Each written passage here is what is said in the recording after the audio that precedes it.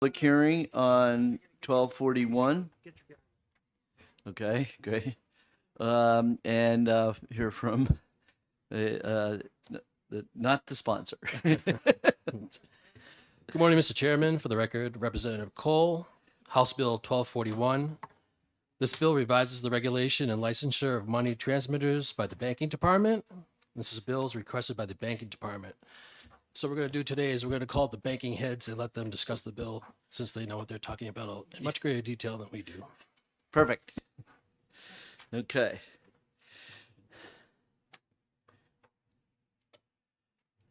So, you guys at some point, yeah, and if you have a few pick cards, great. Okay. All right. So we have Bob Lamberti from the banking department. And good morning. Good morning. For the record, yes, my name is Bob Lamberti, Deputy General Counsel for the New Hampshire Banking Department. I'm joined by Seth Saraki, the General Counsel. We're here, as was said, in support or on behalf of the department in support of HB 1241. Just to give you a little background, this bill is really a continuation of an effort last year in HB 522, which was adopted and went into effect over the summer. That bill, if you may recall, adopted 9 exemptions from what's called the Model Money Transmission Modernization Act. And this bill, 1241, finishes the adoption by pulling in the rest of that MTMA into RSA 399G. I don't want to take up too much of the committee's time by going into specifics. It is a long bill. It's a replace and reenact bill. But I will just say to note that there are a couple things that don't change. The exemptions from last year don't change. That includes the crypto exemption that has come up frequently in discussions here this year and last year. Yeah,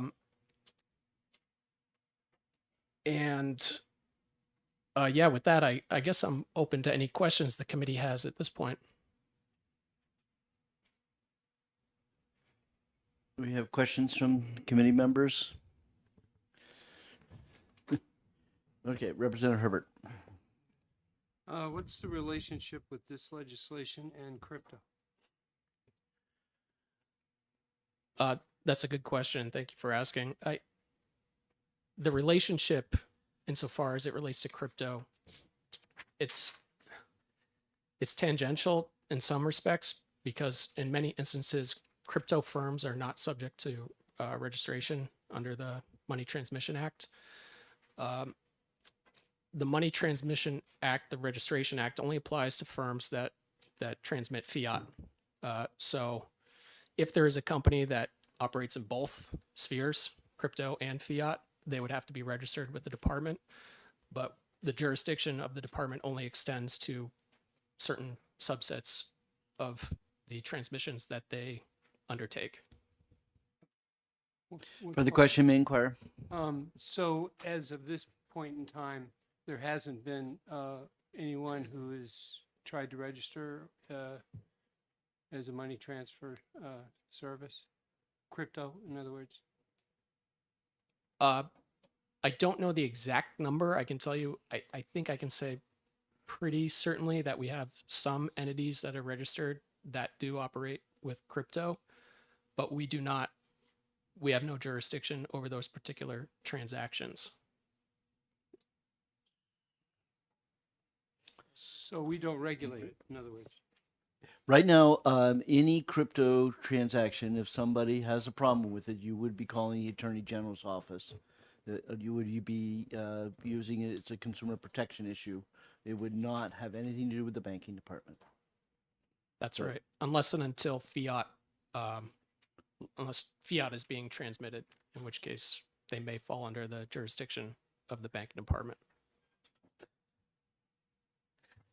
Okay. Okay, I have a lot of questions, but that'll be. Okay, that'll so be, yeah, so this has been right from the get-go, Chris, that Yeah. that we've always have basically treated that crypto, if remember the Beanie Baby? Remember when we used to call cryptos Beanie Babies? No, not really, but. go Okay, ahead. but that they were a commodity. Crypto is a commodity. It's not, it's I not never money. understood It's that. not fiat. Yeah, Okay, so there is no regulation. We don't have anything to do with it when it comes to the banking department. Who? Okay, but you have somebody who is registered. Well, if a company does both, Yeah. then they would have to register. Right. With the so department. why don't you describe a typical company? What kind of companies are we talking about here? For the most part, money transmission, we're talking about, I mean, to use a classic example, would be the Western Unions of the world, who Right. are literally sending money, fiat money, from one location to another.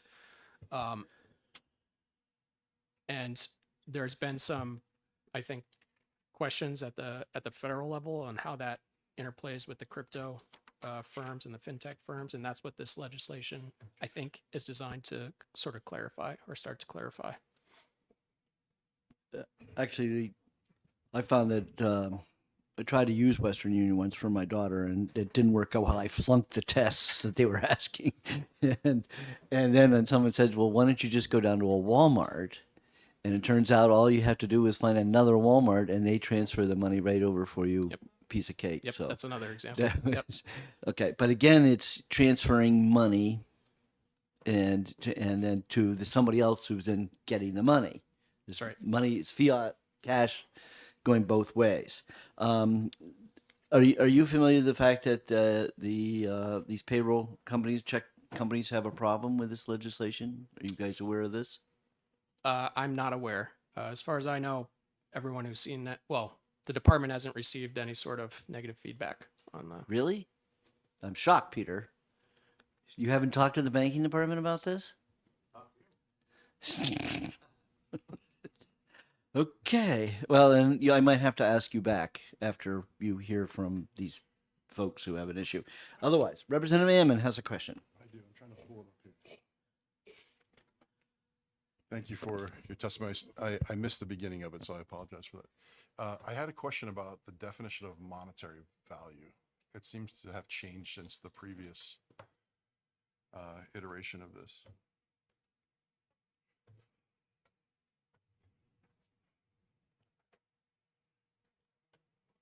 And I'll tell you specifically in a second here. I'm waiting for my internet to boot here. Sure. He went to sleep.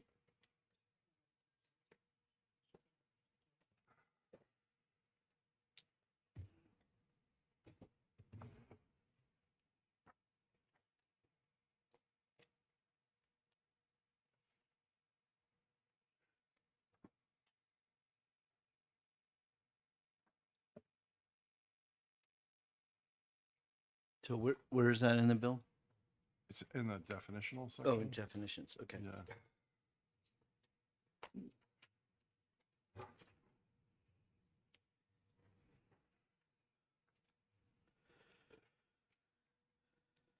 So did you say monetary value?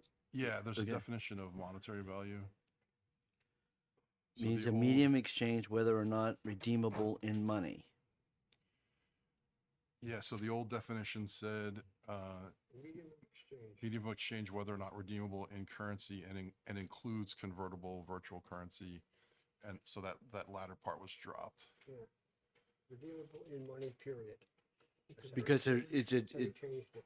so when it's referred to in the statute, what is it So referred to as? the existing statute, the definition of monetary value, I'll read the whole definition.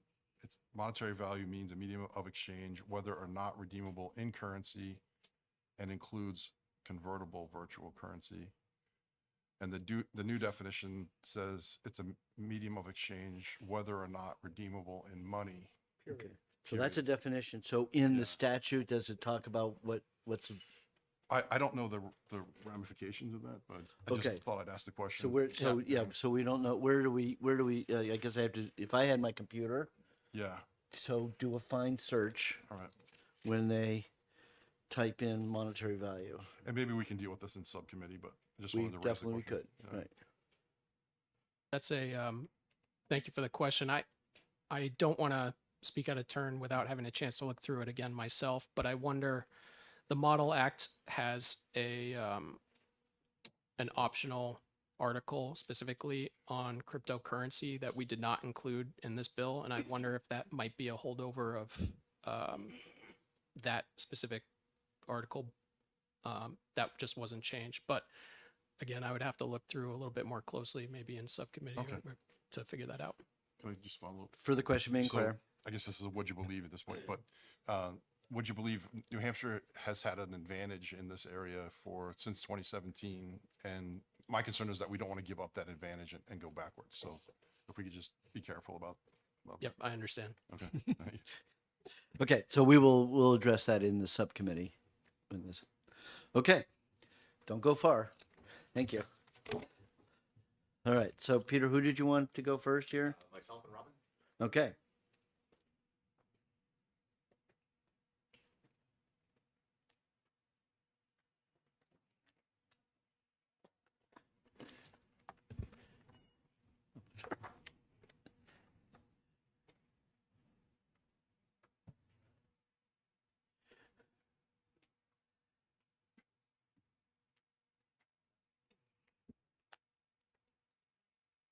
Oh. Yeah, I'll do that after.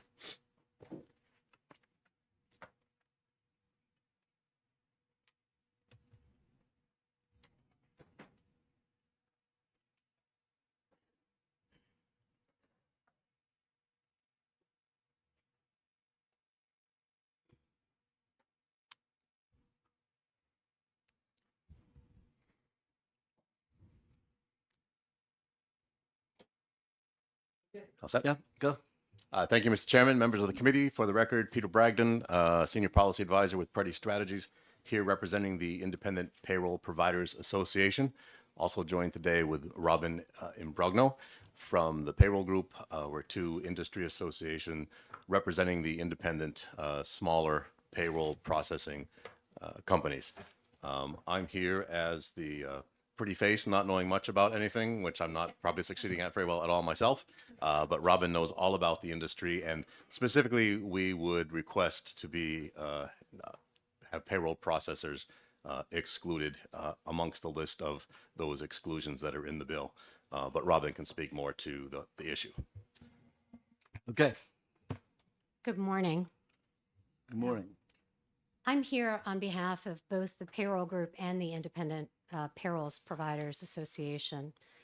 Collectively, our groups represent over 300 payroll processors across the United States, several of which are here with us today.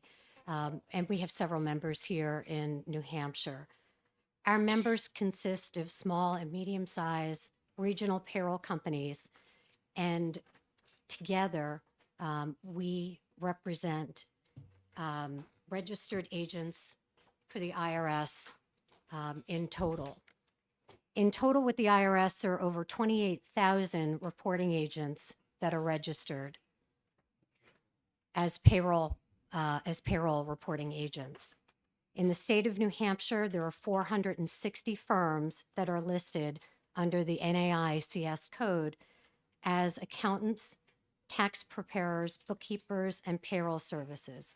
What's interesting is that 90% of those firms have less than 20 employees. Small payroll companies provide an essential service to New Hampshire businesses. In addition to payroll processing and tax filing services, many of those act as business advisors to those small companies with respects to wage and hour laws, providing advice and counsel on things like sick leave, administering your new family medical leave. During times of COVID with the Payroll Protection Act and preparing to get the loans and how to fill out the paperwork, how to find the payroll reports that were needed to complete their filing applications for the banks. Many of those regional banks were requesting a lot of information from those employers that are in your state. Those regional payroll processors worked weekends and nights with those small businesses, holidays, Easter Sunday. They were working with your your small employers throughout the state to provide them with the education that they needed to be able to understand the law so that they could get those loans. They also worked with them for all of the COVID exemptions that they needed to get COVID sick leave pay for their employees. So when we were working till 8, 9 o'clock at night to help those employers, the companies that we call Big Red and Big Blue were closing their doors at 5 o'clock to go home. And those large corporations may be the only ones that are left to be able to serve the employers in New Hampshire if this bill continues to pass, because the regional payroll companies will not be able to afford to stay in business. There are two major reasons for this. 1241 specifically act as agents of employers. We will have extreme difficulty in maintaining the compliance that is due to the nature that's required of this act and required within this act of our payroll companies. The cost of compliance will put many of the small regional payroll providers out of business. Payroll processors, by nature of what we do, act as agents of the employers by the IRS. There's a form that I've included in the packets that have just been put out to you called an 8655. That IRS form designates us as an agent of the employer. That form allows us to pay taxes on behalf of the employers, both in this state and all states. We encourage employers to look behind us. An employer can look at their taxes being paid on a weekly, daily, monthly, anytime they like, to make sure that those taxes are being paid on their behalf. Without a payroll processor, those services can be made by an employer. In many cases, 10 years ago, 15 years ago, without a regional payroll processor, because many companies don't like using Big Blue and Big Red, they did try to do it on their own. And in many times, employers fell behind paying their taxes because when they had to make a choice between paying a tax, perhaps putting a new piece of equipment on the floor, they chose the latter. We make sure that they take the time to pay their taxes.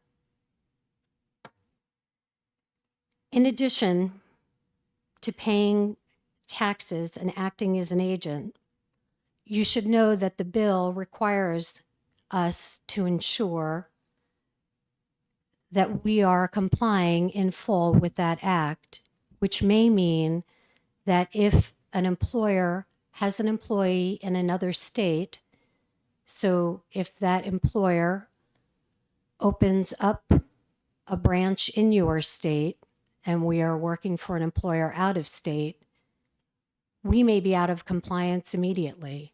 So if we're working for an employer in Massachusetts and they hire someone in New Hampshire, we have to tell that employer we can no longer work for them, or we're out of compliance. We are put in a position where it's untenable. So unless we immediately comply by proactively registering in your state for out-of-state payroll processors, it's impossible for us to comply with this act. The issue presents a serious concern for us, and the CSBS model law specifically names a payroll processor as a money transmitter. You all just talked about cryptocurrency. So where is that in the bill? Do you know, show Yeah, where we're, Thank you. I can answer that. sorry to cut you off, but it's Nope. just helpful to know. On where I'm- page 3 of the bill, line 26 and 27, under the definition of money transmission, The end of line 26 says the term includes payroll processing services. Okay, great. Sorry for my. Thank you. So unless we register proactively, we're put in a position where we either have to terminate a client or we choose not to pay an employee. Neither of those are acceptable options for us.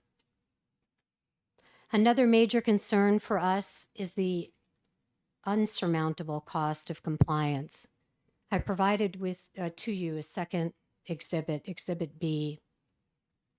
In Exhibit B, it shows you the costs for a payroll processor, for a CPA firm, and for a bookkeeper, because we all fall into the same category. It's the exhibit that's in blue.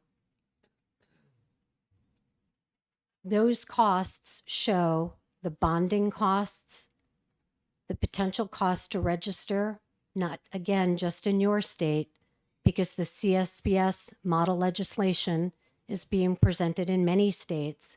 And again, with COVID and the explosion of the remote workers, you could have an employer that's not just having employees here in New Hampshire, but could have an employee working for a company in New Hampshire, but they have an employee working in Massachusetts, or potentially working in Vermont, or working in another state. And it's not clear at all in the model legislation who needs to be covered. So if we have to register in multiple states because that company has employees in multiple states, we have to register in all of those states and be bonded in all of those states. And the bonding is not consistent in all of those states either. So that study in Exhibit B shows what those potential costs are, and I think it's fairly easy to see that for a small payroll processor, either we would have to significantly increase our costs or close our doors. For these reasons, we request that New Hampshire reconsider an exemption for agency payroll processors similar to the states of California, Ohio, North Carolina, Washington, and most recently, Iowa. Please know in closing, and you'll hear this from some of my associates that are right here in New Hampshire, that we are required to provide SOC audits to the banks that provide us with the kinds of services that we provide our banks, which is in sending our ACH files.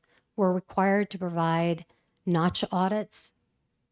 We underwrite in most cases for our banks, our clients, making sure that they too are viable. We have to provide personal financial statements to those banks. We do OFAC reviews on those clients as well. So we do a lot to ensure as well the safety of what we do. And we do provide a consultative service to those clients that we provide services to. We're asking you to take that all into consideration as well. Thank you, and I'd be happy to answer any questions. And if I could add, I passed out a copy of a report from the state of New York. In 2022, there was similar legislation in New York to require the licensure registration processing services. After we testify, there's a couple of local companies that will testify, and also point out that, you know, when we think payroll processing companies, we think of the big companies out there, the big national companies. We represent the regional companies, but a lot of small businesses use their local bookkeeper to help them with their payroll, or the local CPA firm. And so this would have put all those costs on them. And especially in the age of remote workers, where you can have workers living all over the country, it presents an untenable situation. But happy to answer any questions. How did this happen? When they were building this model legislation, where were you guys? Well, I can tell you it wasn't us that were sitting on the advisory committee. because if it was, we wouldn't be sitting here today. So all this time that they were doing this, and you were unbeknownst to you guys that this was happening? We definitely came in after the fact. Okay. And we respectfully, we are the two largest independent associations representing our industry. Right. It's just unbelievable how it's in here as not even worry about the exemption, but it tells they went out of their way to put you in here. My- And yet nobody called you up and nobody said, "Oh, by the way, there's My understanding was there was a presentation made at some point when model legislation was being developed, and the response back was, "Well, that's an interesting concept. We'll have to look into that. But in the meantime, we want to get our legislation through." But as I indicated, a number of states that have seen this model legislation have recognized the issues here. Okay. We do have questions. Representative Spear. I just want to make sure I understand this. In the previous version, the one that this is updating, you folks were not in that bill, right? And the whole reason is now that you're folded into it. Thank you for the question, Representative. My understanding is the current statute, RSA, is at 399G, I think, does not include payroll processors. The legislation before you specifically includes payroll processors. You got that. That's what Right. Representative McAleer. I think that my question was just answered. Thank you. Okay. Any other questions from the committee member? Representative Hammond? Unless I missed it, thank you, Mr. Chair. Thank you for taking my question. What's the fix for your issue? Is it just to exclude money transmitters? Is that? Yes, thank you for the Well, question. also remove it, right? You gotta do two things. Yeah, we specifically two things: remove the language in there that includes it, and also we request a specific exclusion so that there's no question, and future departments may try to interpret things differently. And we can provide samples of language from the other states that have done this. Okay, so here's the $64,000 question: who regulates this industry? So that's a good question. And I know that Representative Hunt, in my prior conversations with you, referenced an incident that happened in prior to 2000, I think, prior to the pandemic. A company, a payroll processing company in New York, was misbehaving and caused a problem which affected I think it's the Hometown Diner My in Ringe. constituent lost $20,000. Yeah. So, and one of the issues there was, they went to send the money to unemployment taxes, and he said, other than occasional little clerical errors, there have not been any issues with that. So, I think it's regulated to the point by the IRS. Some of the banking trade groups that regulate, how we can interact with them, as well as other various trade associations. I don't know how I did with that. If I could just add to that, the banks do require those of us who send files through the banks a NACHA audit. We are required to do those annually by the end of December each year. So that, and in New York State's findings, you'll see that they felt that was remediation for that issue. And in those audits, it purposefully reviews any reversals to consumer accounts specifically. Okay, so could you so just they look state that one more time for me? Because So who is we- doing the auditing? Who's So we have to have an outside auditor review okay? all transactions annually. Our files are reviewed to determine if there are any reversals made Okay. and causation. So who's required this? Who made this requirement? So the NACHA, ACH, right? the So ACH it's is- called a NACHA audit, the NACHA audit. and in those NACHA audits, they look for specifically. That's one of the things that they look for. Okay. So you're registered with, No, we're The ACH? required to provide it if we. but how are- do they know you exist? What?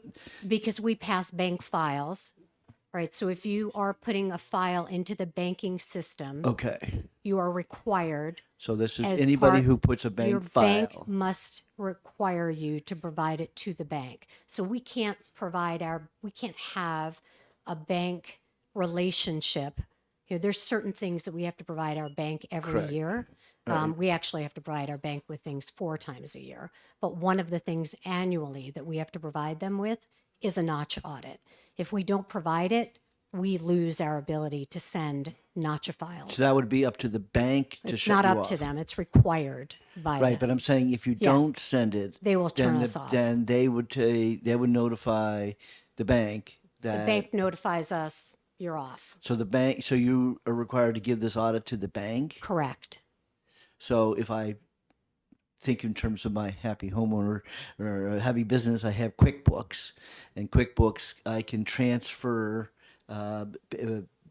check payments, and I'm doing that electronically. So because I do that, they can shut me off from being able to do that if I don't give them an audit. You wouldn't fall under this because you're not a third-party sender. We fall under that as a third-party sender. So our So- relationship with the bank requires us to. So your connection to the bank would not be my federal ID number, it would be your federal Right. ID number. So that's how the bank knows that who you are and what's the nature of your Right. business, and then they're the ones who are requiring that audit. Correct. Okay. Thank you. Thank you. All right, Representative Gibbs. Thank you, Mr. Chair. What is NACHA? It's the National Association of Clearinghouses. So it's where all electronic transactions go for the Federal Reserve. It's how electronic transactions get moved to make a direct deposit happen. Question? Sure. Thank you. So that's a trade or association. Doesn't that amount to the companies regulating themselves? It's not a trade or it's part of the Federal Reserve. Thank you. Yeah.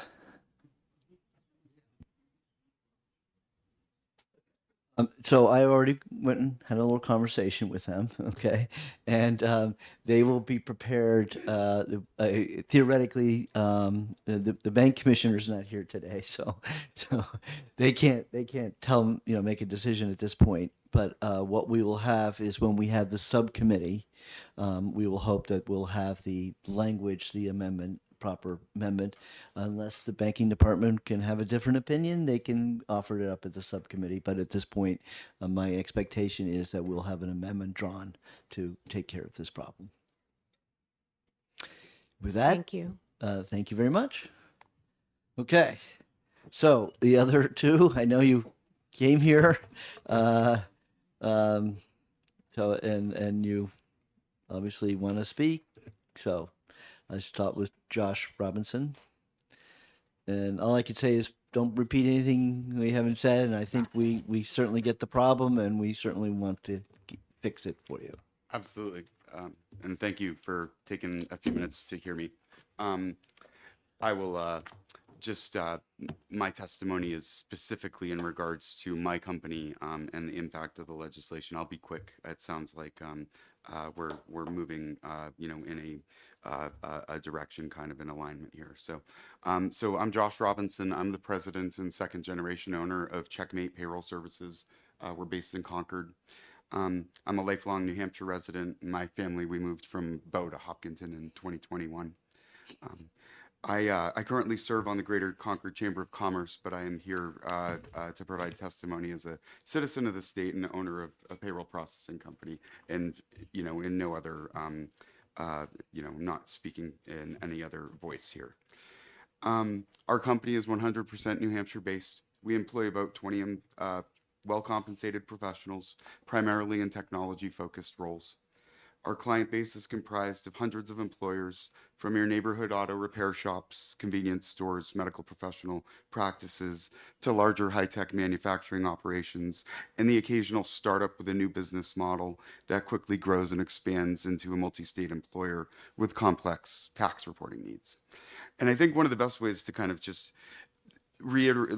demonstrate what Robin was saying as far as the impact on our business and why these concerns about audits and regulation it might be somewhat alleviated, is just to give you a little company history. My father started the company in 1987 as an offshoot, or rather in 94 as an offshoot to his CPA firm, which he had started in 1987. And so we originally had 7 clients that we processed payroll for. And over a number of years, without any actual real sales effort, we organically grew to a point where when I bought the company, we were a little over $1.5 million in annual revenue, servicing about 350 customers. Currently, we are more than double that. I've owned the company since 2013. And most of our customers are New Hampshire-based employers. As Checkmate grew, we evolved our company. Our customers evolved. They demanded new things of us, such as SOC audits. And, we then decided that we needed to have, as our ACH numbers grew, that we needed to have more control over the electronic transactions of our customers. And so we established direct banking relationships, and now we have annual ACH audits that we're subject to and SOC audits that they require as well. In addition, we have our own internal requirements of ourselves that compel us to, reconcile our bank accounts on a daily basis and do a number of other things like business continuity testing that aren't, demanded through regulation, but are demanded because any reasonable business owner who would rely on us to manage their number one operating expense would, want to know that these things are in place. So the basic gist of this, as Robin said, is the burden of this regulation is so vast on a company like mine. We would need to have a dedicated employee just to make sure that we are routinely and ongoing compliant with all of the rules and regulations that are laid out in this bill. We would need to pay an additional 30 to 50K a year just to get audited company financials on top of all of these other things that we already do. And it's just as Robin was indicating, New Hampshire is one of many states that are considering similar legislation. It is the broader scale of this that really is the thing that puts us all at risk of shutting down our businesses. But any one state that does this, makes that a more real and present danger for all of us. So I'm happy to take any questions that you might have. I thank you very much for your testimony and appreciate the success your business has here in New Hampshire. Thank you. I'm sure you pay a lot of business profits tax. We do. Okay, Matt Gastis from Javantis.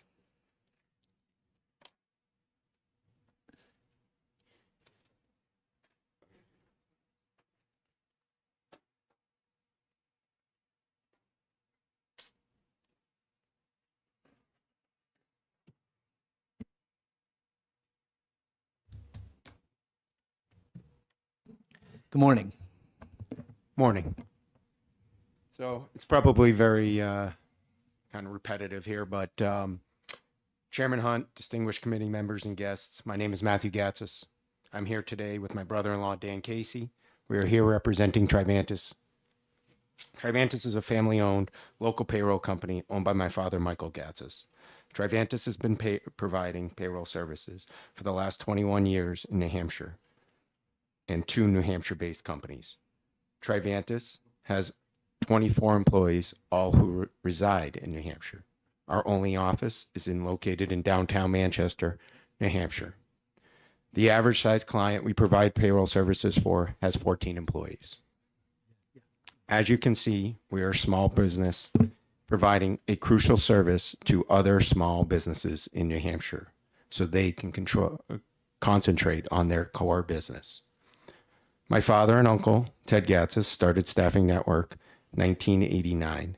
This was a professional employer organization that provided payroll services. As you can see, our family has been in the payroll business in New Hampshire for 35 years. At this time, I would like to speak about the House Bill 1241, which you have before your committee. It is our professional opinion that this bill, as written, will create a hardship and burden on companies like ours to continue servicing our clients and their payroll needs. Local accountants, bookkeepers, and payroll companies will find these rules raise their cost to the point where they will have to consider other options. This bill requires Trivantis to provide audited financials. We would need to hire an outside accounting firm to provide this service for us. This would be extremely costly. Some of the smaller payroll companies will have a difficult obtaining these statements. Also, to obtain a surety bond will only add additional cost, which will have to be passed to our small business clients doing business with us. New Hampshire has always prided itself as a state which is friendly to small business and supports local business. For these reasons and more, we are requesting that payroll providers be excluded for this bill. Perfect. Thank you very much for your testimony. Thank you. Having no more cards, we'll close the public hearing. Yes, this bill will go to a subcommittee and will be addressed. Okay.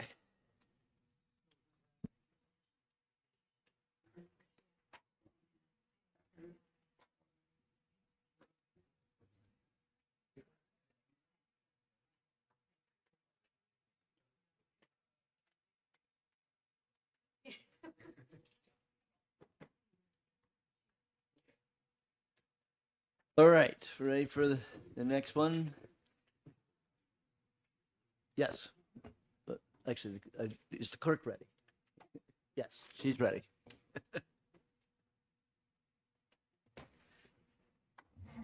All right, thank you, Mr. Chair, members of the committee. Sticking to House tradition, I am introducing this bill.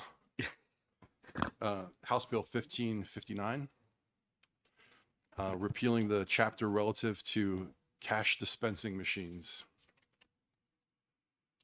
And it's fortunately a very simple bill. It's repealing RSA 399F relative to cash dispensing machines. The entire RSA is repealed. And I won't take questions because I think the banking department might be coming behind me. So, thank you. Right, thank you. Nothing like a bill that has my name on it that says repeal a statute.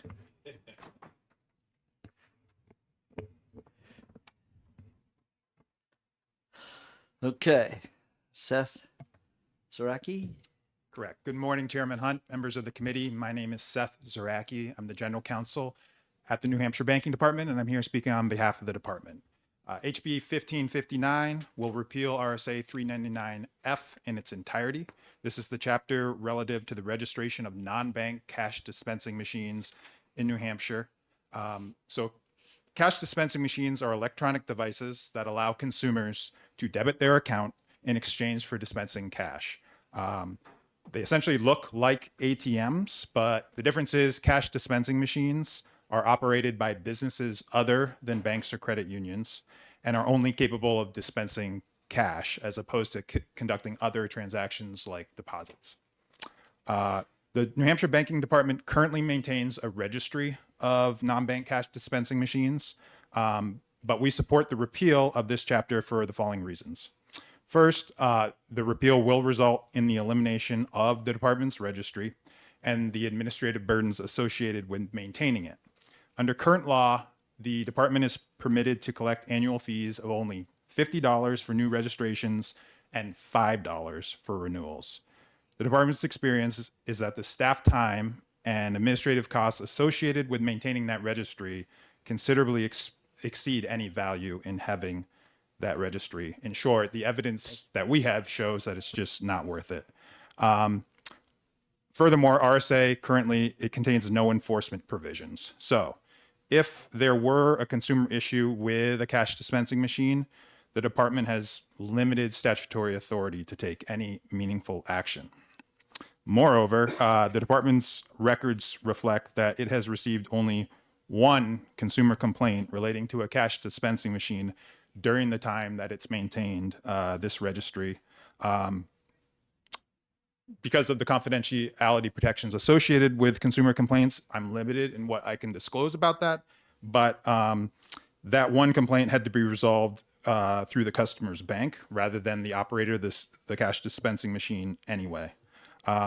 Following the repeal of this statute, any consumer protection issues relating to cash dispensing machines will be subject to the provisions of the Consumer Protection Act, RSA 358A. So in sum, we believe the repeal is appropriate at the banking department. Consumer protections under the Consumer Protection Act will be intact, and it will eliminate the unnecessary registration and administrative burdens both for business and for state government. With that, I'd be happy to answer any questions. Okay, Representative Spear. I read this statute and as it exists right now, and correct me if I'm wrong, I'm pretty sure in the third line it said that it included ATMs.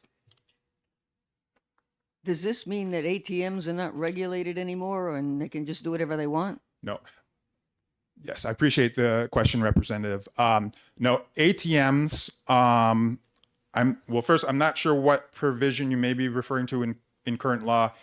So the definition in current law of a cash dispensing machine is an electronic device that operating in conjunction with a processor network allows a consumer to debit an account in exchange for dispensing cash. ATMs, those are defined. Yeah, ATMs are defined in another section of the banking laws in RSA 383B. Those will continue to be unregulated under our authority to regulate banks and credit unions. Right. So these are the ones you see inside grocery stores or certain businesses who want to be cash only. They have them there. So, Representative McAleer. Thank you, Chairman. Is there any limit to how much one of these machines can charge for dispensing cash?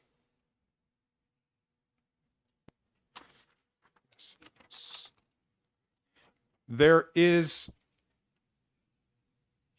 no limit so long as it's disclosed on a sign posted on the cash dispensing machine. That's in current law 399F4. I would say that if hypothetically there was some excessive fee associated on the machine, that could be a violation of like an unfair and deceptive practice under current law under 3858A. Right. So let's make sure we understand that one. Okay. So now, because the banking department is no longer going to register these, that means if you have a complaint, you would actually go to the Consumer Protection Act, the AG's office, and there's an unfair trade practice. Okay.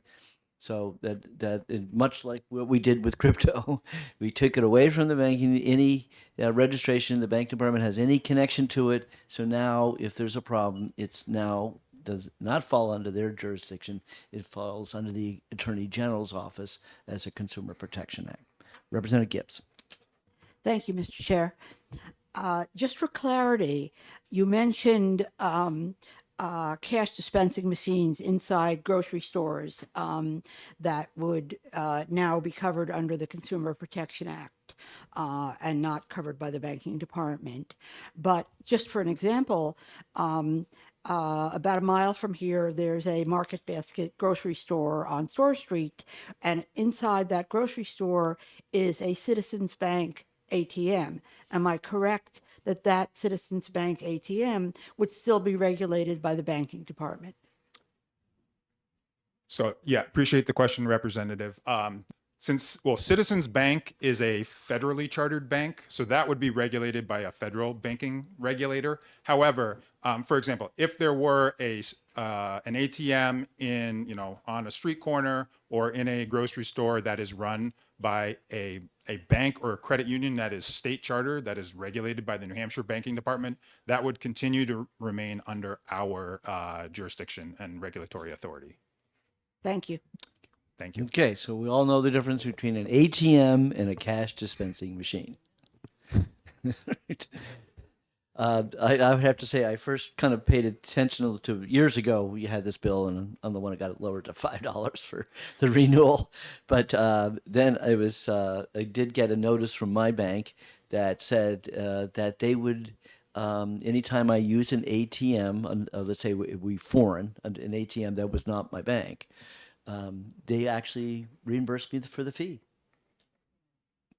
So that's why you always want to go to a real ATM, a real bank, rather than one of these cash dispensing machines. And with that, thank you very much. Thank you. Okay, I have no other cards. Interest on 1559. So I will close the public hearing on 1559. Okay, I don't see Representative Spillane in the room, so maybe I'll need to go find him. Oh, actually, not even time yet. How did we catch up? Oh, that's great. All right. Yeah, perfect.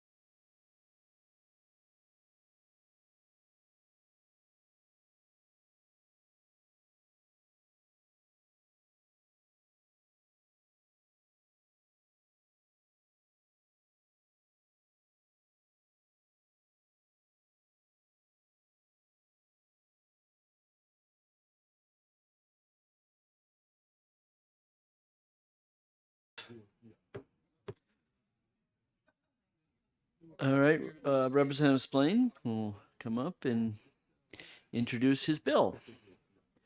Good morning, Representative Splain. Thank you, Mr. Chair. Good morning, and members of the committee.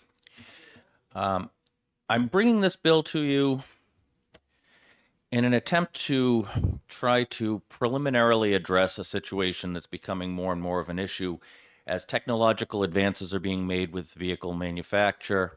More and more vehicles, you've probably heard of the right to repair effort that's been going on in many states. More and more manufacturers have proprietary technological information that they don't want to release because it's patented technology.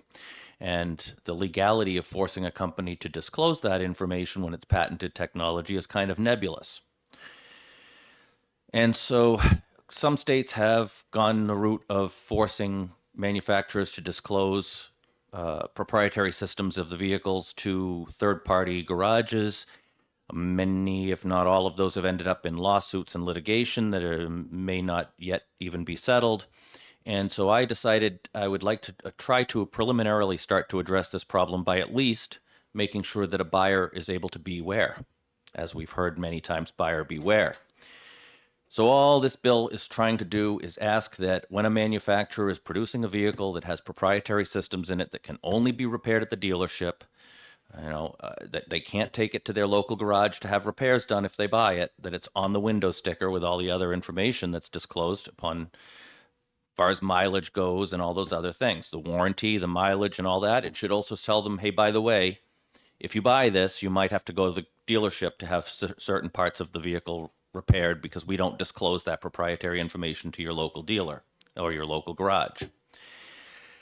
I have also passed around or asked Representative Patusek to pass around an amendment that I had drafted because shortly after the bill was drafted, I was contacted by a motorcycle group that informed me, hey, by the way, this applies to motorcycles and we don't have a passenger side window to stick a sticker on. And I said, Josh, I didn't even intend it to cover those. So the amendment simply strikes motorcycles from the vehicles that would require that you let the buyer know that they might have to pay $300 an hour at the for service at a dealership instead of $60, $70 an hour down the street. I am going to also say that I've been in discussion with the chair of transportation, and he is very keen on potentially amending this to add more stuff to it. So he may be in contact with your subcommittee that does do work on this, and I'm going to find out if he I don't see him here today, so I guess he's not speaking on it today, but he did have an opinion that there was more that could be done with some issues that he had. And being that I'm not in transportation, I don't know the technicality of what it was he was looking at. And I'm open for any questions if anybody has any. You do. Representative Spear has a question. I'm not going to go through my user manual tirade, but do you mean when you say on the window sticker, are you talking about that big thing that goes on the front window, you know, when you buy a car, on a side window, when you buy a car that lists all that? You don't mean a permanent little tiny sticker? No. Just that sales sticker. Oh, okay. Thank you. Yep. And it doesn't have, I had the question before that, does it have to list all the components that are proprietary? I said, no, the way the bill's written, it just has to say this vehicle has proprietary repair information in it. Representative McAleer. Thank you. What's to stop a automobile manufacturer from just declaring everything as proprietary? I mean, is anybody going to regulate this at all? I would say no, but it would probably behoove a manufacturer to say that it's not proprietary so that somebody's more likely to buy it, because I know I, for one, like to do a lot of the repairs myself on my Toyotas, and I also have a local shop I go to. And if I was going to go buy a new Toyota and I had two choices to choose from, I'd pick the one that I don't have to worry about going to the dealership every time I bring it in. Right, because this is just generic, one little sentence you're adding to the sticker on the side of your car. And the Auto Dealers Association, Dan Bennett, did call me and said that he was unable to make it today. But he said the question he would pose to you is, of all the cars that are being manufactured, what percentage of them are going to be sold here in New Hampshire? And do you really think that a manufacturer is going to put this on every car that's sold just to comply with New Hampshire law? It'd be great if they did. The ink doesn't cost anything. So, And if they set their computer system up that prints all those tags to automatically add it, then everybody else in the nation gets a bonus. Question? I have questions. well, let me make sure anybody else, because Yes, you've already had a question. here. So Representative Herbert has a question, then Representative. What, if any, impact on insurance would this have? It doesn't currently have an impact, so I don't think that disclosing it to the consumer prior to purchase would have an impact. Well, if you say buyer beware, which makes sense to me, you're saying that if I have insurance on this car, beware, because they're not going to pick the bill up. I don't see how that has anything to do with going into the shop to have your repairs done. I mean, if I bring my vehicle in to get, like, for instance, my Toyota had to have a throw arm on the transmission replaced because the neutral switch was faulty. And for that, my local shop couldn't do it because they didn't have the right tools. It's totally different from not being able to do it because they won't disclose that information to you and being forced to go there just so that they can repair something that, if the information was provided to a local garage, they could fix. Doesn't matter where you go to get your vehicle fixed. Insurance isn't going to cover something unless it's part of an accident or something like that, as far as I know. I mean, I don't have insurance cover my transmission issue. Well, hopefully you won't. Further have a question, transfer- you may inquire? Yes. I'm still not satisfied with the fact that, and you can have an accident or something can happen, and you might want to take it to your local, repair shop.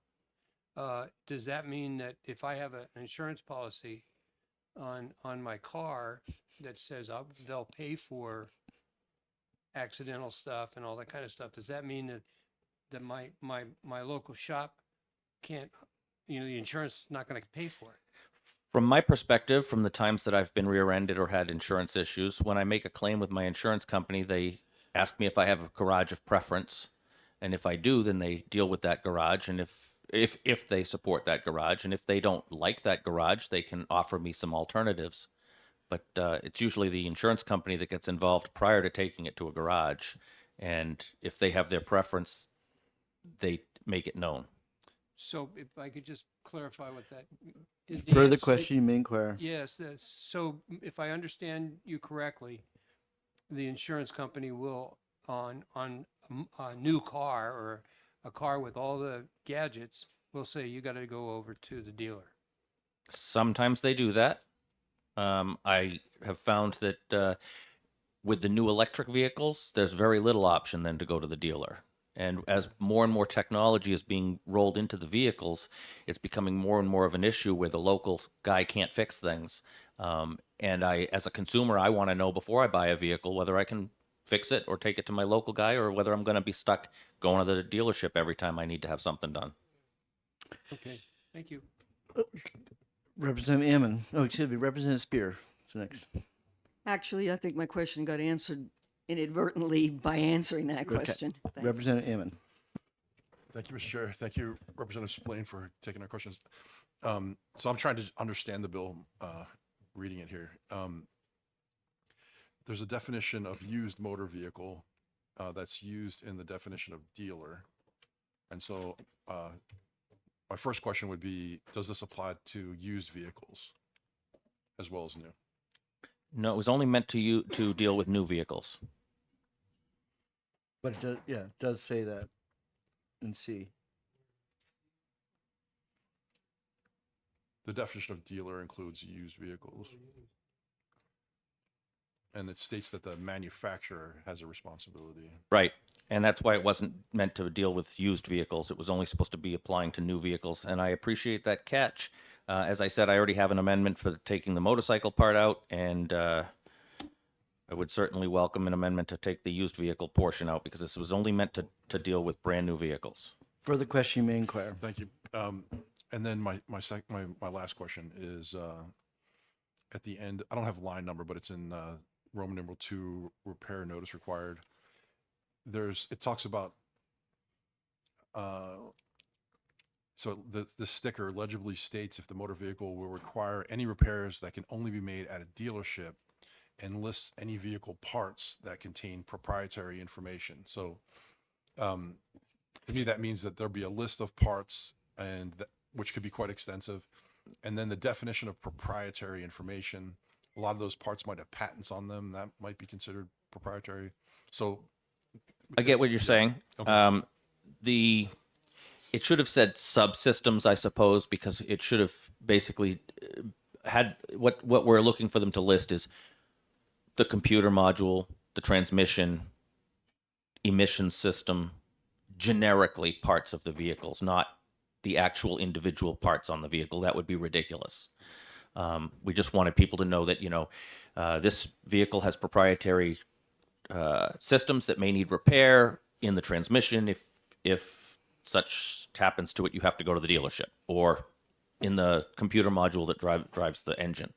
That way, that, I only have these couple of things I got to worry about when you buy it. You don't have to think that every single part, if you need new tires, you don't have to go to the dealer. We wanted to make it a little clearer to the buyer what they're getting into when they purchase the vehicle. Well, now you got me confused. Because this is a generic statement saying, by the way, there's some things in here that's proprietary, and we're not going to tell you what it is because we're not required to under statute. We're all required to tell you is, by the way, there's something proprietary. Right. That was the intent. And they put the subsystems section in there. Oh, and list the vehicle parts that. And that wasn't supposed to be what it said. So that's supposed to be. That's removed. supposed to You be. want to amend that out also. That should also be amended out. Okay. So after we've done all these amendments and bring it down to this very simple concept. Very that you have- simple concept. Yes. So, is there actually any new car being produced today that does not have something proprietary in it? I can't answer that. Would you think that maybe that could be true?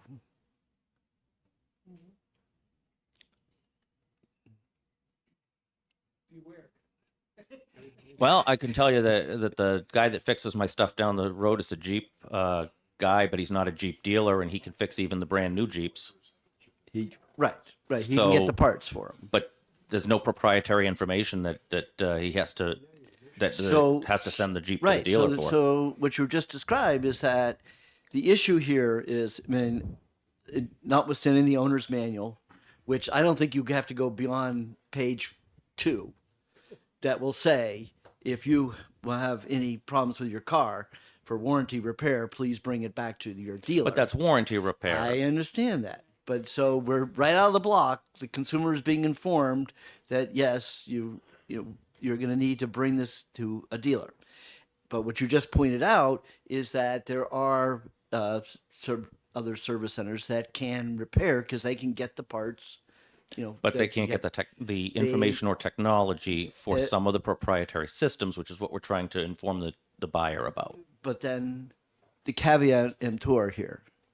How can you be buyer beware buyer if you beware, don't know before you buy I it? would venture to say every consumer, there is nobody who buys a new car and doesn't already know that there's something proprietary in that new car. With due respect, Mr. Chairman, we wouldn't be having so many battles in other states about forcing people to release that proprietary information if people weren't buying the vehicle and then finding out later, oh crap, I've got to go to the dealership and pay $300 an hour for the labor every single time.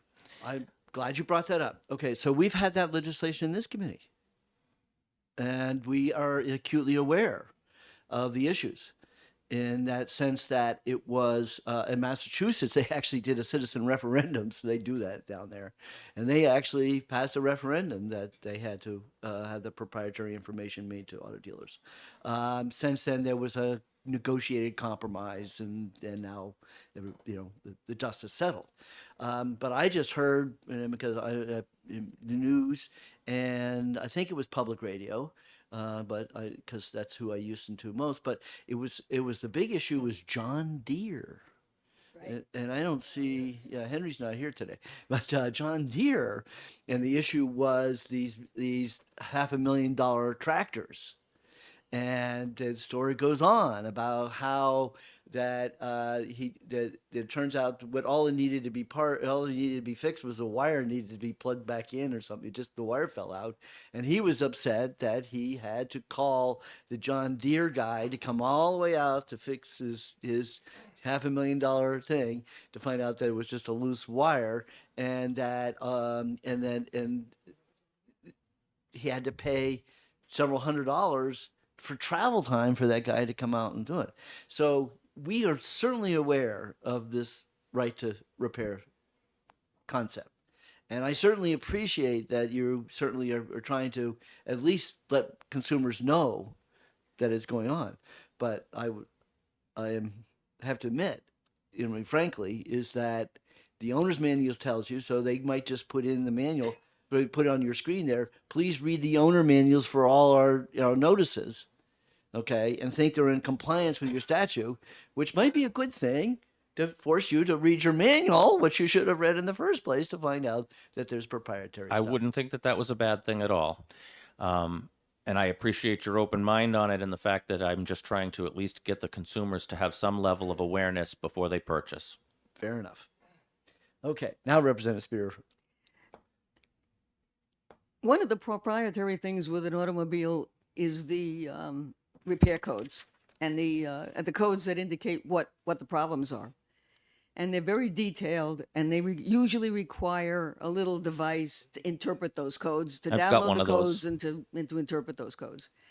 A lot of these repair places that are less than, I don't know, efficient, don't have those things. And so to repair something is a black box to them, and they just swap things out and they swap things out. If they have those devices and if they're allowed to get those codes, their repair goes much more smoothly. Are we talking about things like that? If there are systems that require, even if he had a code reader and could get the code the right way, and I've got to say, they're very common. I've got one myself. But what happens is the one at the dealership will give them several sub-levels of detailed information that the generic one will only give them a ballpark. Okay. And sometimes the depth of those codes, the depth of them is not revealed because it may contain proprietary information about subsystems that would allow a competitor to get an advantage. And it's just like any other company where you want to keep your trade secrets for as long as you can so that you can have benefit in the market. And I don't look down on any company wanting to do that. However, the consumer needs to know that that's what they're getting into. So it's not the codes themselves, it would be the system, but I can see where you're getting at with the reader question. But it's more in depth than that. And I Further hate- question, inquire, or would you believe? Maybe it's a would you believe. Fair enough. I had to design a reader system for an MRAP for the Army. And it turns out you can buy the manuals that give you that in-depth detail right down to the nitty-gritty if you take your time to go get it. It's not that it's hidden. You have to go find it. And so I'm questioning. I've just dealt with so many dealers over the years that just don't take the effort to do it. If the reader gives it to me, then I'm good. If I have to go search for anything, I'm not going to be bothered. So are we trying to correct for people being lazy? I'm not clear. That wouldn't be the intent, no. Would you believe? Okay, Representative Gibbs. Thank you, Mr. Chair. In reference to the previous question, aren't you talking about proprietary information that the repair shop down the street can't get hold of because the company will not provide it in any form? Correct. Okay, we all set? Thank you very much. Thank you, Mr. Chair. And thank you, committee. And I have no other cards. Oh, someone. That would be wonderful. Afterwards, but introduce yourself and let everybody know that you represent the manufacturers. Thank you, Mr. Chairman. You'll turn the mic on. and hold it really close. There we go. All right. Okay, perfect. Thank you, Mr. Chairman, members of the committee. For the record, my name is Mark Brown, Advantage Government Affairs. I represent the Alliance for Automotive Innovation. That is the trade association that represents the manufacturers that produce most of the vehicles in the United States, the supply chain, technology, batteries, EVs, autonomous vehicle technology, kind of the whole gamut. We do oppose the bill. I'm not going to read testimony. I submitted written testimony yesterday to you all. There was a memorandum of understanding reached in July of 2023 with the Automotive Service Association and the Society for Collision Repair Specialists when it comes to right of repair. And it states unequivocally that independent repair facilities shall have access to the same diagnostic and repair information that auto manufacturers make available to authorized dealer networks. So we see this bill as just unnecessary, I guess. And there are over 30,000 parts in an automobile, between software, hardware, and just the physical parts themselves. So trying to label those, much of it is proprietary. So I think that would be kind of difficult to delineate all those individual parts and what they may mean. Now, that does not mean that, aftermarket parts can't be used in a repair. They can. It just means that the information is proprietary. I'm not sure how we would resolve that issue. So I just wanted to clarify those few things. Again, we did submit written testimony, and I'm happy to answer any questions, happy to work with the committee and the sponsor. Representative Ammon has a question. Thank you, Mark, for coming and testifying. I have a question, industry nomenclature. So first question, is there an industry term for like a sub-assembly? Representative Spillane was talking about the transmission versus the drivetrain versus, the exhaust system. Is there? I don't know, but I don't know, but I'll ask and try to get that answer for you. All right. And then the second question was, is there a term for a part that can only be repaired by the dealership? Is there, because proprietary seems to me to be too broad of a term.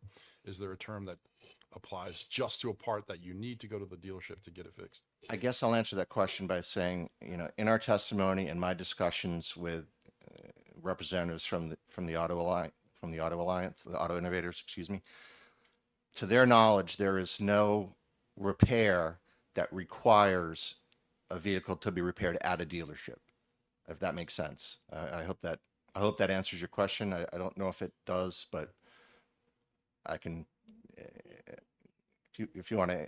Yeah, can I? Further question on that. Yeah, that's kind of where I'm going, is how do we define it in law, right? So a dealer only repairable part, whatever the term is for that. I guess there's two ways it could be two ways that I can think of right now. One is the diagnostic information might not, or the diagnostic tools, or, the particular computerized device that tells you what's wrong with it. ODB2. Well, right. That's an industry standard. That's one way. And then the other way would be, if there's a code or an encryption key that you need to, in order to install, say, a software chip or something. I believe this memorandum addressed that issue. Like, independent repair shops do have availability, that information available. They may choose not to purchase it, and they may choose not to purchase a certain tool, that's necessary to make a certain repair, but the information is available to them right now.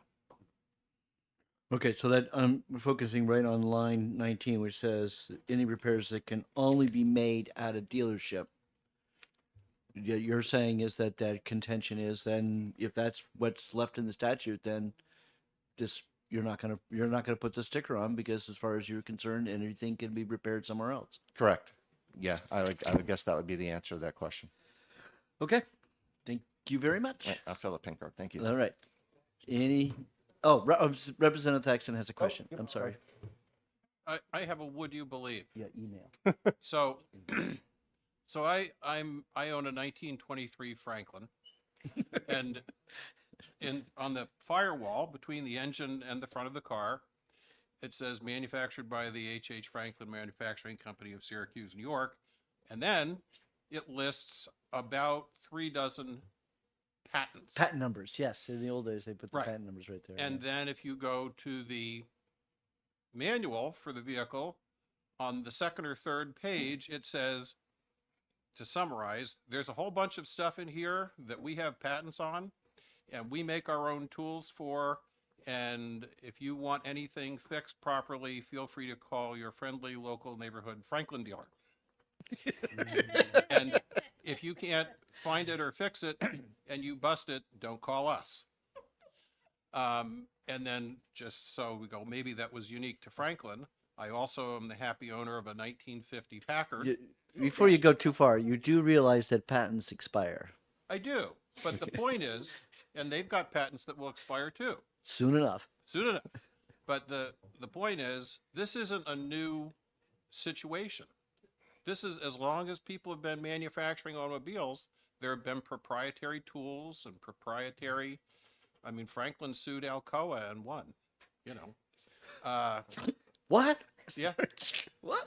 they settled for $1 and a whole bunch of aluminum, but that's a Must have been different story. casting. It was a casting debate. Yeah. Yeah. Okay.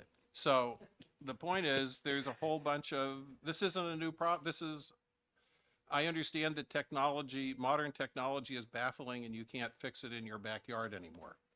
But I don't think, therefore, would you believe I don't think this is a necessary piece of legislation? Thank you. Thank you very much for your testimony. Thank you. Oh, Representative Gibbs has a question. Thank you. Should be a simple question. You mentioned an MOU that would have information that can be purchased by the independent repair shop. That MOU, I would assume, is between the Manufacturers Association and someone else. Who is the other party? It's the Automotive Service Association, and they represent independent repair specialists. Thank you. Yeah, and just so you know, the major issue was the testing equipment and the tools. So with that, we will close the public hearing. So we have no more questions.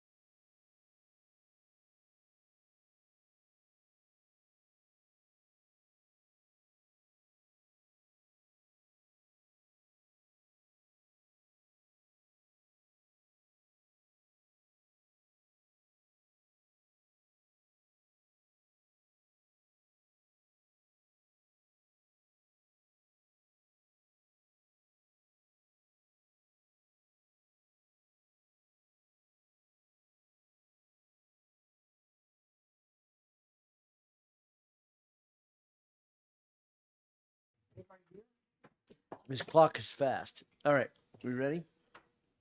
You ready? Yeah, I'm ready. Okay. All right, we have a. Do I have a card, Ben? Right here. Got it. Oh, I do. Yep, Okay. I do. Come on up.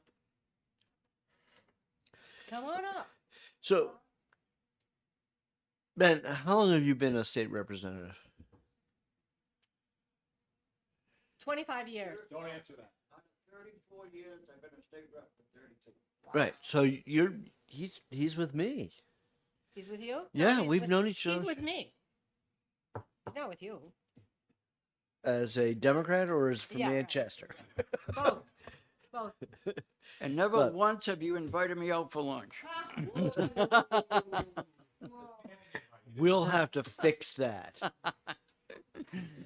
I just remember the massages. See, we used to have. You used to have those. Yeah, the. What was those? At the What was, library? no, he would bring in. Massage therapist. Yeah, the massage therapist. Now I have acupuncturists. Right. You want to massage people? What we we can bring call them back. the alternative therapies. Actually, I stopped that during COVID. All right. What do we got today? Well, Credit Mr. card Chairman, notification.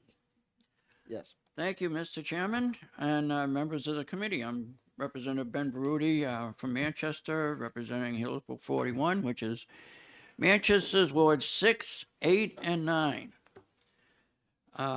This is a very simple bill. It shouldn't be. This has got a long history that I'm not going to bore anybody with, but basically what this does is if a retailer has a credit card company servicing credit cards or giving credit cards with their name on it, and they want to switch providers, that they offer a 90-day notice. So when they send out their bill for this month, they'll say, in 90 days, this other company is taken over. That's all this bill does. It's to notify the consumer that someone else is going to be sending you their credit card. And that way it'll give somebody a 90-day notice to, if they don't want to do business with that new bank, to switch. It really shouldn't cost anything, and it's just making the consumer aware of what's going on.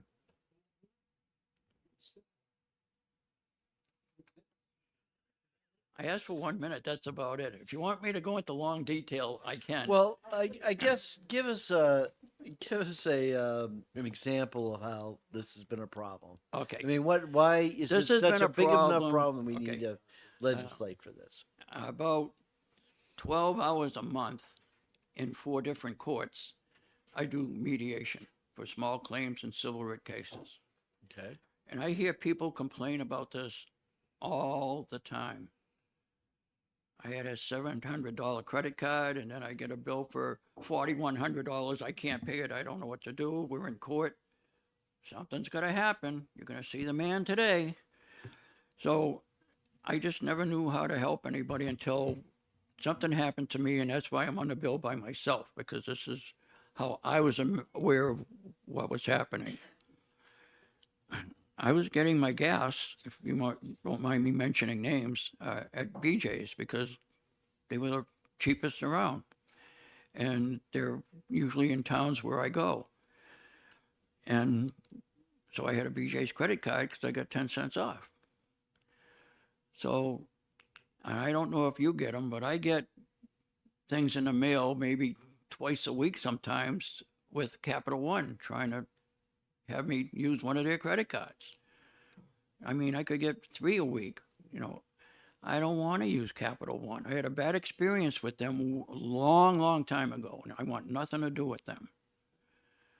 So all of a sudden I get, instead of a flyer saying, you know, join Capital One, I get an envelope. There's something hiding. There's a card. So I opened it up. It's a BJ's credit card with Capital One on it, with a bill for $300 and something, just under $300. I called them up. I said, I didn't want this credit card. I didn't authorize this credit card. I don't want this credit card. I don't want to do business with you. And I really don't want to pay for late fees and service charges on a bill that I didn't know I had with you. Well, around the roundabout way, they said, well, $88 is for an automatic renewal with BJ's. I said, all right, I'll give you the $88 for if I signed something saying it was an automatic renewal, which I shouldn't have done because actually my lawyer's still working on it. But yeah, I wanted to be a member of BJ's. I don't go in the store that often, but I was getting the gas there. So anyway, I got a $300 bill from Capital One, a bank I don't want to do business with. If I knew that was coming, or if anybody knows that something like that's going to happen, they can go out, pay off a credit card if they owe money, or get somebody else. So that's where it came from. I heard it for years in court. Now it finally is on my desk. And that's why I think a 90-day notice doesn't hurt anybody. You want to send out a bill saying 90 days from now, it's going to be serviced by this other bank. It's up to the consumer to do something at that point. So is this a problem with the credit card or with BJ's? Well, I think it's a combination of things. BJ's is doing business. They want to sell gas. They want to store and sell things in their store. They had Symphony Bank with their credit card, with their name on their credit card. That was fine. Symphony Bank. Yeah, okay. See, that's, yeah. So I never had a problem with it, so I never had to pronounce it before. Synchrony. But now, if I knew I was going to be paying BJ's, I would have said, no, thank you. I don't want your credit card. I don't want to, I wouldn't do business with BJ's anymore. In fact, I haven't since this started. And they do have the cheapest gas around. So, okay, Representative Sullivan. Yeah, thanks. So do you know, or have you done research prior to making this bill, what, if any, standards there are? Are you telling me that there is nothing on the books about whether or not there is any notification period, or do you want to extend a notification period from 30 days to 90 days? Like, what is the current rule? Is there any one? Well, I didn't get any notification, and I don't know of any. I know I called the banking commissioner, and he said he can't do anything because they're federally chartered, and there's nothing we can do about federally chartered banks. But I mean, something like this, you can. New Hampshire residents have a right to know if service is going to be switched. But is it another question? For the question being inquired. Is it possible that something was sent in notification and it was lost in the mail? Like maybe Capital One had sent something to you, you thought it was just some sort of offer, you threw it away? Because I throw those things away all the time. Well, basically, I do too. I get it from the mailbox. It never makes it in the house. So I guess- think they have to. I think the store, the where you're shopping, I think they should tell you. I mean, if something came from BJ's, I would open it. If it comes from Capital One, I get a couple of weeks. That's going in the garbage before I get in the house. I don't want to deal with them.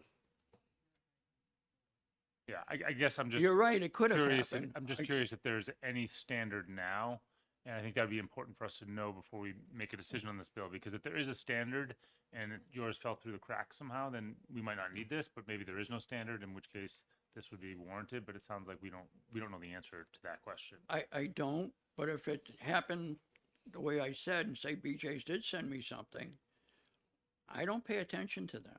So maybe I did fall through the crack, but there's got to be a different way to do it.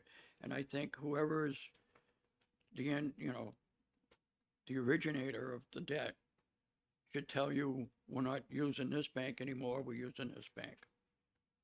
Thanks. Representative Burrows.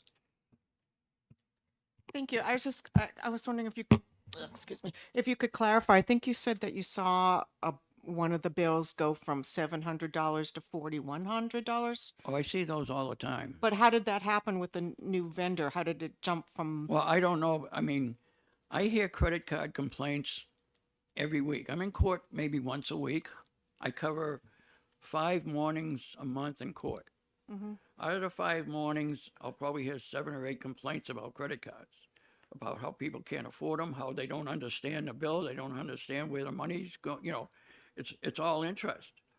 Sometimes 2/3 of their bill is interest and penalties, late fees and interest. So, follow up. Further question? So you're saying that this particular one jumped from 700 to 4,100 because of interest, and if so, over what period of time?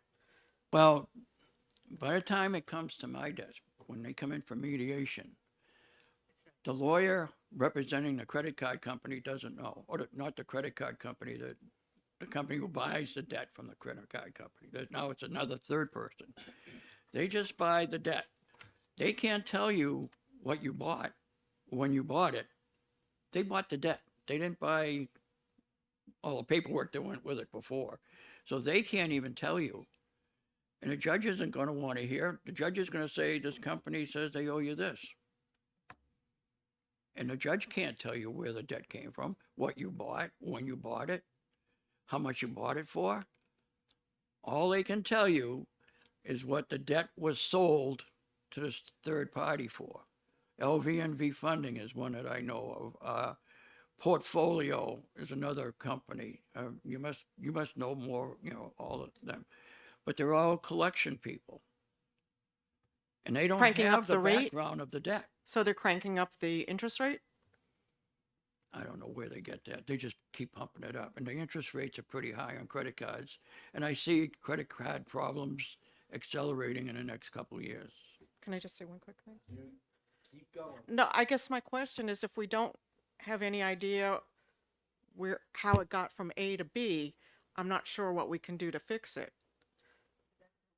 Well, that's not what this bill does. But I wish we did have something that did that. Now you're getting into a federal situation. You know, when the credit card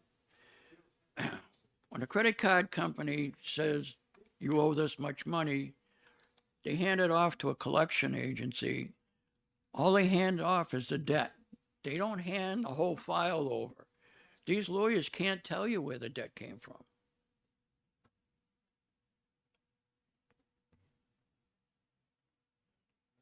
Representative Mackler. Yes, Representative Mackler. Thank you. And do I understand, you said when you had a BJ credit card with Synchrony, I think, and then you got a bill and a credit card from BJ's, but it was Capital One. But the balance that came over, which was just under $300, was that your original balance, or did they change it? I didn't have a balance with BJ's. Now, how in the heck did they? But Capital One said $88 of that bill was for an automatic renewal with BJ's for a membership, which I can understand that. I would automatically renew it, but I wouldn't automatically renew it with BJ's, number one. I don't have anything I signed years ago when I first took out my account with BJ's, what I signed. I don't even know if it's an automatic renewal. I know I just pay it when the bill comes in. They'll say $88 for membership. They send that once a year. You pay it. So I don't know what I signed, when I signed it, but it wasn't recently. But your bill was for $300. Where did the extra money come from? Interest and late fees. But you always paid your bill on time. How did they get the interest and late fees? It was interest and late fees on a Capital One bill. Because he was throwing the Capital One statements in the trash. No, I was throwing all their brochures, all their advertising stuff went in the trash. Yeah. It said Capital One, you threw it out. Well, I probably did. Because they're a company I didn't want to deal with, and I didn't want to read their brochures. So the $64,000 question is, so when BJ's, they never sent you any notification that they were now using instead of whatever credit card you had on file for whatever bills you had, that they were switching you over to a Capital One account. Never saw anything. So this is a merchant problem. It's a merchant problem. It's not a credit card problem. It's that BJ's Well- did not properly notify you that they were sending, that they had automatically signed you up to a Capital One account, even though you never said yes to it, because you would be a cold day in hell that you would ever sign up for Capital One. Nope. And they decide to charge your annual fee, just like we all have Amazon Prime and we get our annual thing, and they charge it to the credit card that we have on file. Yeah. They somehow not only didn't notify you that they created a Capital One account for you and billed it to the Capital One account that, unbeknownst to you, you never got a notification that they did that. Nope. Representative Gibbs. Thank you, Mr. Chairman. Just to be sure I understand, this bill does not attempt to fix any of the problems you've been describing with differences in credit card charges. No. It only provides for notice that the type of credit card is going to be changed. That's it. Thank you. Representative Purcelli. Thank you. Thank you for letting me ask the question. I had similar concerns that you just raised, that it's not necessarily the credit card company, but it is the merchant that is co-branding with the credit card company to go through the process that you just described. So where would the notification be? In a separate letter, on a prior statement? I think that needs to be a little clearer. And again, I'm not sure that it's the credit card company's responsibility, but like you're saying, the merchant that's contracting with the credit card company. Well, I think it could be a combination of things, like BJ's could have sent me something saying they were switching, because I would have opened the BJ's thing. Or the bank that was servicing the account before, on one of their bills, like the third bill before it changed, saying, as of this date, we're no longer going to service this account. As long as there's some notice out there that makes the consumer aware that something was going to happen. Okay. So, do you do business with BJ's? I haven't since this No, started. I'm saying prior to all this happening, Yeah, you do business with them. I got exclusively gas, because unless I was out of state. Did you ever shop at BJ's? I have. Okay. So, is there a potential that you bought something that was rather expensive and they said, if you want to sign up for a credit card, we can give you 10% off? Does that ring a bell? No. I know that if I use the BJ's credit card at the gas pump, I got 10 cents a gallon off. Right. But you don't remember going in and buying something at BJ's where they said you can sign up for a credit card? Oh, years Or and 10%. years ago. Well, it's about the sign up the credit card, because I know we don't necessarily pay. They give you an opportunity to get 10% off if you sign up for something. Do you remember any of that?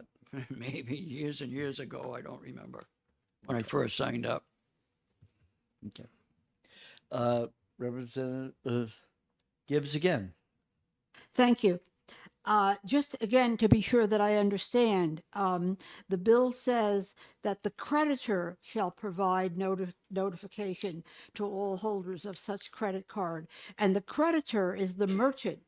So the notice would have to come from the merchant. Is that correct? I believe that's the way it was written, so. If BJ sent me a notice saying the credit cards will now come from Capital One as of this date, I would have declined taking it. I declined taking it anyway, but they sent it to me. Representative Spear. Would you believe I've had a very similar problem with Capital One, exactly as you describe it, and it was horrendous getting out from under it. Just So would you what believe? was the merchant? Oh God. think it might have been Long's Jeweler. You bought something in Long's Jeweler, and I- unbeknownst to and you, the- you thought you were getting a Long's Jeweler credit, but And I they ended up with actually Capital signed One. you up with Capital One. I did get out from under it, but it took quite a while, and I had to go to Long's and complain a lot. Of course, they want to sell jewelry, so they're amenable to the complaints, but nonetheless, it has happened where somehow Capital One gets into it. I don't know what they're doing. You got to read the fine print. Okay. Any other questions from the committee members? Seeing none, thank you very much for your testimony. Well, thank you for your, Do we have any other cards on this bill? Anybody else would like to testify on 1537?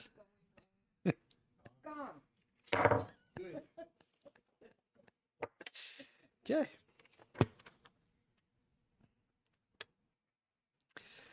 All right. John, excuse me. Actually, I do remember. I paid for it with American Express. And the bill came in on Capital One.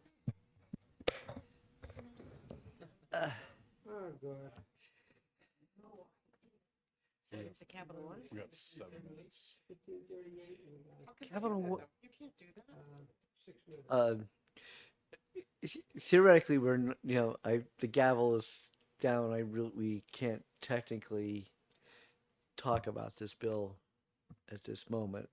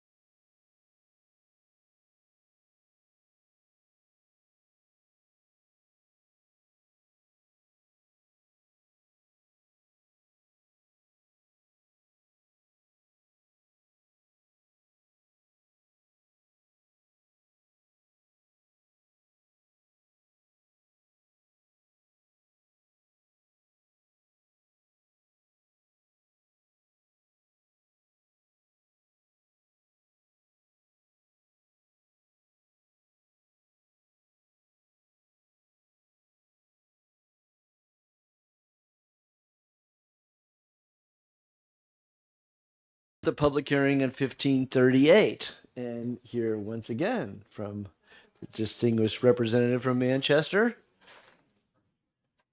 Manchester. Thank you, Mr. Chairman. I'm still Ben Baruti from Manchester. This is, we call it the sister bill. It, again, has to do with credit cards. This does have to do with credit cards. Of a lot of complaints that I've heard and I've seen where people get charged a $25 late fee plus interest on a $1.15 bill. I think that's expensive. I don't see any need for that. That they're just gouging the public doing stuff like that. I mean, if you owe $1 or $5 or whatever, why should they be able to charge you 25 or more? That doesn't make any sense. They don't have a lot of skin in it. They don't have a lot of investment in that transaction. And somebody may pay a bill and not pay the full balance and say, well, that bill's paid and I don't use it anymore. So I know I use Macy's credit card around Christmas time and then I pay it off in January and I get stuff from Macy's and I know I don't have a balance. So, but if I owed them $1.50, why should I be charged over $20 or $30 for a small balance? That's what this bill does. Okay, this one I know something about. All right. Educate us, Mr. Chairman. So I've had moments because I sit down once a month to pay all my credit card bills. And I won't mention which financial institution, but because they had changed their system somewhat, but I sometimes forget to actually go to the next screen which says pay it. So I think I paid my credit card bill. I went online, I did everything, but I didn't hit to pay it. And I'm too busy transferring the information over to my spreadsheet because I keep a spreadsheet of all my credit card bills and then when I paid them and what they paid. And then the following month, I get that notice that said I didn't pay my bill. So I duly called them up and said, I am so sorry. I thought I paid it. And lo and behold, they will always say, we can credit you for the late payment fee, because I'm now calling on the phone, but we can't waive the credit card, the interest. But they always, 100% of the time, have always credited me for the late payment fee. But I do have to pay the interest. In your bill, you're just looking for the late payment fee, right? I'm not sure. Yeah. Well, and other charges. Oh, so you also want the interest? Interest I can understand. If they have money invested, right? No matter how much it is, their money's invested. They have a right to get interest on that money that they have invested. The interest for $1.50 Yep. is not going to be that much. Well, but they always have waived. But here's the thing: you got to call right away. Yeah.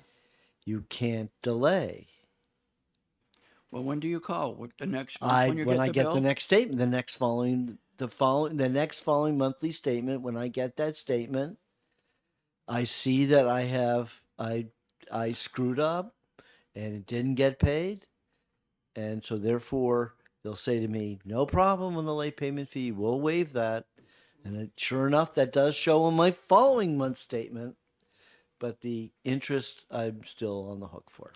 You have a good bank you deal with. I'm telling you, I have multiple credit card companies, and including Chase, Citi, what's the one my wife had? Unbelievable amount of credit card. I don't use my Bank of America much anymore, but right now I would say easily I have 8 different credit cards. credit card questions from the committee members? Okay. So it wouldn't hurt to just put it in under the statute, the credit card statute. No, they're It wouldn't federally- hurt. He's federally chartered. The first answer you got, on the first bill was the right answer. These are federally chartered. We can't do anything about federally chartered banks. About, well, when I talked to the banking commissioner, that could fall under this. Because it's a Consumer federally protection. chartered, but, you know. Yeah, under consumer protection. Yeah. Yeah. Yeah. But what if it's not a federally chartered bank? You want to screw New Hampshire banks? Well, I don't want to screw the New Hampshire citizens. the No, but I'm just taxpayers. saying you want to let federally chartered banks get away with something, but only make New Hampshire banks Well, pay I for think it. we should talk to our people running for office right now and ask them about it, if they'll want to do something about it, because I've talked to a couple of them, Yeah. and they're scared to death of them and all their money and all their lobbying. Okay. And little, consumer has nobody speaking up for them. That's why I'm here. You just gotta pay your credit card bill on time. That's all. Some people can't. I hear you. I understand, and I'm respectful of that. Any questions? See none. Thank you very much. Okay, thank you. This bill evidently generated. No, this is not the bill. This is a whole different bill. Do I have any more? No. 1538. Yeah, no. Anybody else want to testify on 1538? Seeing none, I will close the public hearing. Bye, Ben. Great to see you, Ben.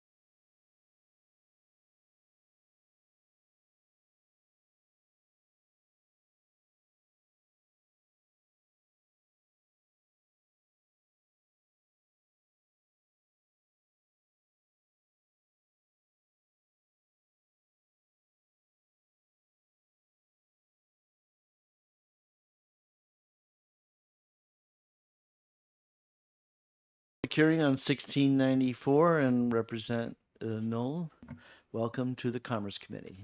Thank you so much. Thank you, Mr. Chair, and thank you to the committee members for allowing me your time and attention today. I didn't realize I was going to be here before the cannabis folks, so excited about that. I am here representing Cheshire 4 in Keene to speak with you about my proposal to form a study commission around the impact of a public bank in the state of New Hampshire. While this bill does not prescribe a specific structure or scope, I will be referencing the benefits in the existing structure in North Dakota and proposed structure in many states, counties, and municipalities across the country. In discussing the concept of a public bank, it's become clear to me that not many people, in spite of the century-old Bank of North Dakota and the ongoing efforts to create public banks in many other places, folks are not very familiar with the concept. Yet in so many instances, it has occurred to me that a public bank is the logical solution to managing financial challenges in our communities. With that in mind, I'd like to share just one example in my own experience that hits very close to home, and I think it will illustrate my intention for you. At a recent meeting of our Regional Planning Commission, I listened as representatives of several towns in the area gave updates on the status of both infrastructure improvements and damage repairs, which were needed in the aftermath of increasingly severe weather. The latter, I trust, is just as acutely resonant to each of you as it is to me, whether your own road has washed out or you've seen, for example, WMUR's recent footage of the historic flooding along our coastline. These repairs in particular are unpredictable, unavoidable, and extremely costly. Fortunately, as was noted in the meeting, in the case of natural disasters, FEMA can provide relief, eventually. So that caught my attention, so after the meeting, I approached one of the folks speaking on this to inquire further. As it turns out, the process of applying for and receiving FEMA grants is a very lengthy one, often leaving municipalities waiting for this financial relief for up to 2 full years. Of course, the residents and businesses in that town can't wait to repair this damage, so what do? Well, the answer, they borrow. They take out a loan, of course. To this, I asked if FEMA would cover the interest paid on the loans in the interim, in the 2 years where they're waiting. The answer, of course not, with a little chuckle at the absurdity of my question. The notion of absurdity is well taken. In the current structure, very little is within our control. We are left to take the hits, compounding expenses for our citizens and our efforts to maintain the services we all depend on, only to fatten the wallets of the shareholders and CEOs of the big banks. However, I would argue, given the alternative of a public bank where transparency is ensured, interest rates are based on the minimum required for operations, any profit is invested back into our communities, and executive salaries, while comfortable, are determined by a charter that we in New Hampshire create. So while I am not an expert on finance, and I don't claim to be, I am a rational human being, the head of my household, and a taxpayer in this state where we are very much, where we very much pride ourselves on our fiscal responsibility. And with that in mind, I would ask you to vote in support of a commission that would provide a clear view of what a public bank could offer to the state of New Hampshire and the citizens within it. Okay.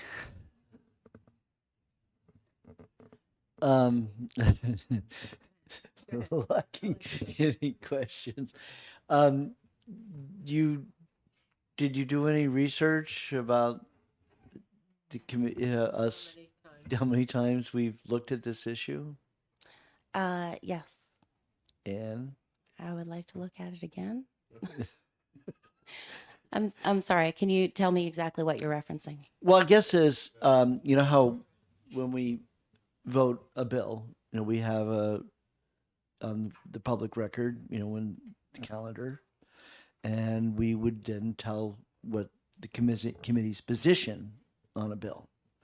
And I was wondering whether you would ever look back at seeing, because I mean, obviously I'm a bad example that I've been here way too long, but but this is like, you know, the sixth time we've had this issue in front of this committee. So I was just wondering if you actually look back at the last couple of times we've done this and why the committee has decided not to pass this legislation. I followed the bill last year. So Okay. I saw that you voted against it. And do you remember Thanks what? for your time. Do you remember what we wrote in the report? Why we didn't go forward with this legislation? Well, this is a study committee, but why we never have gone forward with this issue? Have you? Would you like to tell me? I could. That's You don't true. need to. It's okay. Clearly. Thank you for your time. We do have another question if you want to take a question. Representative Herbert? I'm a little familiar with public banking. I've researched it, and it's very difficult to get in this particular environment a fair hearing. And for example, the Public Bank of North Dakota, which started in 1919, and it was as a result, it was an agriculture state, but the resulting problem that they were trying to solve was the fact that they couldn't get access to transportation because the transportation system was owned by other people who were not interested. And so as a result of that, they went around, the farmers did, and legislated a public bank. And it's one of the best run banks in the United States. Its record is remarkable.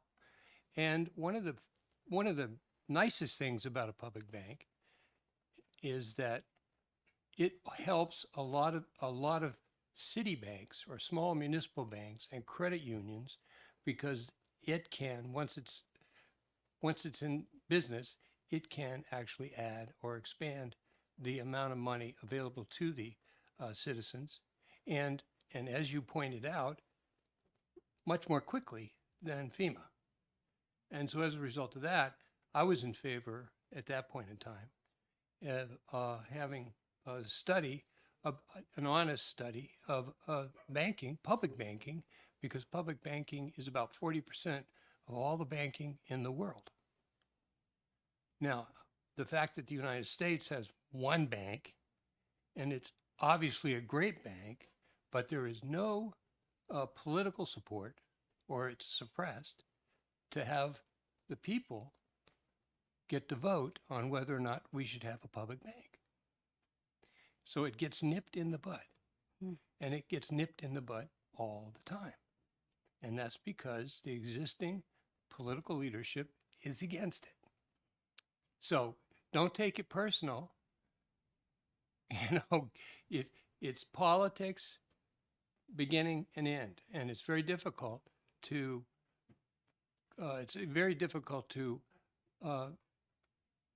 have this legislation accepted or actually seriously considered.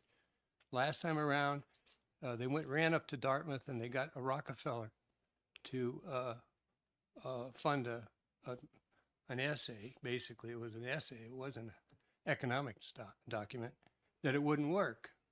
And I read it, and I'm thinking, this doesn't say anything. So you have one vote here, all right? Thank you. And I think you should get a chance to see if you can expand that, because I like the way you presented it, and I like the way you responded to some of the comments of the chair. Thank you. Mr. Chair. Thank you. I appreciate your kindness and civility, honestly. Thank you. Representative Burrows? This is a would you believe, Representative Herbert, that in terms of this not being getting a fair hearing, I think that this is probably the most bipartisan committee, if not the most, it is one of the most bipartisan committees in this House. And I think that all bills get a fair hearing. Thank you. Representative Ammon? Thank you, Mr. Chair.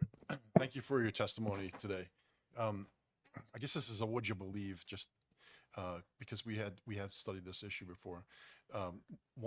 would you believe one of the objections to this is that it would take a very long time for the bank to become profitable? And because banking is such a competitive industry, there's a large chance that it could fail. And if it fails, the taxpayers would be on the hook for cleaning up the problem. So in the past, as we've looked into this issue, that's the main objection to it. And I just want to communicate that to you. Thanks. Yeah, I apologize. I did have someone else who was going to be here and speak, and they had a death in the family. So unfortunately, I'm just me. Representative Spear. This is also a would you believe. The president of the Dakota Bank had written a paper a few years ago, and he said it would cost approximately $100 million to start up a bank, a public bank. They were able to do it back 100 years ago because it didn't take that amount of money. Today, he said, and you have to run it like a regular bank. And this was from North Dakota. They said it themselves. This is not an easy thing to start up. And I don't think we have $100 million to do it. But the other thing he pointed out that John, our chairman, pointed out was that a lot of the things that public banks do, we have in facilities. And you can describe that, but having facilities in our banks already. And I think that maybe a few words about that might be helpful. Okay, so in terms of what the state bank in North Dakota does, which notwithstanding its initial purpose was agricultural loans. And fortunately, we actually have a bank here in Concord that does agricultural loans. But notwithstanding, it's the Business Finance Authority. And actually, they changed their name, so I kept trying to remember the name because I heard it. But the student loans, it used to be NEFA, but it's now called something else. But that in terms of giving facilitating student loans, these are all the things that the North Dakota State Bank does. So we do have the facilities that provide all those same services that the state bank provides. But in terms of when I read your vision in terms of the study committee, is that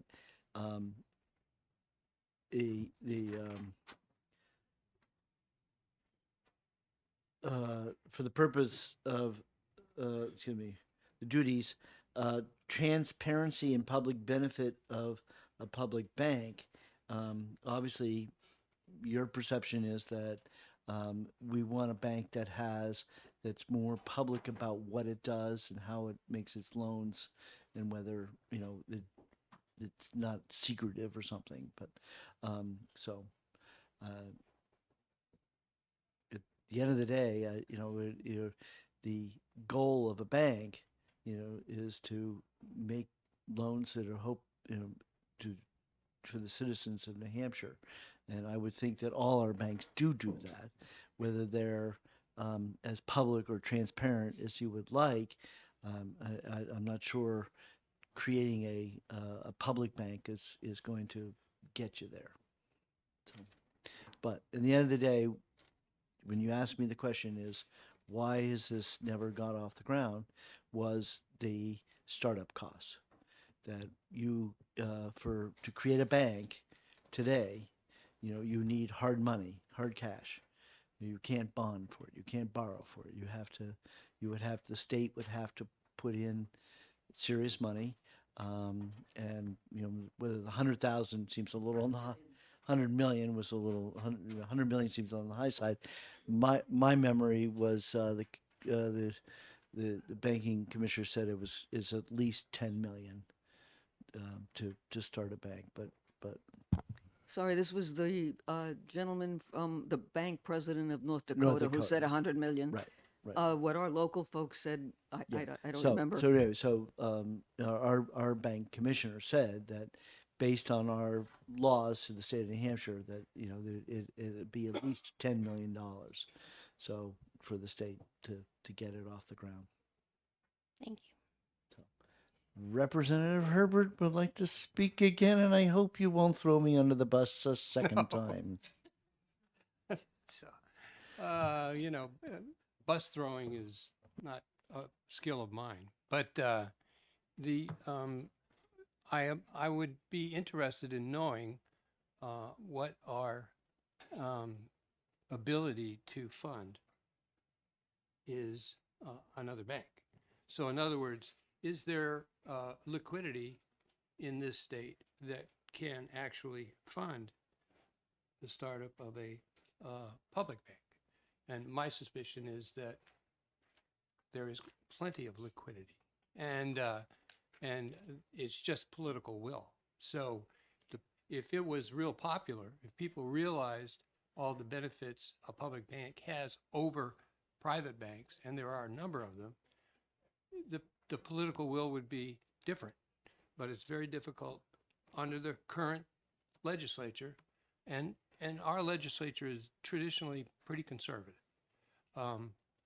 It's very difficult to get the impetus or any kind of honest session. I mean, 1919 was a long time ago. It was different back then, but they managed to do it.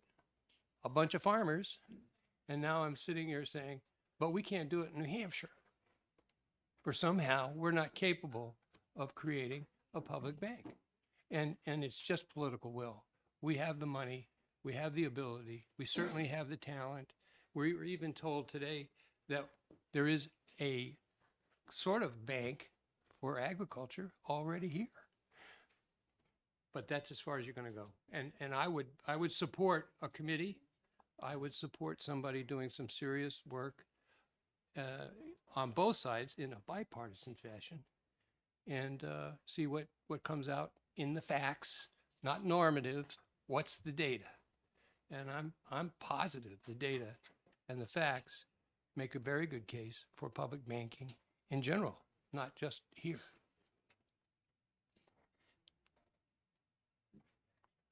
I guess that's a would you believe. Representative Thaxton. So I'm going to take this under the category of would you believe. I just forwarded an article to the committee regarding banking. And would you believe that New Hampshire is the third most accessible state for banking? And Who made that judgment? What was that? Forbes magazine. Maine is first, Vermont is second, New Hampshire is third. The worst state, South Carolina. And would you believe that when you take into consideration things like the New Hampshire Housing Finance Authority, the Agricultural Bank, we have the state of New Hampshire, which has always led the country in banking and solvency, there's very little, what's the problem we're solving? And I suspect that the reason this may have not moved forward in a highly competitive industry like banking, which operates on a very small margin, there's very little profit and very little benefit. So that's my would you believe. Okay. Representative, thank you. Thank you, Mr. Chairman. Thanks for taking your testimony and putting it in the light you did. I appreciate that. So one of the tools that I'm learning to use since I came back to the legislature after a 22-year absence is that search tool that I think Representative Chairman Hunt was referring to. It'll turn up for next time or for subcommittee work session, and every bill goes to subcommittee here. There's about 6 other almost the identical pieces of legislation that have come to this committee, had a hearing, have testimony. Some might even, I don't think we had YouTube in 2019 because I think that was the most recent one. But there's a huge amount of information about every other fair hearing that was here. So my question is, did you know about that? Because I just learned about it, and I'm still figuring out the advanced search, which is a lot different than like the simple search. So it's a little tricky to find them. In fact, it took me a while here just to do it now. But that'll help, and it'll might push the committee in the right direction if you wanted to take a look at that. Would you believe? Okay. Thank you very much. I have one other card. Ryan Held from the New Hampshire Bankers Association.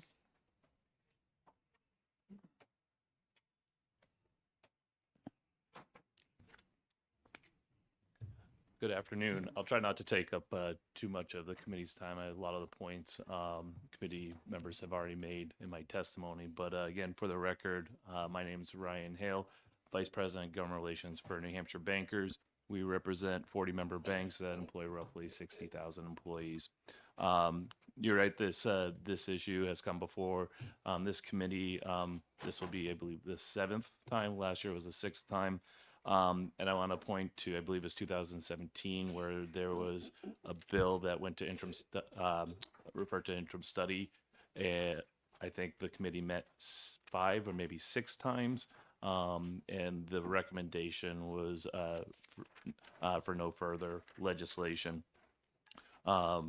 All the proposals beyond that have either have received overwhelming inexpedient to legislate recommendations, including last year, which was an 18-1 vote with a voice vote on the House floor. In my testimony that I have submitted, I've put in there questions that we raised last year, along with our answers. The first one: is there a need for a public bank? FDIC did a survey in 2021 of unbanked or underbanked households. New Hampshire, I believe, came in 4th lowest at 1.4%. We have a very banked population here in New Hampshire. We also have a thriving banking industry here. We have, I believe, in the past 10 years, 3 new banks that have gone through de novo. The other question I pose is, will these funds be insured? The past proposals were silent whether or not this bank would need FDIC insurance. I think Representative Ammon, you mentioned, you alluded to this. If a state bank was to capitalize, was to be established, and eventually failed, who would be on the hook for that failure? You know, we can look to Delaware in the 70s, where they had a state bank that failed, and the taxpayers were on the hook for $100 million, hundreds of millions of dollars. And then again, the committee members on the committee alluded to this. How will this bank be capitalized? Past proposals, fiscal notes showed it would need $50 million. The Nelson A. Rockefeller Center at Dartmouth back in 2016 looked at this. They said $63 million. In California, though, a much larger landscape and more narrow scope study, it looked at a state bank for the marijuana industry. They said $1 billion in capital, and the bank would lose money for 12 years, and the state would not see net dividends for 25 to 30 years after it was established. So, in closing, again, the issue of establishing a state bank has been sufficiently studied and debated over the years, and every time it comes up, the legislature has decided it's not right for New Hampshire. So therefore, I respectfully ask the committee to again vote inexpedient to legislate. Thank you for your time. I'd be happy to answer any questions. Representative Herbert has a question for you.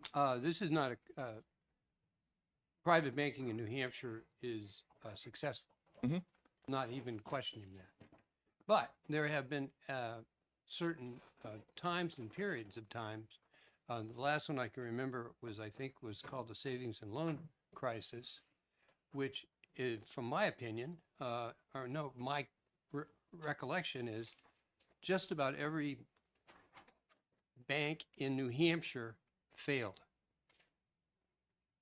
Amoscape, gone.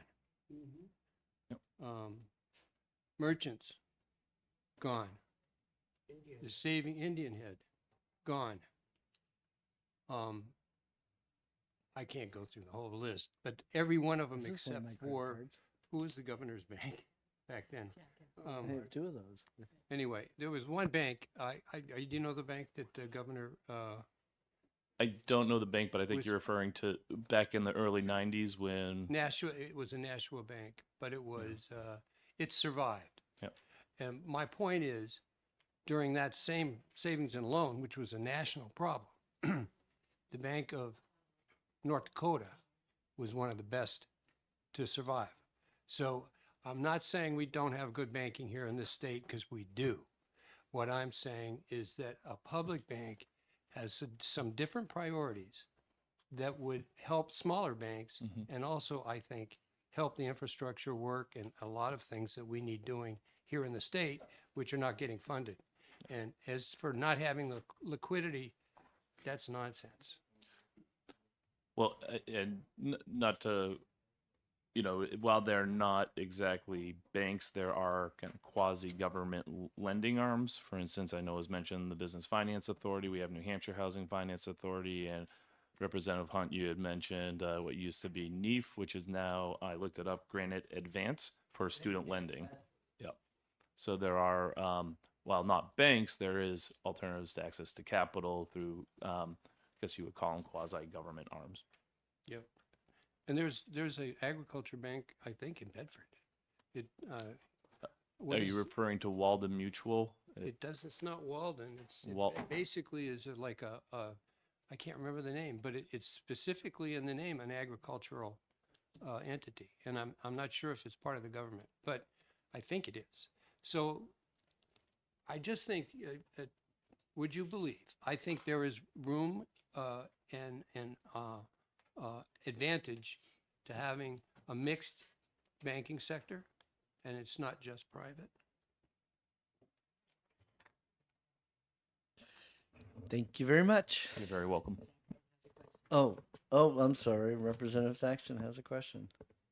Well, I guess this is another would you believe? With reference to, and please correct me if this is wrong from your understanding, but when we look at the failure of the savings and loans in the savings and loan crisis, those were primarily state chartered entities that were inadequately capitalized because state banking requirements were less stringent than federal requirements, and they weren't typically FDIC insured, having lived through this. And the other thing is that those lenders primarily made commercial real estate loans, all of which was impacted by the Reagan-Rostenkowski changes to the tax code in 1987, which then gave you 4 years to liquidate your properties or recapture things, so that market collapsed. So the idea of having more a state-owned bank is even more scary when you look at it in light of that.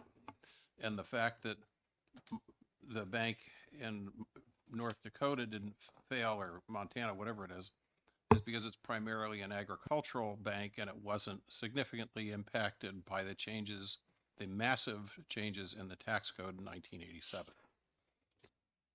That was my would you believe. That could be yes, no. While I wasn't, Maybe. while I wasn't around that time, it is my understanding that there was concentration in real estate, and that I guess a response was where, you know, the landscape's a lot different, regulations are a lot different, safety and soundness of banks are a lot different than they were back then. Thank you. Turning my mic off.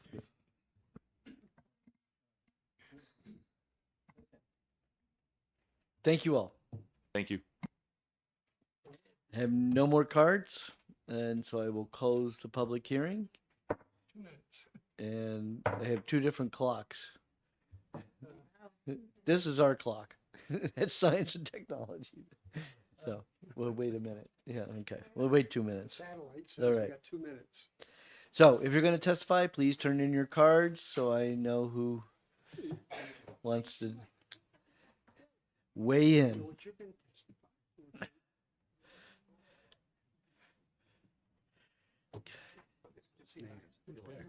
It's right. Exactly. Who? Erica, the prime, Oh, okay. and her husband. I thought she made sense, but then I'm biased. I left it on the table. I didn't know I was supposed to give it to the gentleman. My name's Riley Kirk, and I wrote in red. I can For or against the bill? for the bill. Holy mackerel. Okay, awesome. Thank you. Yes, 245. pharmaceutical sciences. She's on my podcast. Pretty good episode.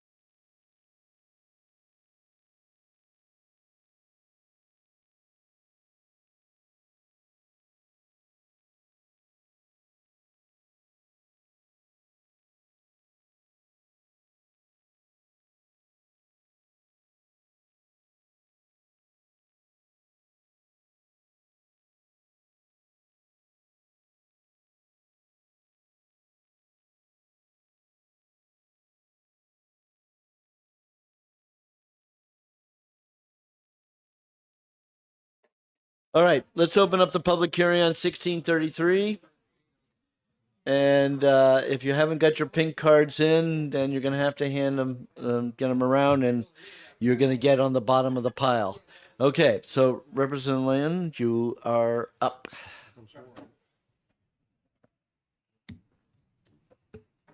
Thank you, Mr. Chairman and members of the Commerce Committee. It's nice to actually be in front of this committee for my first time. I want to thank everybody who was involved in the whole process of the commission over the summer in order to look at a state-run model and try and see what the challenges and problems were. It was a very interesting and very complex issue. And quite frankly, I think that there's some challenges that are insurmountable with that model. And that's why we brought forth this bill. We brought forth this bill because we weren't sure if that commission was going to be able to meet a resolution. And I lack confidence that having the state that intimately involved in this process is good for the people of New Hampshire and safe for those people who work for and represent the state.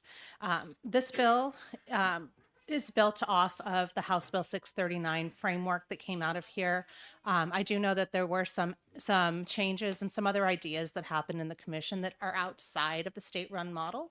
And those may be an interesting thing to discuss as we move forward. But I will walk you through some of the changes here compared to what left this committee and left Ways and Means last year. The largest change is that instead of having the excise tax, this would go into a rooms, meals, and cannabis tax, because you're looking at a product that grows and then is prepared for people to consume, much like a meal.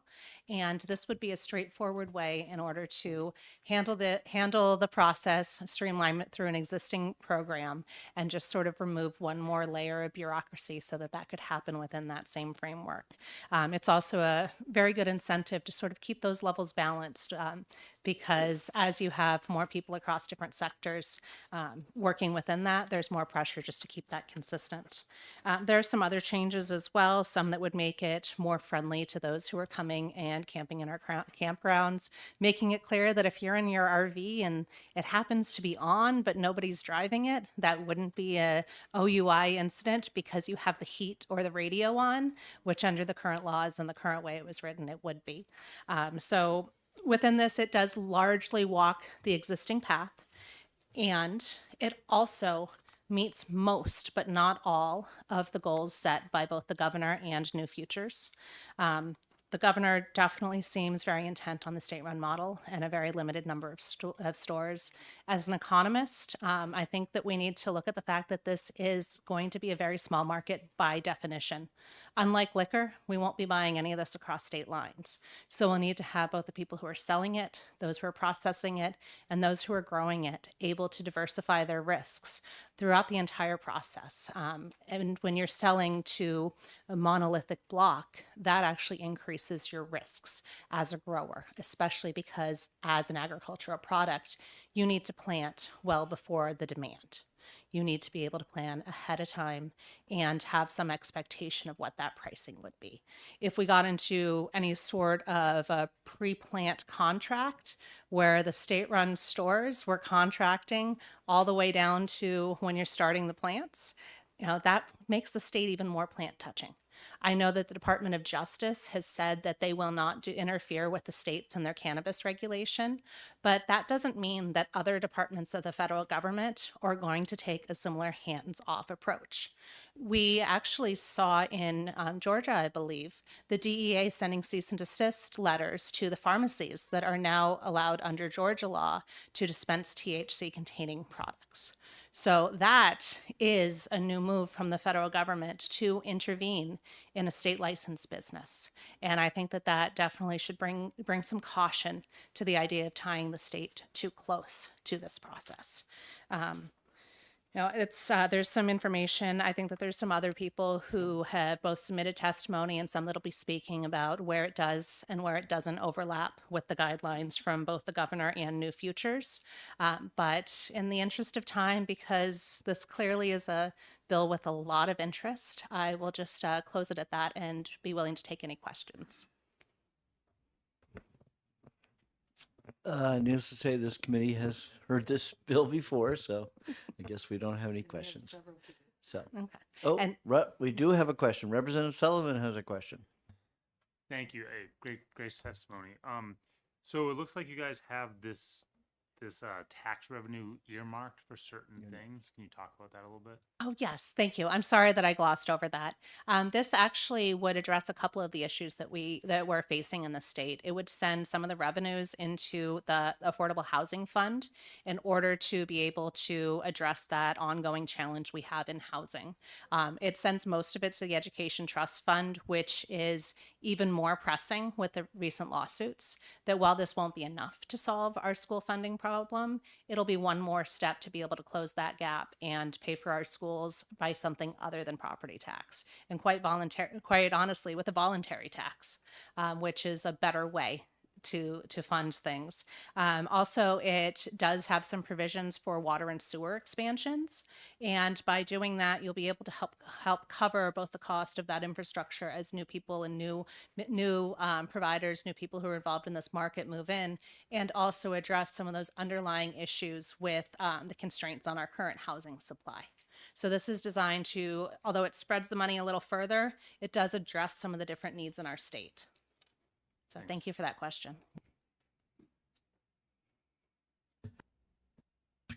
Thank you very much. I want to thank you, Chairman Hunt, for all of your tireless work on this. So thank you. Okay. Nita, you're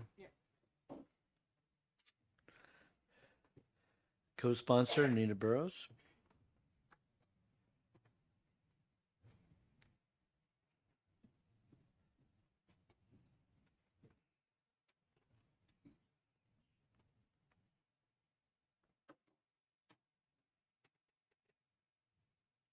Not used to being on this side, looking directly at the chairman. I'm State Rep Anita Burrows. I'm from Carroll too, and I'll keep it brief because there are so many people here today. But I just wanted to talk very briefly about why I think that this bill is the best model for the live free or die state. The crafting of this bill relied on the expertise of many people who have been in the industry for many years. I've had people say to me, you grow it, you dry it, you roll it. That's all there is to this business. And nothing could be further from the truth. I think there are two of us in this room, at least that I know of, went to a tour of an $8 million cultivation facility in Maine. And we learned how complex this business is. We learned that to grow consistent and accurate buds, growers use different cannabis species under very different growing conditions, and expertise is needed in areas of nutrition, water, lighting, and temperature and humidity. So it is a complex business. We also traveled to an independent licensed cannabis store over the border in Maine, and we met skilled people who were trained in the dosage, manufacture, and impact of the many products being sold. So if you bought something, you were confident that you knew how it could impact you and what the best dosage would be for you. We'll hear that today that cannabis has pharmacological effects and that you do need people who can direct people appropriately. Now, can the Liquor Commission alone expect their employees to deliver in this regard, or would it be better to have the Liquor Commission work in tandem with a cannabis commissioner? I would say yes. If you visit dispensaries in other states, including nearby Maine and Massachusetts, you'll see that each dispensary has its own distinct personality, their own set of products, their own ambience.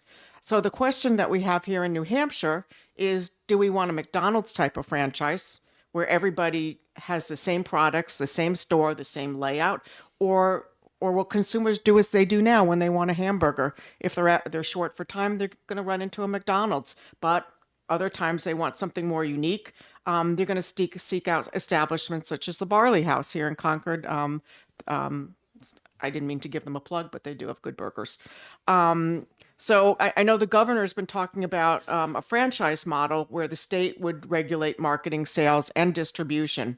But I think the question for this committee is, do we as a live free or die state want to encourage entrepreneurs and small businesses in a new industry here in New Hampshire? Or do we want to set up a system in New Hampshire where experienced individuals could run their businesses as they see fit and grow them without the regulations? I'll bet we still need regulations regarding safety, potency, and keeping cannabis out of the hands of children. I know I do, and I know a lot of people in this room would feel that we want entrepreneurs to choose a location that they think would provide them with the best shot to succeed and to market their products in a way that suits the personality of the store, their clientele, and the community that they're in. One thing that we really need to think about is how much money we're leaving on the table as a state. Massachusetts has generated $5 billion in gross cannabis sales since their stores first opened in 2018. in terms of just in terms of the tax revenue, they've gone from 22 million in 2019 to 248 million in 2022. I think that's pretty astonishing. Maine is breaking record sales on a monthly basis. They did 216 million in 2023 gross, and $40 million more than the previous year, and they generated over $30 million in revenue, and that's only growing. So whether or not you think that cannabis is illegal in New Hampshire, in some ways it isn't, because anybody who wants it is going over the border. They're going to Massachusetts, they're going to New Hampshire, and they're buying products, or they're buying it from friends who have medical marijuana cards. I've had 5 or 6 people say, if you want some, I'll get it for you. I'm not going to do it because I have legislative license plates, but I can assure you that there are legislators in this House who are doing it, and it's just a common practice. So we have to decide if we want to continue that business to continue to go out of state. And I'll just add a personal note. I have a minor problem. I've had 2 surgeries for. I've had all kinds of medication. None of it's worked. When I was in California, I had a gummy, and my symptoms disappeared. And I was able to get a good night's sleep for the first time in 20 years. Why can't I get it? I mean, it just seems my doctor can't write me a script because my symptoms are not on the list of for medical marijuana. So I will just say in closing that I think HB 1633 as written is the best way that we can ensure a robust private industry that can create jobs and contribute significantly to New Hampshire tax revenue. Okay, Representative McGee has a question. Thank you, Mr. Chairman. Thank you, Representative Burrows. My question is just about the one thing you mentioned, which is in regards to I think you said people to direct people appropriately. Is that referring to people in the various dispensaries or retail outlets or whatever? And if it is, what's their training? Are they medical? I mean, they're advising on what we've all said is medical, and these are pharmaceuticals. And there's I think a pharmacist or a PharmD who's going to testify, and maybe I'll ask her. But who are these people? How are they licensed? How are they trained to dispense what's essentially healthcare advice? I think that's a really good question, and I think that would be better answered by some of the people who are coming behind me. But I can tell you that the store in Maine, I think the people behind the counter were trained by people knowledgeable in the industry. But to give you a more specific answer, I'm gonna punt that to people coming up behind me. Thanks. Thank you very much. Okay, Chair will call on, let's see, next, Timothy Egan.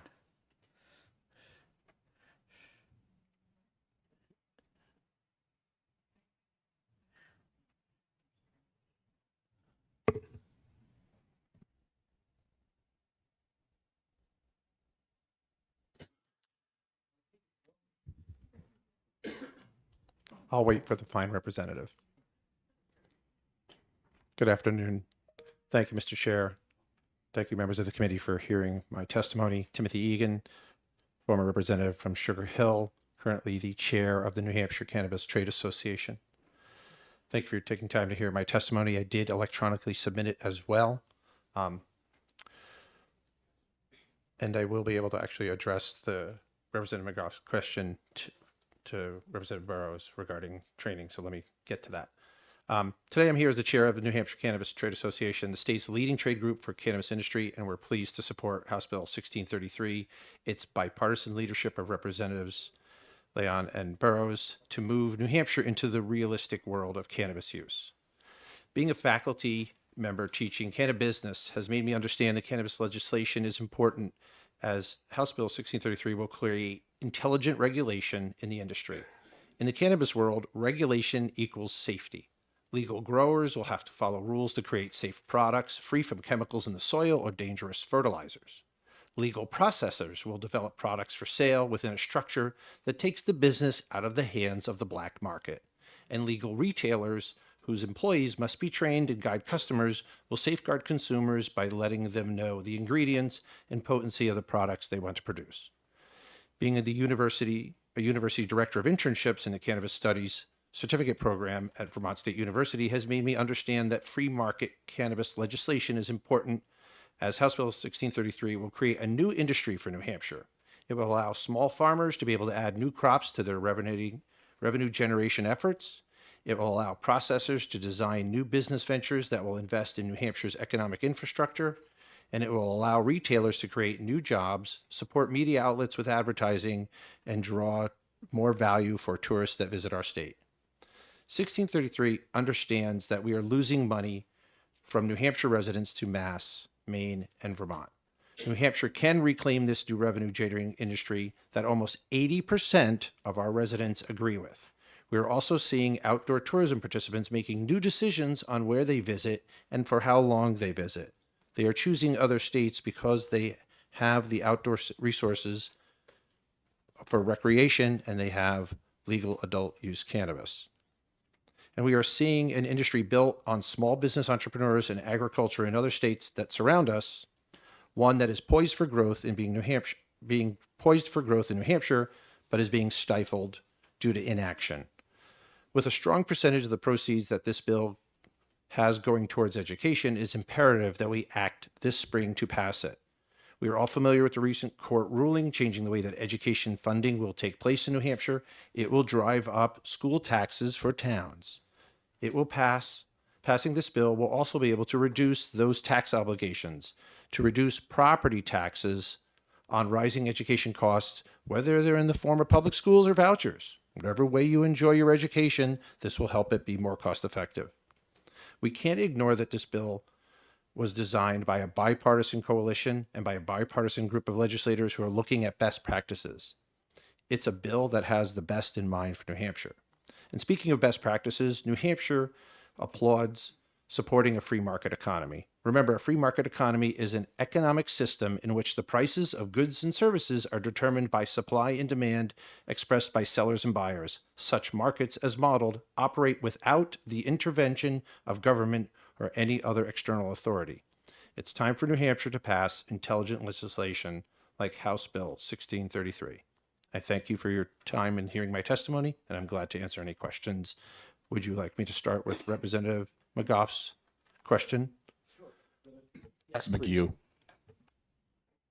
Knowing that rules of any past legislation for cannabis would be done by the agency, my reference is the Cannabis Control Board within the state of Vermont has a requirement that employees must pass a certified exam of 9 parts to be receiving their ID card for anyone that is a customer-facing employee.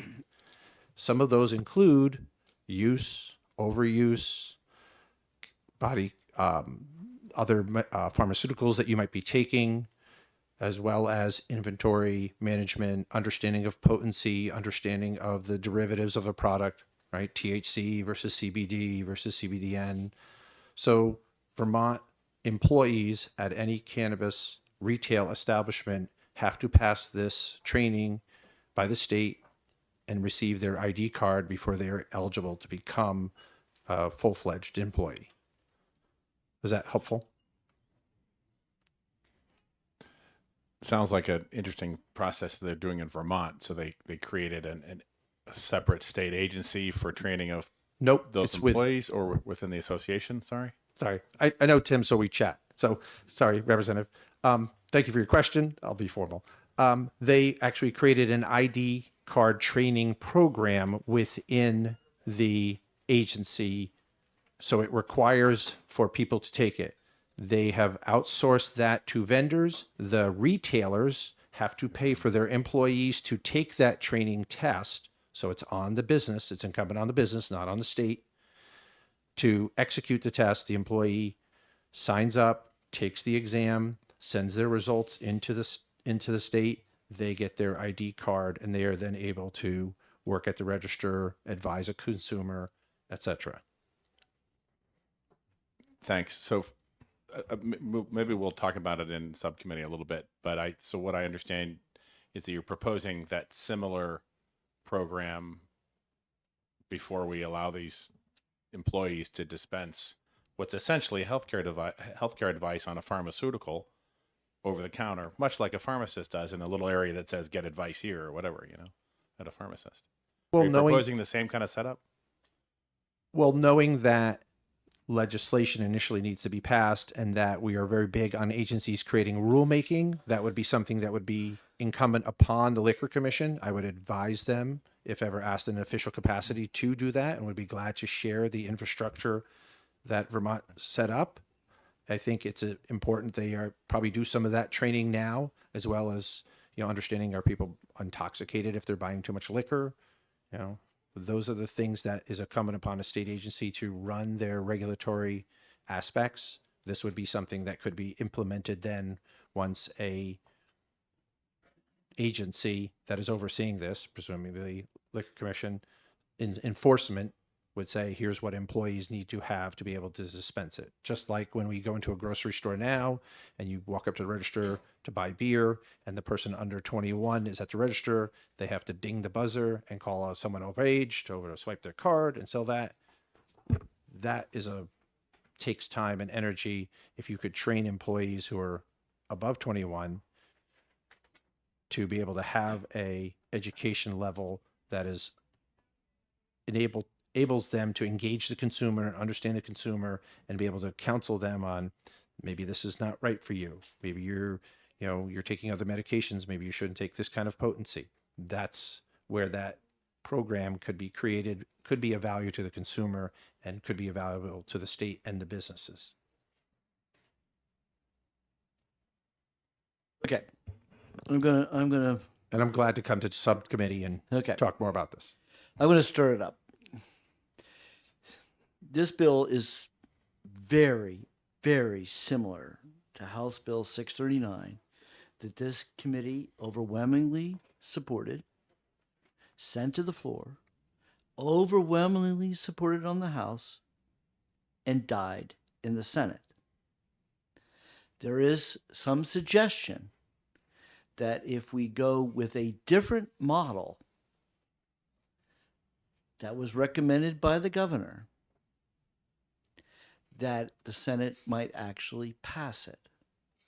My question to you is, what would you rather this committee do? Pass this bill and have it die in the Senate? Or pass an amended bill that was somewhat agreed by the commission and send it forward and see what happens with that bill? What should the committee do? I'm in favor of legalization and regulation of cannabis. I'd pass any bill that allows that to happen. And I think what happens within the interaction between the Senate and the House is going to happen not with my input, because it was not taken by the commission. I was never asked or called to testify, even though New Hampshire Can was listed. So I'm in favor of anything that moves legislation and legalization forward because of all the reasons I stated. I'm open-minded. I think that's the way you build good legislation, is being open-minded to hearing all parts. Perfect answer. I try. Thank you very much. Oh, Representative Sullivan. So yeah, Representative Leon did a great job talking about some of the revenues. I was wondering if you could expand on it, because it talks a lot about how it's going to go into unfunded liabilities. And also, do you have any estimates? Does anybody have any estimates about, like, we know that people are consuming these products in our state. They're going cross borders. I think that's not really a debatable point. Do we have any idea what the leakage is and what the capture might be if we were to pass this bill, and how that captured money would be spent to deal with the unfunded liability issue that it says here on page 24? Okay, I'll try to answer them in two parts. The first part, I think unfunded mandates and unfunded, we have a serious issue with pension funding for small towns, which allows those towns, and they have to put that onto their property tax, whether that's for policemen, firemen, EMTs, teachers, town employees. We have to cover those. If I remember 6-8 years ago, that percentage of funding by the state was cut under a previous legislative administration, and that's hurt towns. And I think this is one way to help towns, is new revenue that could go for that, for pension funding. I think what's specifically earmarked in the bill regarding education is paramount. we do not fund our community colleges well. We do not fund our state colleges well. We do not have a smart model for education funding here. We're now in our third go round of potential Supreme Court decisions around state funding since I've been living in the state since 2004. So what's the definition of insanity, right? Repeating the same action and expecting a different outcome. We need to do something different. If this is a way that it can change, it can change. Potential. Michigan just announced they made $3 billion within their second year of cannabis sales. They're using 30% of it for education funding. As it relates to your estimates, last year I did an estimate using the methods that the Department of Revenue looked at in Maine and Massachusetts, as well as I assessed other states similar size to New Hampshire. And my estimates on behalf of New Hampshire Can were somewhere between $18 and $25 million of our revenue leaving the state. That's New Hampshire residents driving across the border. I've since had some conversations with a consultant out of Colorado who told me it's double because your tourists are coming in or your other whole operation, people that come in to buy it who aren't New Hampshire residents. So you're looking at a first year only of somewhere around $50 million. Now we're a small state, but one of the things that we do have, our second leading industry right now at about $6 billion is the tourism industry, right? Outdoor tourism, we created a whole separate entity, a separate legal entity of an outdoor tourism office. That's a major focus of our economics. The governor touts our great outdoor. You look at the folks that are outdoor enthusiasts, skiers, snowboarders, mountain bikers, hikers. I know them. They live in the North Country with me. 3 to 1, 5 to 1, they're going to choose cannabis over alcohol anytime. I hope that was helpful. Thank you. Yeah. Okay. Thank you very much. Thank you so much, Mr. Chair, for taking the time to have me here. Representative Cahill, who is opposed to the bill and was a member of the commission. Thank you, Mr. Chair. Good afternoon, friends and colleagues and friends in the audience. Obviously, I'm here in total opposition to this bill. It's never the right time to put more drugs on the streets of New Hampshire. I just wanted to clarify a couple of things. All of our hearings at the Marijuana Commission were open to the public and everyone was welcome. I didn't see too many of you guys at those hearings, but there's some really great information at those hearings. We heard lots of testimony that might have answered Representative McHugh's question about whether doctors can actually legally prescribe this in the state of New Hampshire and stuff like that. I think you were asking along those lines, possibly, and the answer is no. We just need to recognize that No Futures and the governor aren't the only voice that in the state of New Hampshire. They don't make all the decisions. We have a huge population, and I would disagree with the statement that 80% of the population wants marijuana sold in the state. I think if they knew the facts, and we actually honestly gave them the facts about the hazards of marijuana and with our traffic fatalities, the actual stats on that, which you can all go back and listen to some really great testimony that none of you were there for.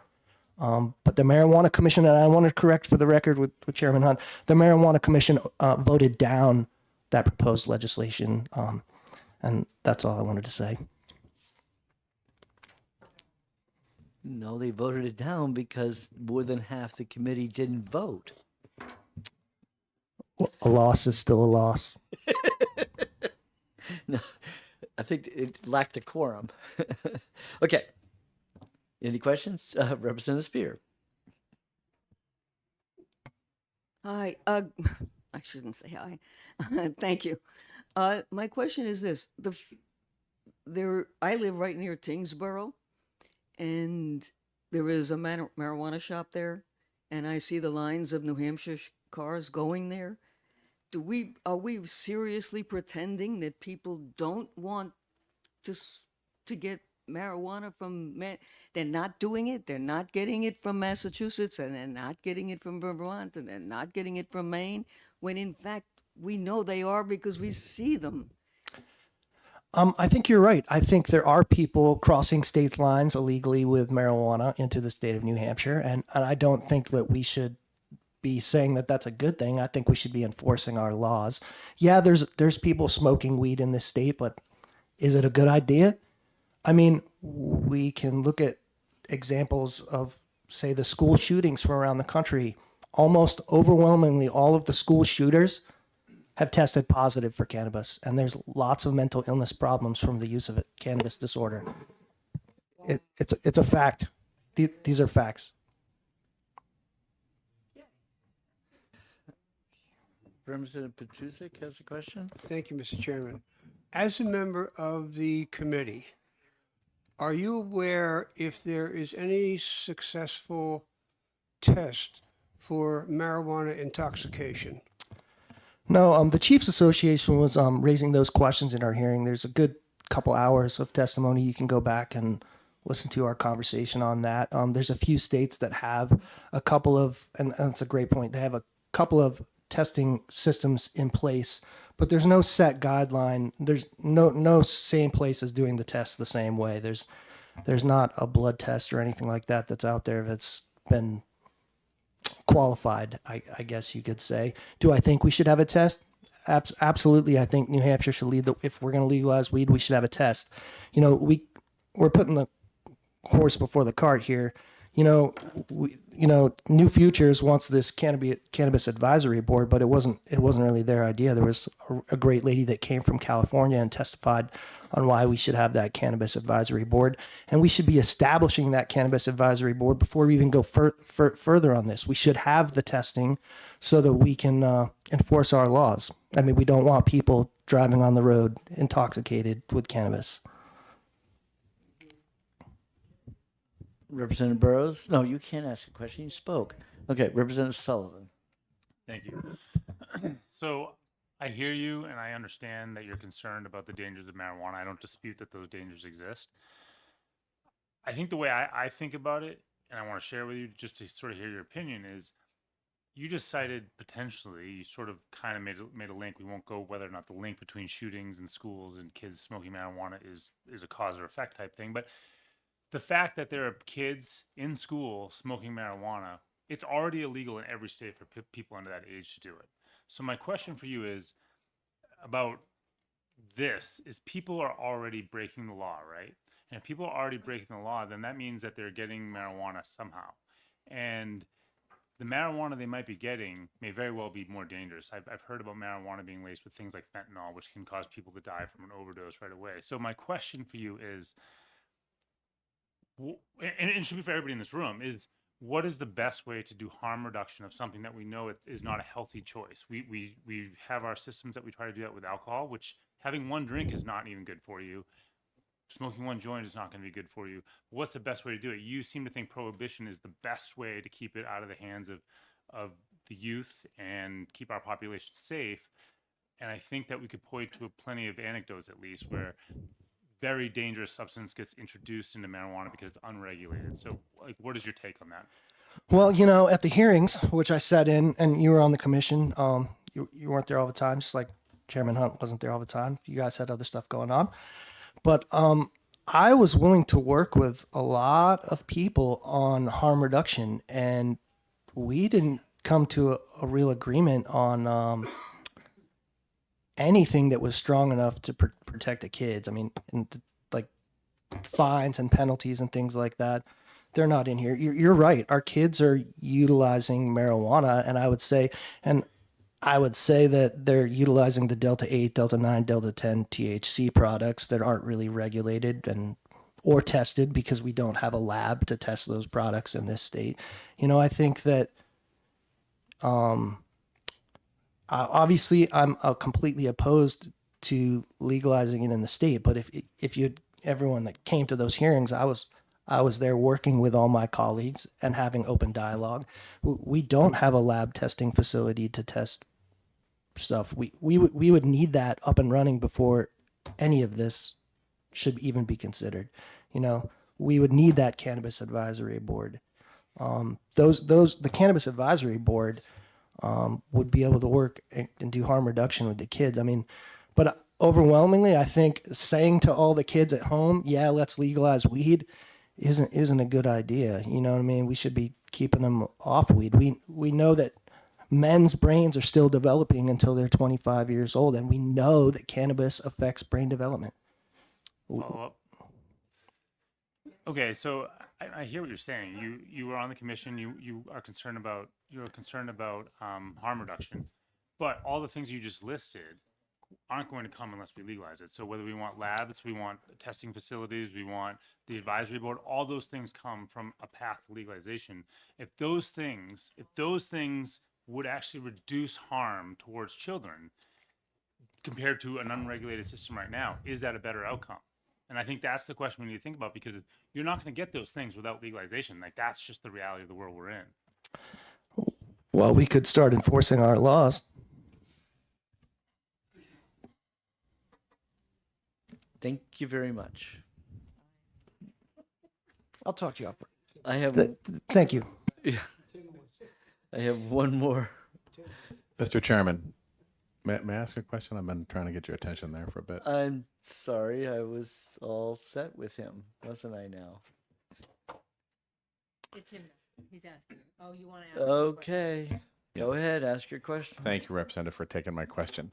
And thanks for trying to answer the part about the qualifications of the people dispensing what we're commonly referring to as a medical product. So what I wasn't asking about, can doctors write it legally? I'm asking, did the commission address the qualifications of these individuals as non-licensed or non-healthcare people, for the most part, basically clerks in a store? We did. Dispensing advice as somebody decides whether they should buy this product or that product that's commonly referred to by everybody behind you as a medicinal product with healthcare benefits, essentially healthcare advice, right? That's my concern, is we've got this issue where in a pharmacy, the tech can't even hand you a new prescription. You've got to go see the pharmacist if you've never taken this brand of aspirin before, even though it's a prescription. You have to go see him. But here we're talking about something that has different. So I'm wondering, did you guys address that at all? We did address that. We had all the ATCs sitting at the table, and we asked them lots of questions. We heard from medical doctors, but we asked all the ATCs. I mean, I personally asked them if they had any doctors working in their facility, MDs, and they didn't. They do. They do. Didn't. There was zero doctors working at the facility. So the rest of the employees that were offering potential medical advice weren't doctors, weren't really licensed in any capacity, and could have just been a kid off the street, right? You know what I mean? Hopefully a 21-year-old kid. But that there really wasn't any kind of program or real training that we were shown that they were giving credible medical advice. There is no credible medical advice. Thank you very much. Chair will call one more former rep, Sue Homlin.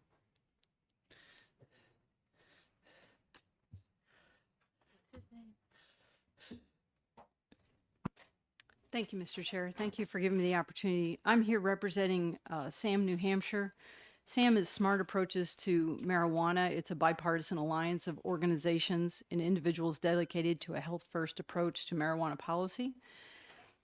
SAM New Hampshire opposes 1633, HB 1633, and other efforts to legalize because it will have negative health consequences and safety consequences for Granite Staters, but particularly our youth. According to the methodology subsection in this bill, which documents the New Hampshire Department of Safety's concerns, data from other legalized states highlight the following concerning factors. Marijuana use in both Illinois and Colorado has increased significantly since legalization, including minor-aged children. The average THC level in marijuana products has risen from 3 to 23% in smokable marijuana, and from 56 to 99% in other forms such as waxes, oils, and edibles. Despite legalization, marijuana trafficking and black market marijuana continue to be enforcement challenges in both states and all states actually who legalize. Treatment for marijuana use in Colorado has decreased, and suicide incidents in which toxicology results were positive for marijuana have increased. Someone sent me an article today, and in Colorado, of all the teen suicides, around 50% of white children marijuana is in their system. Hispanic children, it goes up a little bit more. And for Black youth, it's actually 67%. So 67% of people that kill themselves as teens in Colorado, they test positive for marijuana in the toxicology results.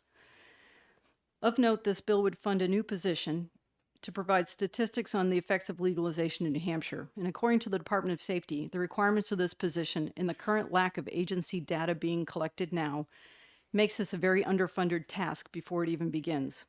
The lack of resource allocation and lack of attention being paid to data collection communicates the reckless and short-sighted approach that we're taking towards legalization. I'd like to echo what Rep. Cahill said. We're putting the cart before the horse in so many ways. This funded position is merely a rubber stamp inclusion to give the impression that we are actually serious about analyzing data and looking at harms that would happen as a result of legalization. Data from legalized states has clearly shown that recreational legalization does not live up to any promises. It will not make a safer product for the market. It will result in higher addiction rates. It will not in any way help fund adequate addiction treatment programs. It will cause more mental illness in our teens, despite the fact that they can't legally purchase it, because it floods the market in the state with more available marijuana that they have access to. And this will not ameliorate any social justice issues and most likely result in more injustice. Also, vulnerable minority and economically challenged communities will continue to be significantly negatively impacted by legalization. In addition to all this, legalization does not decrease the black market. I actually work for the Department of Emergency Management in Oklahoma. I used to live there, so I work remotely for them. This is something they deal with. Oklahoma is a state that had, they did just medical marijuana. They just recently shot down recreational legalization. Oklahoma is actually having a problem where they have, they're supplying the country with the largest amount of black market marijuana, and it's something that their attorney general is trying to get a handle on. And much like Maine, which I'll touch upon in a minute, criminal organizations are just taking advantage of the grow laws there. One of the things, according to the data compiled by the Rutgers Center of Alcohol and Substance Use Studies, which is a multidisciplinary institute dedicated to addiction research, education, and training, the black market in Colorado and California is thriving despite the promises made by legalization. As a matter of fact, the black market has actually eclipsed the legal market. And why is that? Because the black market will always beat your price. Colorado, Oregon, and Washington State are all also finding out that the black market continues to remain a problem for them. Currently, our neighbors in Maine are dealing with hundreds of black market farms operated illegally by Asian transnational criminal organizations, which are flocking to the state to ingratiate themselves in the rural landscape. We've got quite a bit of rural landscape here in New Hampshire as well. Worse yet, this is an issue that neither the U.S. Department of Homeland Security nor Maine's law enforcement agencies can get a handle on. It's further worrisome that in addition to the negative health outcomes and the continuation of black market influences, states who have legalized see a marked increase in traffic deaths involving drivers who tested positive for marijuana and incidents of DUI. This means that even if a responsible parent, like myself, I try to do my best. I have 4 kids. You could work years to raise your kids. You could try to do your best to keep them off drugs, particularly in a state that will sell drugs to them the minute that they turn 21 legally, and they could still get killed by somebody who's driving under the influence. That, as a parent, it breaks my heart. It really breaks my heart. And we know in states that legalize that it statistically it increases DUIs. It's just data. So we have to ask ourselves, why are we doing this? And we're doing this because New Hampshire has a spending problem. And everyone's hoping that this will be a magic bullet. And it's a straw man argument. And all we're talking about is money here. That's what we're talking about. All of this, we're all just keep talking about money. The reality is we're not really having the conversations that we need to have about our spending. If somebody actually really wanted to talk about spending, we'd really probably talk about why in our school systems are administrative costs going up, teachers going down, and student populations going down. Those are good conversations to have. You know, it's just a reality that quite frankly, I heard in previous testimony that we call this a voluntary tax, and we, you know, how great it is that we have this. Honestly, it's an addiction tax, because the whole thing is based off of how many people can we get to smoke pot so that we can have more money to spend on schools and addiction treatment. And I'd like to, lastly, I would like to address the reducing harms. I would love to have a conversation more about reducing harms. I think that could be a very bipartisan, wonderful conversation to have. And if we really want to look to reduce harms, one of the things that we would actually be talking about is we would talk more in these conversations about the science of marijuana harms. We would talk more about the physiological changes it does to people, like Rep. Cahill was saying, under 25 and beyond. We would talk about how it increases psychosis in adults who regularly use cannabis. And more importantly, we would start actually having bills about collecting data. We could actually have bills that mandate that hospitals can collect how many people come through their doors with cannabis use disorder. Those would be wonderful. And that's pretty much what I'd like to say. I guess I'd just like to leave you with this thought. What price are you all willing to put on the mental and physical health of our youth? And to be honest with you, the multitude of new addicts that we're going to create with legalization. We can't control the fact that people go over to Massachusetts or Vermont or Maine to get their weed. We just can't. But we could actually decide to have some sanity in that, because we know, based off data, that in every legalized state, you will start compromising the youth. Thank you for your time. Yes, ma'am. Well, the chair, I'm sorry. Representative Bolio. Thank you for taking my question. What about liquor in the state? Can you maybe make a statement about liquor? I appreciate that, but sometimes when we have these conversations, people try to make these moral equivalences. Today we're hearing and we're talking about HB 1633, and with all due respect, I'd rather not have a moral equivalent straw man argument on what about liquor. You were just talking about schools. Further question? No, I do have a question. Do you have data from the 1970s? Because I think there was a lot of marijuana use, back in the 70s, 80s, 90s. This isn't just like happening now because of legalization in other states. Yes, ma'am. And I guess I would ask a question back is, do you have any data on what's been going on with the THC levels? I mean, I did. I actually read you the data. I don't have it from the 70s, but I'll reread the data to you in case you maybe didn't hear that. Average THC levels in marijuana products has risen from 3 to 23% in smokable marijuana and 56 to 99% in other forms. Marijuana is actually being genetically modified to have a THC punch that nobody in the 70s could have ever imagined. And as a result, we're seeing more psychosis, more addiction. As a matter of fact, Vermont's medical advisory board recommended some measures to them about 2 years ago. Stop advertising it because they're seeing such a negative population. They're having such an issue with addiction. And Vermont now has the sad distinction of being one of the highest states with the highest amount of addicted 13 to 17-year-olds since legalization. I guess they're high. Representative Sullivan. Thank you. So I actually like one of your ideas about harm reduction in terms of maybe we can work together to come up with some sort of bill or requirement for hospitals to keep track of psychosis or whatever, and see if we could, I think collecting data will always inform us in the future for making better bills and policies. On the other thing, that was a would you believe, and so my question is, I know you don't want to make the moral equivalency, but I don't think it is. You said that the black market will always undercut marijuana because it's always going to be cheaper. Why doesn't that happen with alcohol? Why does that not happen with tobacco? Is it because it's still a fledgling industry that is not legal federally, that it's not legal in every state? I mean, right now we don't see a major black market problem in alcohol or tobacco anywhere that I'm aware of.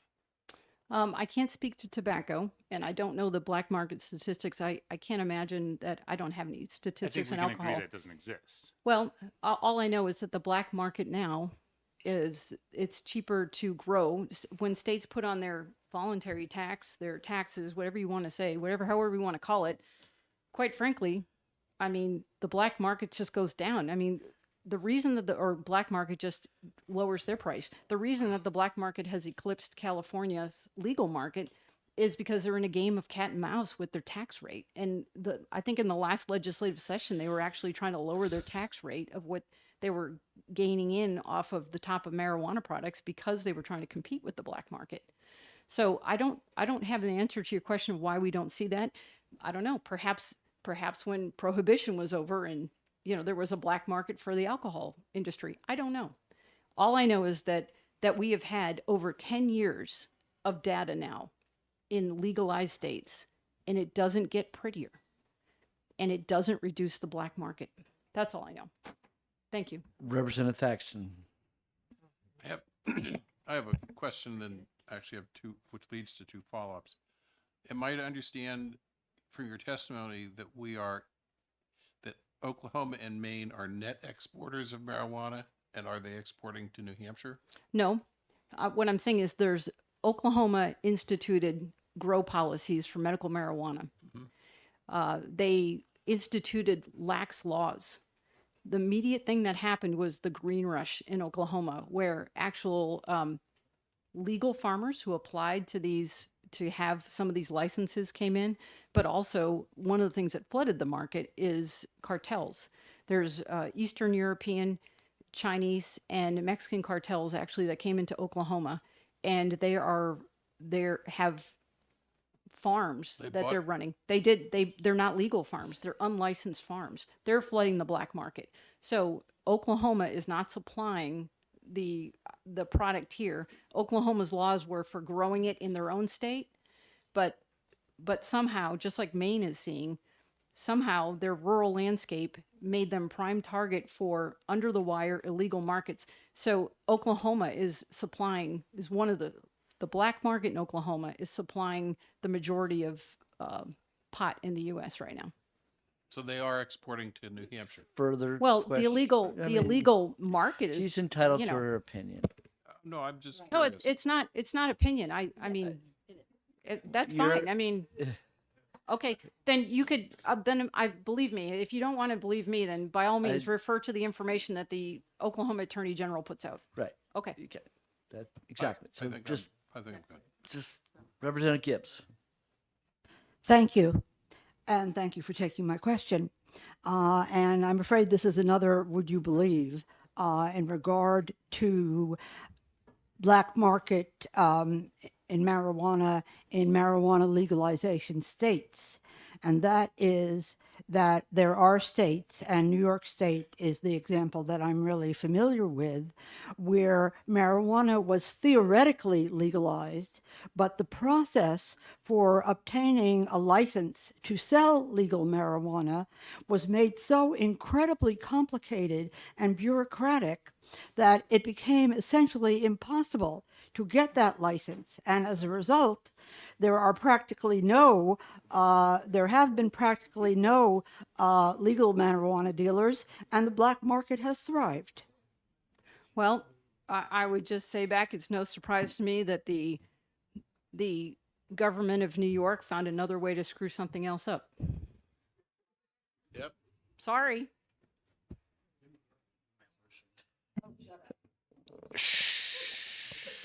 Well, Representative McHugh, you have a question? Thank you, Brief Mr. Chairman. one, Thanks there for you go. bringing this information. I did, forgive me, because I did miss 6:39. I joined the committee here midway through. So I'm learning a few things, watching some old hearings and whatnot. But I have a bit of a background in some of this, so I'm pretty familiar. My question for you is, you may know, oh, your microphone, sir. you may know of, and it wasn't the chairman. You may know of, you may know of some peer-reviewed published data published in high-level journals that can talk to us about the other costs associated with implementing widespread recreational marijuana use from other states? Since there's 10 years of data now, can you educate us a little bit? Or maybe it's, sorry if it's just me. I hope it's not just me. I'd But be can you hap- educate us Yeah. on what are some of the other costs that offset the tax earnings? I would be happy to share with you some of the data that I presented last year. I believe it was in this committee, or it might have been the year before. It talked about actually Canada's state-run model and what happened with them. As far as the U.S., for the U.S., I'll see if I can find some, but I'll send you the information that I have. But maybe you could, maybe when I email you, you can be a little more specific about what you're looking for. Would that be all right? Okay. That'd be great. Representative Spear? Oh, thank you. I'm sorry, but would you believe? Wait, who are you asking the question to? I guess him. No, then. You can't do it? No, thank you. Okay. Thank you very much. Thank you, sir. For your testimony. Okay. Devin Chafee from the ACLU.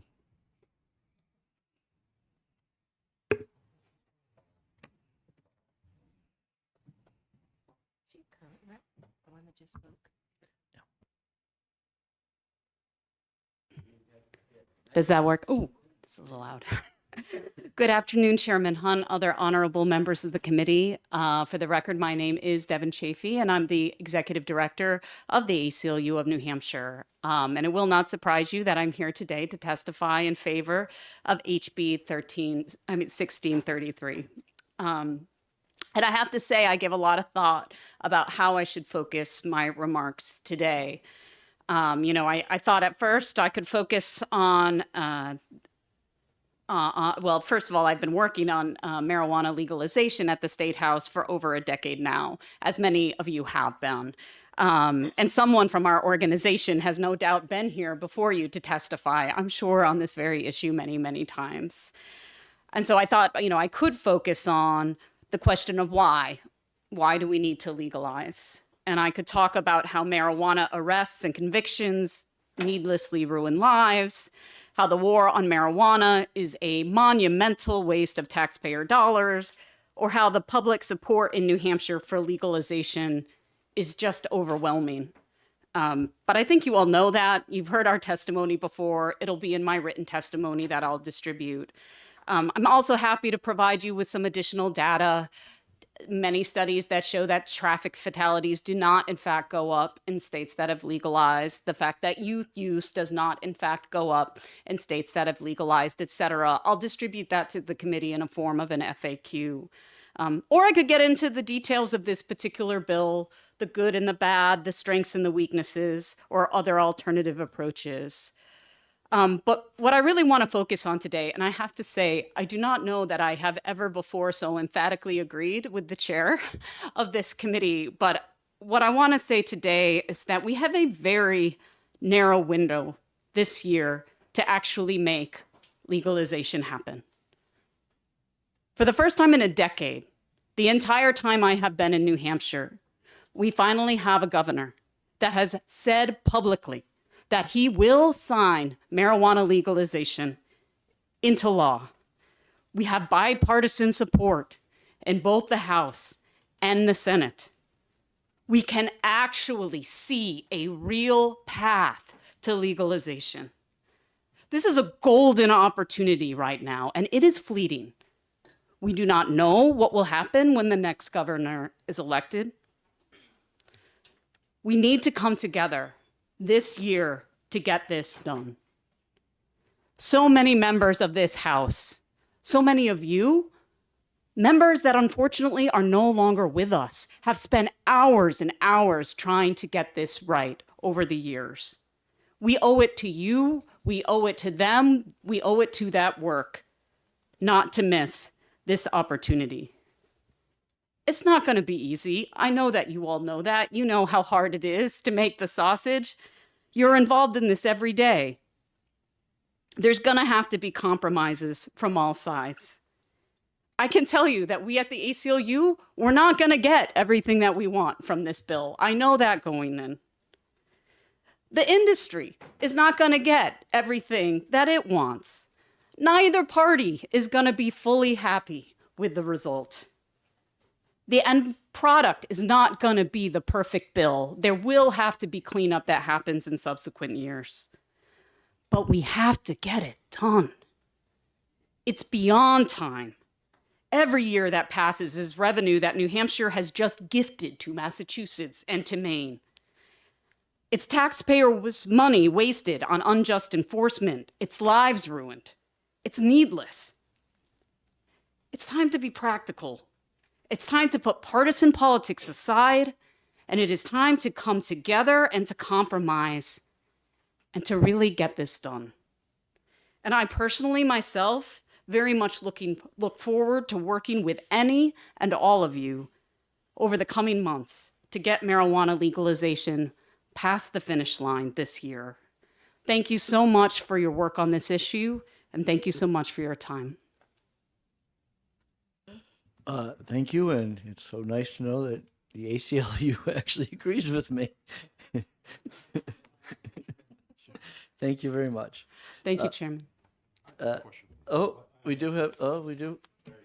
Okay. I didn't well, think you'd let me off that Representative Hammond is easy. First. Thank you for testifying to our committee. I just have a question since we have you here about the use of marijuana in the state prisons.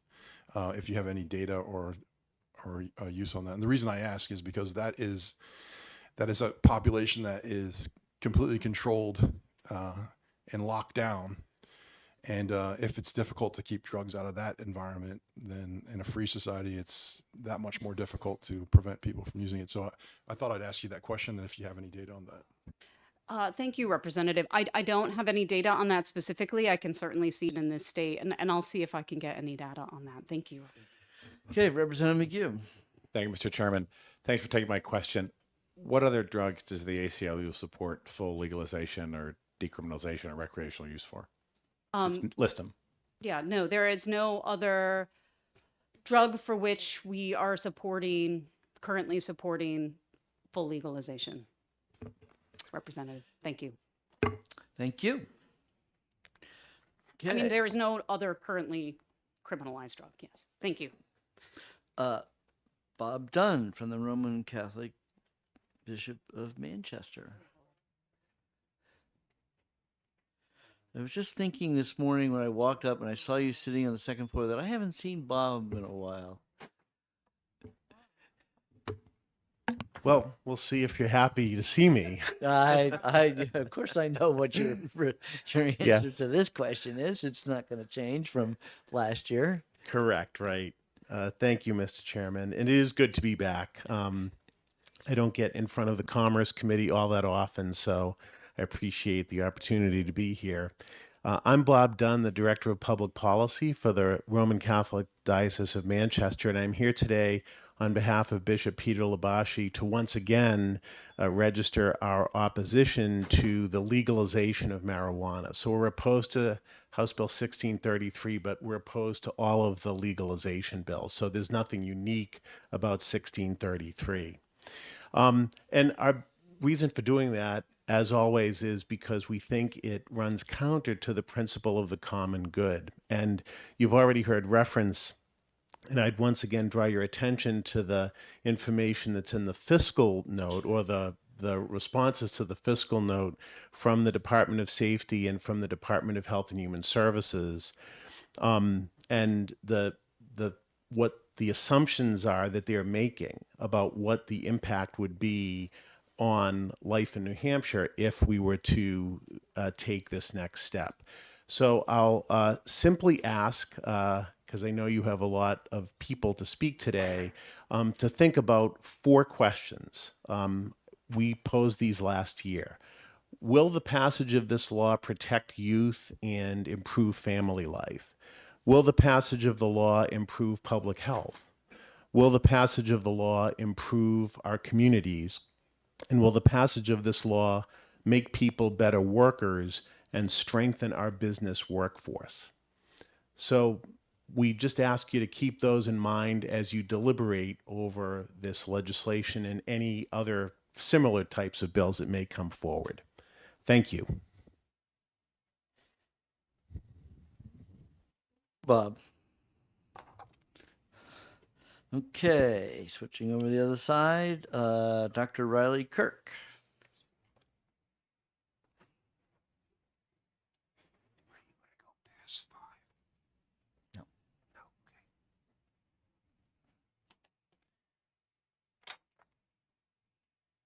Hi. Hello. Thank you, Chairman Hart, and the other members of the committee today. My name is Dr. Riley Kirk. I have a PhD in pharmaceutical sciences, and I specialize in the chemistry and pharmacology of cannabis. I also hold a USDA hemp license here in New Hampshire. Today, I'm speaking in support of HB 1633, as I was also in support of HB 639 proposed last year. I believe this bill will provide cannabis consumers in New Hampshire access to safe, affordable, and accessible cannabis products with lower tax rates compared to neighboring states and the rest of the legal market.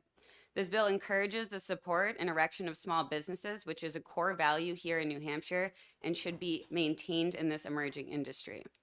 HB 1633 will allow medical patients the right to home grow their medicine. It will allow additional funding for education in cannabis and beyond, lower property taxes for New Hampshire residents, encourages and supports New Hampshire farmers, and probably most importantly, prevents the ongoing discrimination of people who choose to use natural products. This bill emphasizes the importance of continued research and education.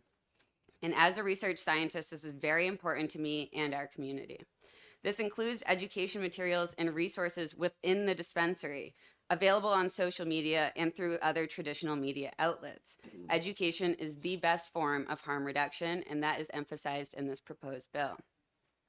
This bill has funds allocated to grants dedicated to the research and development of cannabis, cannabis technology, and cannabis consumers to allow New Hampshire to be a leading state in the field and be an example for other states. Further funds are to be allocated towards substance use prevention and recovery funds and roadside testing via law enforcement. This bill also emphasizes the importance of local politics, allowing each municipality to have final say whether they participate and to what degree. This bill emphasizes the effective tools used by other states to halt access of underage users, including stores being 1,000 feet from schools, child-safe packaging that even I have trouble getting into sometimes, and no marketing towards children via the use of cartoons or animals on packaging materials. There is no potency limit proposed in this bill because of the typically arbitrary numbers that are associated in bills like this about THC percentage and potency. And potency is often a proxy for purity in many cases. A reminder that the FDA-approved drug called Marinol, which is pure THC, is 100% THC, and it's a pure drug. And it's shown high efficacy and safety for patients that need it. Further, this bill will allow for residents of New Hampshire and visitors of New Hampshire to have safe access to cannabis to limit the currently astronomically high number of drivers heading to Maine, Vermont, and Massachusetts to purchase cannabis via legal avenues. I don't know if anybody's been to St. Johnsbury, Bethel, or any sort of neighboring town in Massachusetts, but the parking lots are full of New Hampshire plates, mine included sometimes. This will also limit the impact of the illicit market to again ensure safe access to cannabis and tested products. Our current infrastructure is not stopping people from using cannabis. It is limiting the access to safe products. It is time for us to legalize cannabis in New Hampshire, and this bill is the best proposed option to date to support farmers, industry professionals, medical patients, adult use consumers, and residents of New Hampshire. I have personally seen my friends and colleagues in the cannabis industry apprehensively leave this great state to go work in the surrounding states that supported them, their community, and their medicine. We can't keep encouraging skilled farmers, extractors, and manufacturers to choose between their home state that they love and the plant that has saved them. I will end this statement emphasizing the safety of cannabis and cannabis products and reiterating the recent release from the FDA showing that they encourage rescheduling of cannabis to a Schedule III drug because of its safety profile. Almost all pharmaceutical medications have greater side effects than cannabis, and most importantly, this is a plant, a living plant that has the potential to heal a substantial amount of conditions, a plant with thousands of peer-reviewed publications unveiling the unique chemistry and pharmacology, and a plant whose current legal status is rooted in racism and discrimination, as exemplified earlier today with the Mexican and Chinese cartels mentioned. I strongly believe that it is a right to have access to nature and natural products, and we are doing a disservice to humanity and the residents of New Hampshire by limiting access to this ancient medicine. As a scientist and an advocate, I believe this bill is the best way our state can move forward to join the majority of the nation in creating a booming and profitable cannabis industry in New Hampshire. I believe 1633 still allows a significant amount of state control, but maintains the culture, expertise, and trust within the cannabis industry. Thank you for listening to my statement, and I will take any and all questions. So I just made a promise that we'll be out of here by 5 o'clock. So let's make sure we're conscious of that. Representative McHugh, you have a short, brief question. Certainly less than an hour and 2 minutes of questions. No, I got a dozen cards here. Thank you, Mr. Chairman. Thank you very much for bringing your expertise, and I'm really interested in some of it. Are you a working pharmacist, PharmD, or is PhD in pharmaceutical science totally different? No, I work on the drug discovery side, not the pushing of drug side. Got it. But so you mentioned that you're a user. You said you Yes. shop at there. Yep, I'm a daily cannabis user. Further question? Daily cannabis user. Okay. So my question is, since you're really knowledgeable about all the different ways that cannabis can be used for things like anxiety, sleep disorders, You got it. pain management, Just et cetera, cut et to the cetera. question. The question is, similar drugs that are used for those same indications, like say lorazepam, Xanax, azopiclone, Lunesta, Ambien for sleep, oxycodone, tramadol, et cetera, for any of the benzos or any of the narcotics for pain, why don't we make those available in the same stores? Because like you mentioned, Marinol is pure, studied, regulated, we know what's in it. Then you also mentioned there's thousands of varieties and Got it. We got the blah, blah, question. blah. So why not make take it the available? Lunestas and things, Lunesta, tramadol, benzos, put them in the same stores, same indications, I think a and lot let of the techs hand them out? I think a lot of this comes down to just a segregation in our beliefs of medicine, where a lot of people don't believe or don't want to use pharmaceutical type medicine. They prefer natural products like the cannabis plant. So it is, segregated in that way. And I also wanted to bring up earlier when you mentioned having MDs or what is the requirement of the workers in dispensaries.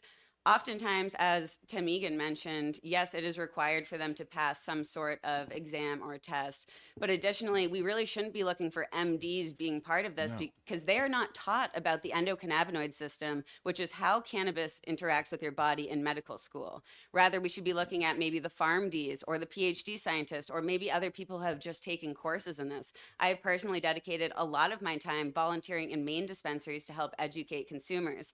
And another thing to mention here is, our community and the cannabis industry, we're passionate about helping people. We want to help teach people, and people want to learn. So oftentimes the bud tenders at the dispensary are people who have used thousands, hundreds of cannabis products, and they are experts in our industry. People don't become bud tenders unless this medicine has changed their life in some sort of profound way, and they have an integral connection with the community, and they talk with lived experience from so many different people. So for a recreational market, they are the experts in recommending products. And for medical patients, which I think we have separated here, medical patients, there's often resources to meet with a PharmD in a closed room for an hour or a half hour. There's many events that encourage the intersection of traditional medicine and pharmaceutical medicine to make sure that patients feel comfortable getting this medicine at the right dose. Thank What do you. you- what do you use it no, for no, yourself? No. You asked your question. You got your question. You got your question in. Okay. Thank you very much. Thank you. Now, are you girls, sisters? Yes. Okay. So Marissa and Kaylee? Yeah, we have separate testimony. Okay. So whoever comes up first is fine. Which one are you?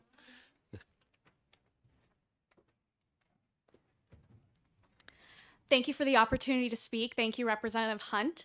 I'm Kaylee McGlynn, a first-year student at Southern New Hampshire University in process of 2 bachelor's degrees, one in science for criminal justice with pre-law, and one of arts and psychology with addiction sciences.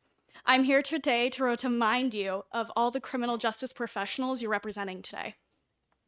While I've exited the youth stage, I now dedicate my studies and theories around the growing resources and time we put into strengthening the men and women of our criminal justice system, protecting the hard-working, admirable citizens of New Hampshire. I would like to direct your focal point today to the lack of materials focused on this consumer product of a scheduled substance like marijuana. I would hate personally to be advocating and supporting for our local, state, and federal criminal justice professionals, but then virtually equipping them with nothing to prove beyond a shadow of a doubt that someone is guilty of an offense. I'm one of the youngest enrolled students at Southern New Hampshire University, but a comment I heard from one of my fellow students really frightened me. She said, "I drive so much better when I am stoned than when I am drunk." I drive so much better when I am stoned than when I am drunk. That's still a DUI offense, Representative Belu. Still a criminal offense. The perception of this so-called plant is far beyond anyone's control to reshape and fully encapsulate the nature of this drug. So that meaning if it's just a little bit of weed, you should be fine to get behind the wheel. But what happens if you're pulled over late at night by local municipality for failure to maintain lane control or exhibiting intoxicated behavior?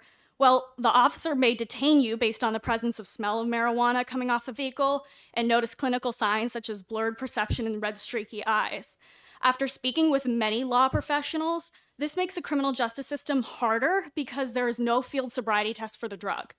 Something so simple as a blood alcohol content used in alcohol intoxication is not available. Relying on the professional to prove without well-tested and trusted technology that the individual based on law enforcement's perception is under the influence of marijuana. And while we have some of the most well-versed, caring, and qualified men and women of law enforcement on our front lines, would that be something we would have to burden them with even more? This often creates issues of lack of proof in the courtroom when really we cannot equip them with the technology to properly execute their duty. We already hear stories of intoxicated driving of marijuana combined with other substances on the rise. I don't have to state them for you to know them. It is important that it is our responsibility to protect and amend a better life for all Granite Staters, including our law enforcement professionals.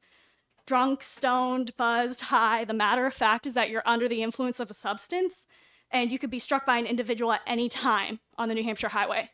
I thank you for listening and hope you will join me and many others in the opposition of HB 1633. Happy to take any questions. Thank you very much.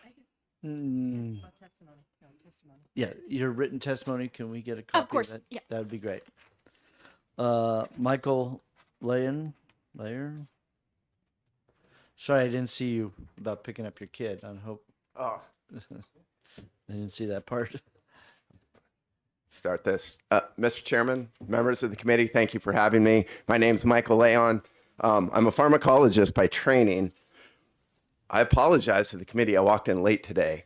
I went down to the Judiciary Committee meeting. I had just read the committee report. I don't know how many of you read the committee report. It should be an embarrassment to the entire House what was read. It looks like it's written by prohibitionists. It is absolutely amazing. Our governor suggested a state-run store.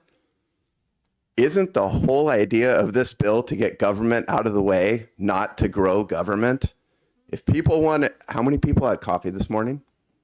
You don't have to answer. If you had coffee this morning, you had caffeine. I'm going to come back to that. We've heard about addiction. I'm going to come back to that.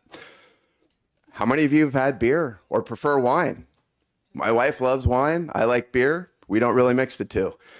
I've been amazed. The committee report I read and looking at this bill, take the word marijuana out of that committee report and put any other drug or product in there and tell me you'd want to open a store after reading that. How could anyone want to open a store after reading that report? It's terrifying. And as far as education, people have been telling kids that marijuana is bad for, I'm 53 years old. I don't ever remember being told otherwise. Marijuana is bad. I think on South Park, right? Okay. You know what I'm talking about. So that's how I got here. I got sidetracked. How did we get here today with prohibition? If you look at the New Hampshire Constitution, Article 3, it is very, very explicit. Imagine marijuana was not prohibited today. If you looked at that, could you in good conscience prohibit others from using marijuana today? And if so, under what are you going to offer up for that? Can you name a single community here where the average person couldn't go find marijuana probably in under an hour? I'm not a regular user. Don't hold it against me. I find the threats of, we have all the threats may not be the right word. There's fear mongering though. We've heard about addiction. Has anyone actually read a study about the addictive properties of marijuana? Well, let me tell you what some of the qualities of addiction are. You can have a change in mood. You can have a change in appetite. You can have a change in sleep habits. These tend to last about a week. Ironically, and I'm going to get myself in trouble here, if you look at the side effects, if I can call them that, of menstruation, they're about the same. Are we going to make being a woman illegal now? I'm not kidding. Look these up. I'm not exaggerating. These are what people tell you are signs of addiction.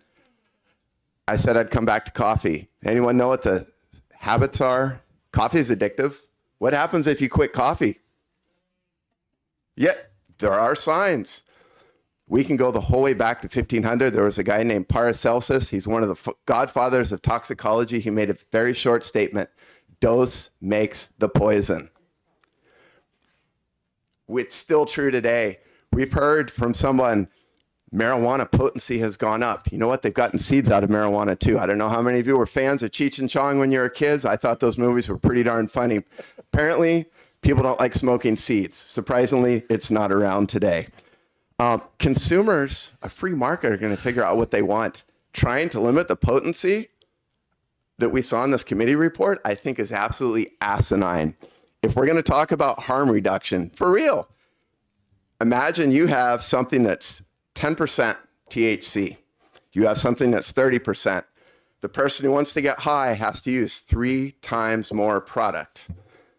And the major way that marijuana is used is smoked. The less you smoke, the less risk you have of developing other untoward medical conditions. It can also be consumed by eating it. There's other ways to actually consume marijuana. There are side effects. There's no question. A lot of that comes from the actual smoking. The concentrates that are out there that people use in all kinds of different devices now, if you look and see what's out there, are absolutely amazing. I don't know what they need any more than anyone knows what I like in my coffee. Marijuana and coffee, cannabis and caffeine are a whole lot alike. I don't know what else I can say to this committee, but marijuana, if we want to encourage our kids to not use the drug, I have 3 boys. I don't want any of them stepping out and starting to use marijuana. The oldest is only 11 right now. I've talked with them about it. People talk about public education. 6 out of 10 students in New Hampshire leave the 8th grade and cannot perform math at grade level. And you're going to educate them about drugs? You want to talk about the PK and the pharmacology and toxicology of marijuana? Anytime. Good luck teaching that with a kid. I'm 100% in favor of this bill as written and happy to take questions. Thank you for your time. Thank you very much.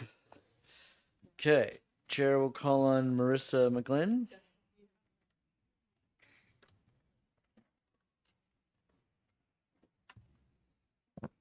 Good afternoon, Mr. Chairman. Hello, everyone. I'm Marissa McGlynn, a freshman in high school and a youth action member in the Raymond Coalition for Youth. I want to offer you a modern-day high schooler's perspective. I'm the 14-year-old student who was offered a marijuana vape in the girls' restroom last week. The girl who has to elbow her way past 2 visibly high students just to wash her hands. The student who is saddened to see her faculty overrun by teen marijuana use. And the future professional who fears for the safety of her state. In 2022, a survey of 10,000 New Hampshire adolescents ages 12 to 17 found that 80% had recreationally used marijuana in the past month. This study was conducted while recreational marijuana is legal in New Hampshire, and it shows that a large amount of juveniles have already found ways to get marijuana. If this bill were to be passed, it would only make it easier for teens to obtain the drug, making teenage marijuana use skyrocket. I cannot begin to imagine the impact that increased access could have to the adolescents in my community. How many kids will be in the restroom using marijuana? How many more will be high in class? What will this look like long term for my generation? Statistics have broached these questions already. Are we listening? I find it rather difficult to even fathom all the consequences that this bill carries with it, and the generation being most affected by it will also be the generation running this country in future years. This is a large concern to me, knowing 1 in 6 adolescents who start using marijuana before the age of 18 will develop marijuana use disorder, the inability to stop its use despite the negative effects on their lives, meaning addiction. New Hampshire has to do its best to protect its youth and future leaders of this country. I ask you all to put aside any perceived profits or returns that you feel may be gained by passing this bill, but instead consider the cost and damage it will cause our youth, because I doubt it is a price you are willing to pay. Thank you for all your time and consideration. I am willing to answer any and all questions. I think we're all questioned out. Thank you very much. Perfect, thank you. Thank you. And could I have your Written testimony would be great. Okay, Ross. Sorry. I know you always tell me I should put you higher up on the list, but Oh, it's okay. Thank you, Mr. Chairman, members of the committee. It is always great to be back in House Commerce here in New Hampshire. For the record, my name is Ross Connolly. I'm the Northeast Regional Director for Americans for Prosperity. Here to voice our wholehearted support for HB 1633. I'll be brief. I'll touch on some of the things that were discussed. This bill we think is the best path forward. We think having a free market system is the absolute best way to block out the black market. Eventually, it takes time to do that, as has been pointed out in previous testimony. But this bill does address our 3 big pillars, which is keeping licensing fees low, allowing every average Granite Staters to enter the market to drive down cost, also having robust regulations to make sure that it's a safe product for consumers, and then minimal taxation to make sure that we're competitive, and also probably most importantly, making sure that in a legal regulated system that minors cannot access it and makes it very, very, very difficult for them to access it. I have you could look at it as a benefit or a negative ability. I've been working in the rest of the New England states over the past year. And as we know, we are surrounded by these states that have decided to legalize cannabis. They know the position that we're in. I'll just say I've had discussions down in Boston with Massachusetts legislators about this topic and how I hope that New Hampshire makes the decision to move forward and legalize cannabis. And their response is, New Hampshire will never do it. We make the decisions for them. I think it's time for New Hampshire to make this decision. And I know this bill will be worked on going forward. And we're here to be part of that process, to make sure that we can find a bill that has a path to pass the Senate, be signed by the governor. But we need to do it as soon as possible, because the status quo that we're in, where we're exporting decision making to other states, and then our citizens are bringing back those products that we don't know what the testing requirements might be in Maine compared to Massachusetts. New Hampshire should have the say in how we set up our market, and we should get the benefits, and we should have the oversight of this industry.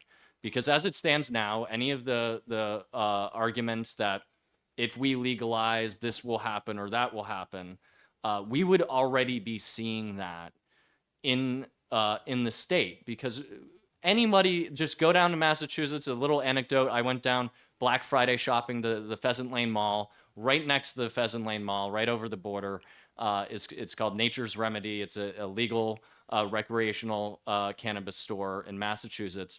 The line was so long for their Black Friday sale that it went into New Hampshire, and the police in New Hampshire were having direct traffic for a cannabis store in Massachusetts.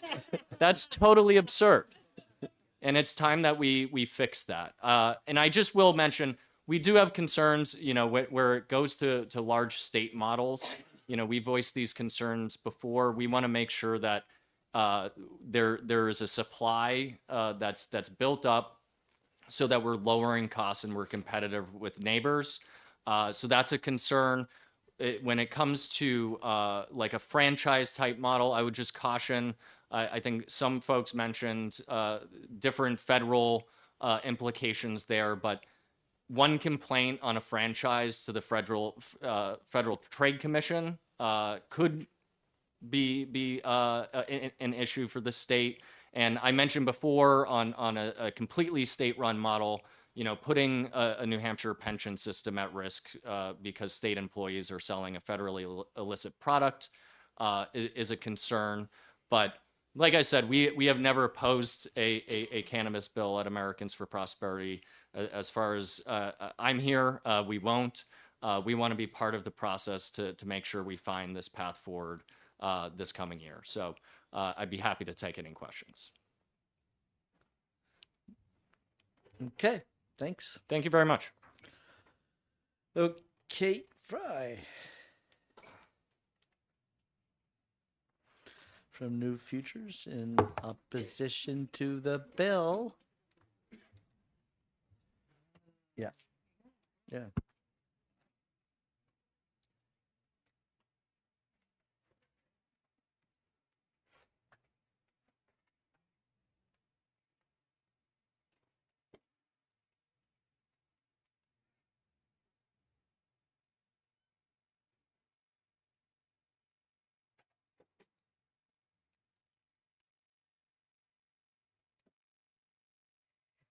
Good afternoon, members of the committee. I know it's been a long afternoon. I will try to be very brief. You are getting my written testimony as well as a side-by-side with our New Futures principles, why I'm glad others are presenting a comparison to you. I would rather do that since I'm from New Futures. And you'll also get a copy of the Quebec report, who does follow a state model. So, again, my name is Kate Fry. I'm the Vice President of Advocacy at New Futures. We're a nonprofit, nonpartisan organization that works on health and wellness policies, and we work closely with policymakers, stakeholders, prevention partners to prevent and reduce alcohol and drug problems in our state. So we here at New Futures believe that it is imperative to get cannabis commercialization policy right from the start. Optimal policy from our state must best utilize the best available scientific evidence to reduce public health harm, limit youth and problematic use, and purposely advance social justice and equity. That's why we've created our Principles for Cannabis Policy and Regulation Guide. And we track how each bill aligns with these principles. So as you have in the document, principles include protecting children and youth, promoting social justice and opportunities for equity, protecting public health, and ensuring appropriate funding for cannabis revenue directed to reduce harms. Again, you will have our testimony that does a side-by-side. While, again, I appreciate others interpreting what our principles are and how they align, I'll do that very quickly. I will say on protecting children and youth, there were previous versions of the bill that were actually stronger in this area than House Bill 633. It does not have potency limits. We feel strongly there needs to be potency limits based on the evidence of addiction increases and increases in psychosis based on high potency products. We hear a lot that it's a plant, it's a highly engineered plant, and potency limits have been adopted in other states. We would ask New Hampshire to do the same. There is an advisory board that just makes recommendations, but there's nothing in the statute that requires it to happen. This bill has weaker regulations on prohibitions around advertising and marketing than I think the last bill considered by this committee.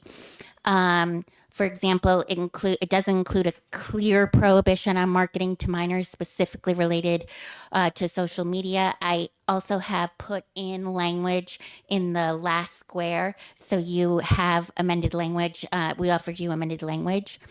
Also, it does not require the standard recognizable symbol for cannabis advertising. The language is may as opposed to shall. And it does not include a prohibition for billboard advertising, which is the case with alcohol advertising. The buffer zone piece of it excludes preschools. So it requires elementary and secondary schools to be within that 1,000 feet, but not preschools. Previous versions have preschools. We would also ask that what be included based on the 1,400% increase in cannabis poisonings be addressed through requiring cannabis retail stores to sell medication lock boxes. Just sell them. People don't have to buy them. They're just sold. It's the safest way to keep your cannabis safe from kids and other individuals. In the promoting social justice and equity, while there's an annulment process, there isn't anything that provides economic opportunities for those communities impacted on the war on drugs. While there's a community reinvestment fund, it's not the originally intended justice investment fund that many supporters had supported in the original vote. And then lastly, on the revenue piece, I am not a math whiz at all, but I will say that the funding for the Substance Abuse Prevention Recovery Fund, while I'm very thankful there is that fund, of which 10% shall be allocated, it looks like 120% prior to that 10% is going to pensions, education, and the investment fund. So I'm not exactly sure how 120% can go to other areas and there would be any funding left over for substance use prevention and recovery. So I would ask somebody to look at the math. Again, I'm not a math whiz. And then lastly, we just want to make sure that New Hampshire has an opportunity to approach the most responsible model of cannabis commercialization for its residents. The data suggests that one of the best examples of safer commercialization is in Quebec, which utilizes its existing public alcohol system to create an exclusive province-owned cannabis retail sales system. It operates stores and collects revenue, but it doesn't aggressively advertise cannabis except where to get it legally, and strongly limits the types of products to avoid the more dangerous high-potency concentrates and products that are attractive to kids. It's had the same high transition to the legal market as other provinces, but with less growth in consumption and high public satisfaction. And they've generated quite a bit of money as well, while keeping the use of dangerous products low in their province. So I've included copies of that report. The study committee did look at this model. While there was no final recommendation, we encourage this committee to look at benefits of a state model as opposed to the industry-driven private model in front of you. We urge the committee to amend House Bill 1633 to meet New Futures principles and create the best model for the good of its residents, not the cannabis industry. We'd be happy to provide the committee with language to ensure all principles are included in these bills. I have included it in the side-by-side as well, but I'm happy to provide other language if needed.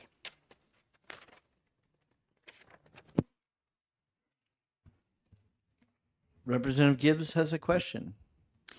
Thank you, Mr. Chairman. And I'm afraid this is another would you believe. I'll make it as quick as I can.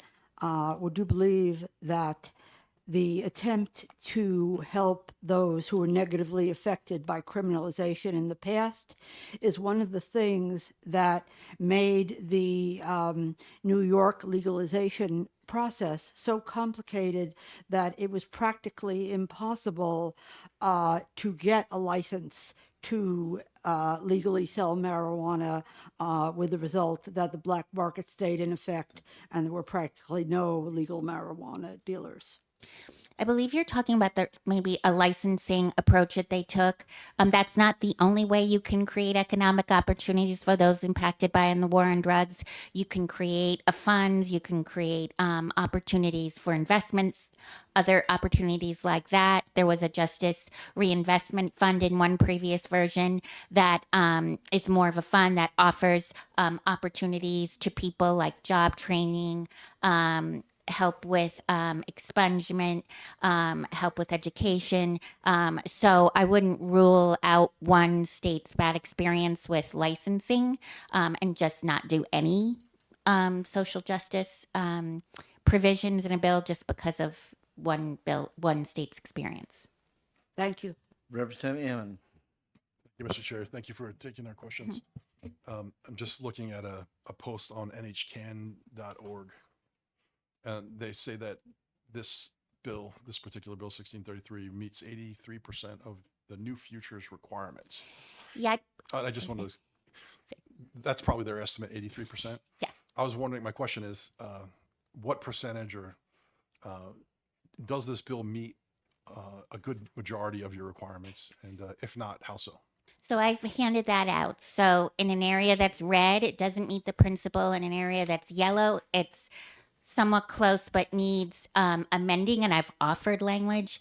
And green, that's where the principle is met. I'm really happy that the Cannabis Association is concerned about our principles, but no one's contacted me to discuss those and really sit down and talk about them and compare with our principles. Maybe in their eyes they've met our principle, but I have specific language that I can provide them that would get them to green. So I think it's all in my side by side. Thank you very much. Beth Skur.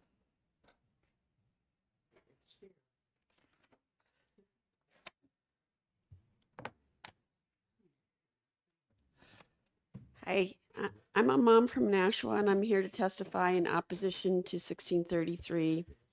I'll read a little bit from an editorial from the Washington Examiner, which you can read at bit.ly/cannabis-chaos. The Drug Policy Alliance, funded by George Soros, has been instrumental in legalizing marijuana in 11 states and Washington, D.C. The promised benefits of legalization, however, have failed to materialize, leaving hundreds of communities with more addiction, death, and chaos. Contrary to what propagandists at the Drug Policy Alliance tell you, marijuana is not a benign substance with medicinal properties. Marijuana is addictive, particularly for young users. Its habitual consumption is linked to schizophrenia and permanent brain damage, particularly in the frontal cortex. As the strength of marijuana has increased in recent years, it has become more addictive and more damaging. Whenever the Drug Policy Alliance succeeds, there are more addicts, more brain damage, more ruined families. What about the supposed benefits of legalization? Has crime decreased now that it's legal to buy, sell, and possess marijuana? Are states that legalized marijuana rolling in new tax revenues? Are fewer people taking opioids and fentanyl now that marijuana is a legal option? The answers are no, no, and no. Legalization has clearly increased crime. Strict regulations and taxes placed on legal sellers have created a vast illicit market that easily undercuts the legal market on price. And because possession is legal, it is virtually impossible to crack down on the illegal market. This has left rural communities that never experienced drug violence before vulnerable. This has brought drug-related shootouts, robberies, kidnappings, and killings to communities that never had them before. With the illegal market roughly double the size of the legal one, estimated tax revenues from legal marijuana sales have fallen far short of expectations, leaving states stuck with massive bills for increased drug addiction services, but without the extra revenue to pay for them. Recent research confirms legalization is also associated with higher opioid use and mortality. Instead of acting as a substitute for more harmful drugs, legal marijuana is a gateway to their increased use. The remaining states should learn to push back hard. I'm sorry, cut that. My brother started smoking marijuana at a young age. Speaking of data from the 70s, my brother started smoking in the 70s and he developed full-blown schizophrenia. I'm sure there's a lot of other people dealing with the after effects of the 70s. I haven't had contact with them since before my youngest was born 28 years ago. We searched for him online and found a mugshot from when he was arrested for squatting on someone's property. He can't take care of himself and he has been in and out of homeless shelters for decades. A piece and tablet details the serious mental health harm from marijuana. You can find it at bit.ly/cannabis-paranoia. And the key quote from it is 1 out of every 20 daily users can expect to develop schizophrenia if they don't quit. That's from Dr. Christine Miller, an expert on psychotic disorders. Please vote ITL and HB 1633 to protect our state from the serious harms from the expansion of marijuana sales for recreational use. Thank you very much for your testimony. Okay, I got 5 cards left. I want to be out of here by 5, or otherwise I'm a liar. So I'll ask each of you to try to be brief and try to say something new and different that we haven't heard already. Okay? All right, Jim Riddle first.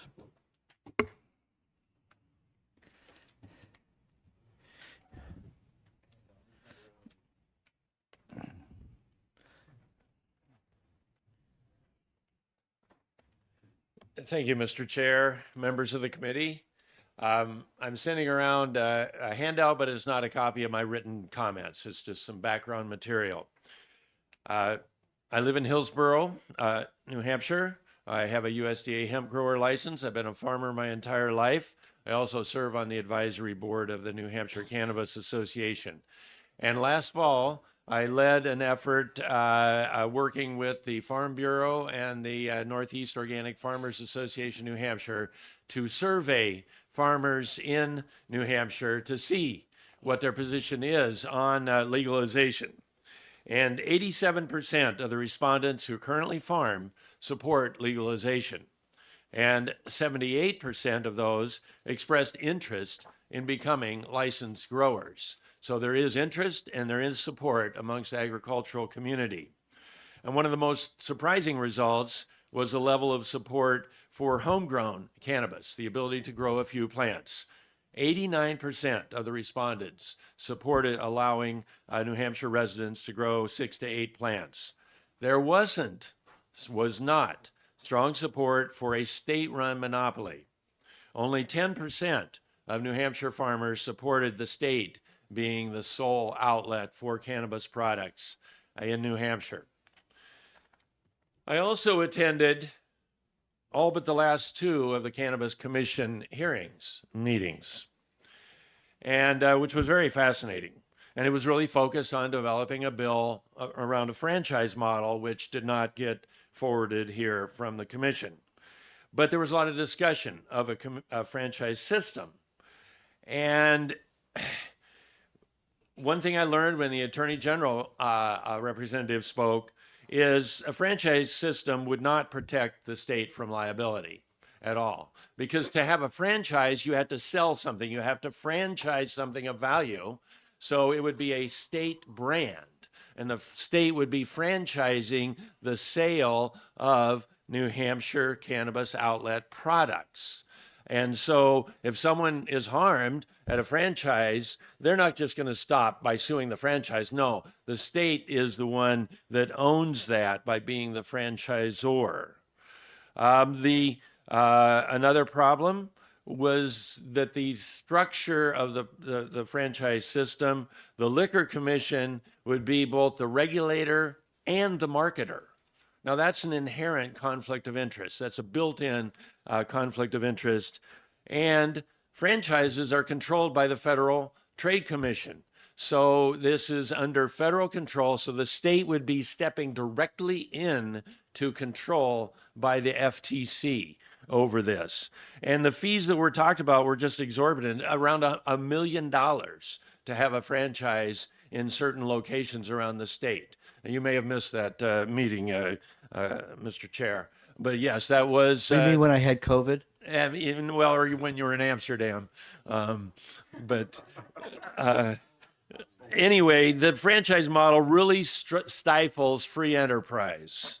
And it really is not going to stop the illicit market. And I hate people calling it the black market. Please call it the illicit market. It doesn't do anything to help Granite State farmers. And I think we have a much better model. And the thing with, yes, Quebec is running a state, province, but they're in a legal country. We're still in a federal prohibition, and the bill that is put before you, 1633, I think is the best way to go. Yes, there's some improvements that were suggested today that should certainly be taken into consideration. But I've been spending time lately in Vermont, Maine, and in Minnesota. And Minnesota just legalized, so they're still in the process of rolling out the rules. But there was a question asked earlier about sobriety test, and they actually do have a field sobriety test that they're in a 1-year validation process, which is what happened with a breathalyzer. When it was first rolled out, it wasn't just put right out there and rely on the results. It takes validation. And so right now there's a year of validation going on in Minnesota. So it's something to look at as this takes effect. But the thing that's really struck me in these states which have legalized is the level of economic activity that's happening. I mean, people are excited. Young people have a future. They're talking about science. They're talking about marketing. They're talking about packaging. They're meeting one another. They have all these different conventions and events going on to share information. And I really think that that's something that New Hampshire could use. So I really hope that this is the year we move a bill all the way through the House. Thank you very much. And the Senate needs to get on board. And the governor, this is his legacy, his last chance. Let's put the best bill forward that the farmers support, that's based in free enterprise, that's, follows our model, that leads to a safe, tested, regulated, and taxed market in the Live Free state. Thank you. Okay, thank you. Dan Allegri.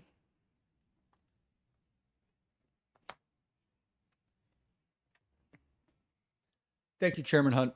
My name is Dan Allegretti. I'm here today as a member of the public. I have no pecuniary interest in the cannabis industry. I have not been prompted by anyone to be here. I am not being paid by anyone to be here. My testimony, which I submitted electronically, is my own. And unlike Representative Cahill's suggestion, I am not uninformed. The point has been made by opponents that there are heartbreaking stories of cannabis abuse. Lives ruined, automobile accidents, medical impacts, all of which is heartbreaking and irrelevant because cannabis is here. The point has been made. It rolls across our state border every hour of every day. Every state and province we border and every state and province they border have authorized adult use sales. And we are not stopping every car at the border and searching it. It would destroy our economy. Cannabis is here. And what sets us apart with our prohibition is that we are unable to mitigate those impacts with tax revenues that are being collected from our citizens. Every purchase of cannabis out of state includes a tax, and it goes to another state government to fund prohibition and education and treatment and public safety. We are being chumps. And it's time to change that, and this bill changes it. A point that you all know, but it's worth mentioning because no one has, is that it polls by more than 2-to-1 in favor. And if you're opposed, that's a lot of constituents to be ignoring. It's a powerful message and one you should think carefully about. On the question of an alternative model, I don't envy you, Chairman Hunt. I hope you find a way to get a bill done one way or another, but I will offer this as food for thought. I'd like to read one sentence to you. Free and fair competition in the trades and industries is an inherent and essential right of the people and should be protected against all monopolies and conspiracies which tend to hinder or destroy it. Those words have been in Article 83 of our state constitution since the year 1784. And I can't think of a more authoritative or compelling statement of why we should adopt a competitive model. Lastly, opponents of the bill will try to pick it apart by pointing out that there's an actual issue or problem it doesn't solve. Well, who's ever drafted a perfect bill? The question is not how does it compare to the ideal bill. The question is, how does it compare to the status quo? And I think this bill is a vast improvement, and I think it's very important that lawmakers not lose sight of that. I know it's late in the day. I thank you for your patience and indulgence in allowing me to present my testimony. I did submit it electronically to the committee. I have a few courtesy copies if anyone needs one, and I'm happy to answer any questions that any members may have for me. I think we're all set with questions. Thank you. I'll take a copy of that. Thank you very much. Okay, Nathaniel Curran. Oh. Thank you. Good afternoon, Chairman Hunt, members of the committee. Thank you So for. you got 5 minutes, not 10. That's fine. I intend to be succinct in respect for the fact that we all want to get going. I'm speaking here this afternoon. I'm the chair of the New Hampshire Cannabis Party. However, I'm speaking here this afternoon within the context of my 9 years of full-time professional practice experience and expertise in the rarefied field of cannabis banking, electronic payments, compliance, and related financial services. I'm going to make one small, reference with regard to the commission, then I'm going to get right to my main point, except to say that recently I did complete a fair amount of study and research on the topic of DWI, cannabis-related testing, both breathalyzers and blood tests and the rest of that, and should any, I'm not going to get into it now, it'll take a few minutes to talk about, but should any committee member, ask me about that or wish to pursue that later, I'll be more than happy to get into that, but I could provide some expertise and guidance on that. The State Liquor Commission, under the leadership of Commissioner Joe Mollica and his executive team, have acquitted themselves and their standout professionalism, energy, and devotion to the state's best interests. Although they knew little at first about the cannabis industry, over the past 18 months, they've become well informed by learning from stakeholders, visiting licensed operations in other states, studying the relevant issues and nuances, and thoughtfully incorporating it all into their proposals. In my professional opinion, they are already best qualified in collaboration with a well-chosen stakeholder advisory panel to implement, regulate, and supervise our cannabis industry. They also understood enough to know that state employees cannot be required to engage in violations of federal law, so they devised a workaround franchise model in which the commission itself would not actually sell cannabis, but franchise independent operators to do so, with the rationale that the state would then not be required to defend those operators from possible federal enforcement penalties and consequences. However, I've seen innumerable examples of these seemingly clever industry workarounds over the years, and sooner or later, they have all collapsed, usually ugly. My main point, and leaving aside everything else, is that the current state monopoly proposal is reckless and thoughtless and effectively a non-starter and cannot actually be implemented, and I therefore urge this committee to pass H.R. 1633 if it intends to actually enable a viable commercial cannabis industry in New Hampshire. With the tension between federal and state law, the cannabis industry is complicated and chaotic in many often unforeseen ways.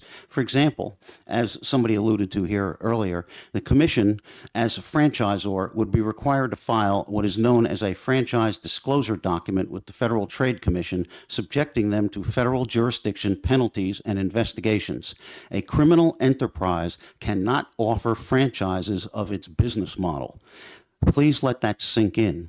Contrived legal firewalls notwithstanding, the State Liquor Commission's position would be precarious and could easily become subject to serious anticipated and unanticipated legal risks and entanglements.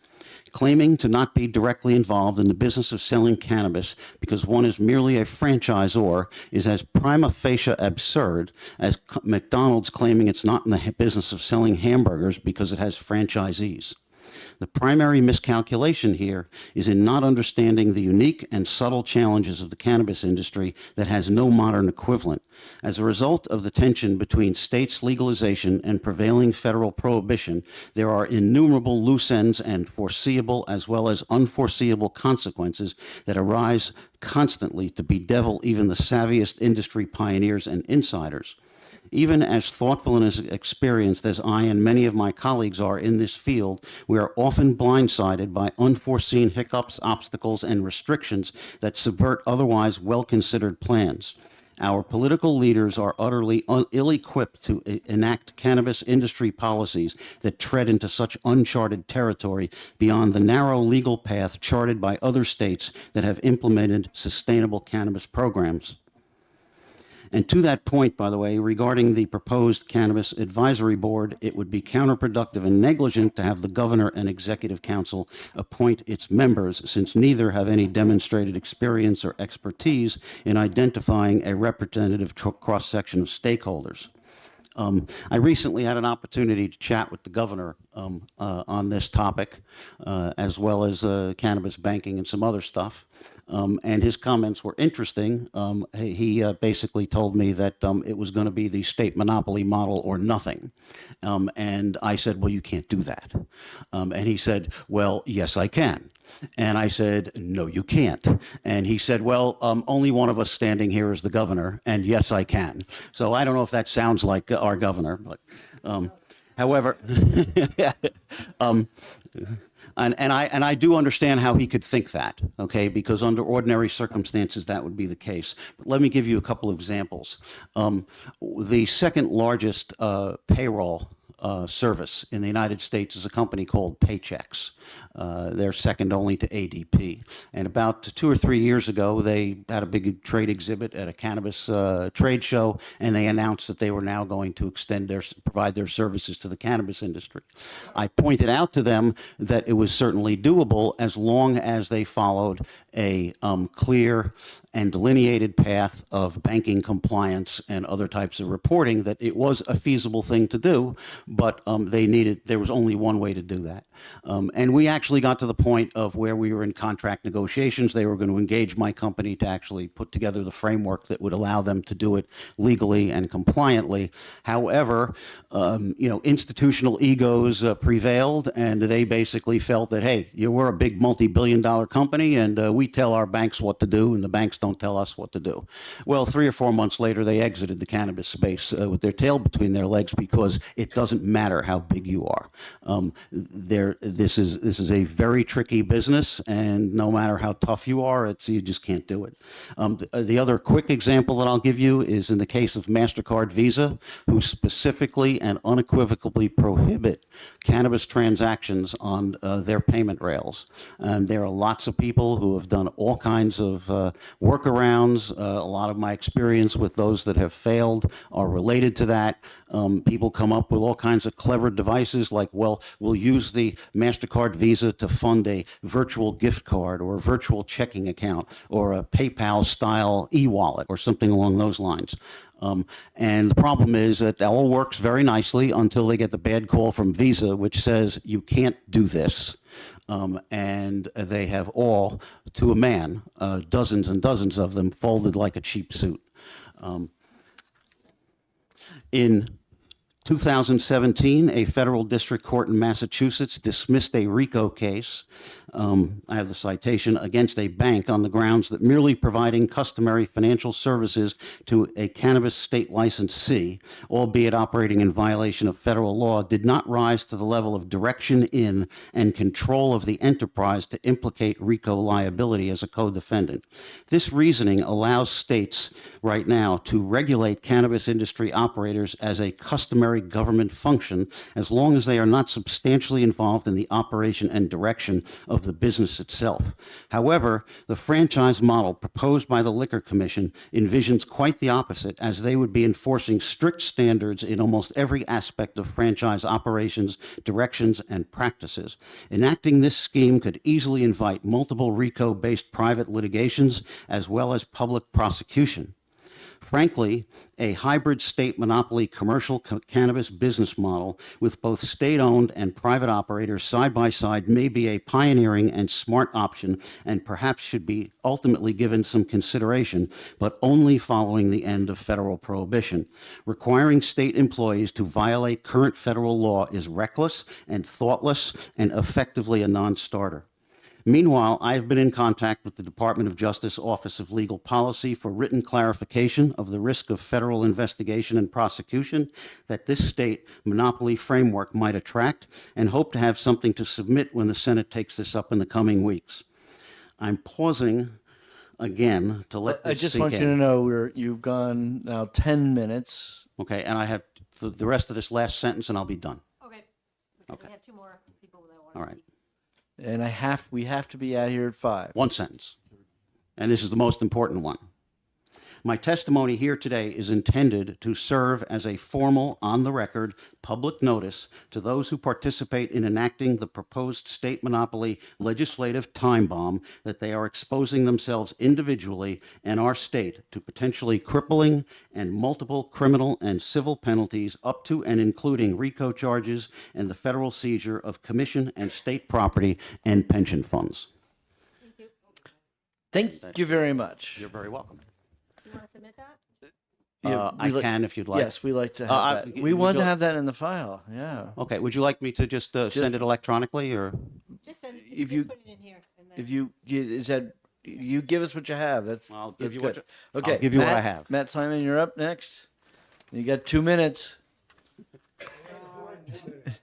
You wrote 2 minutes. I'm going to hold you to 2 minutes. Thank you, Mr. Chairman, Honorable Committee. Good to see you all again. For the record, my name's Matt Simon. I work for Granite Leaf Cannabis. If you don't recognize the name of that company, we did change our name in September, formerly Prime ATC.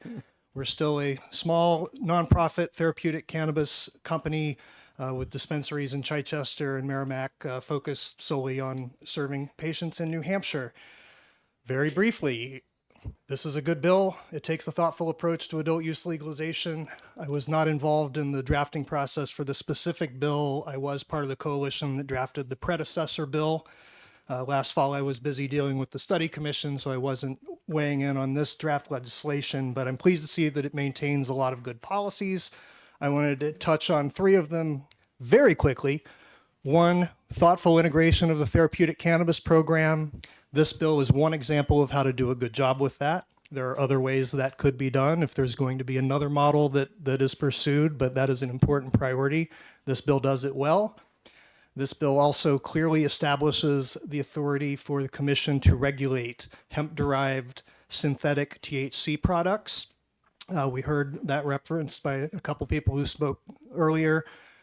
Those products are now illegal for at least the next year under New Hampshire law, but they are still being sold in some places. So if those products are going to be approved for sale, they are inherently more risky than natural cannabis. They should be sold through the same regulated system, I would argue.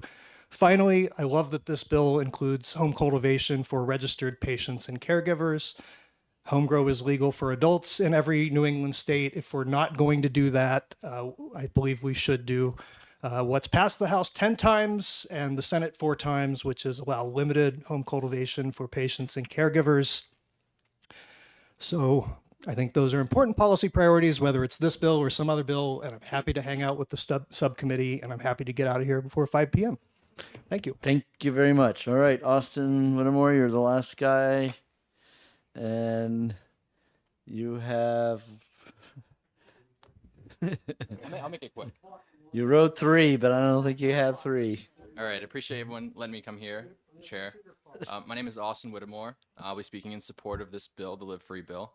I'm a U.S. Army veteran, medically discharged with a background in nutrition dietetics, a Master of Science in Nursing, currently working as an ICU nurse at the state's only Level 1 Trauma and Stroke Center, Dartmouth Health in Lebanon, New Hampshire.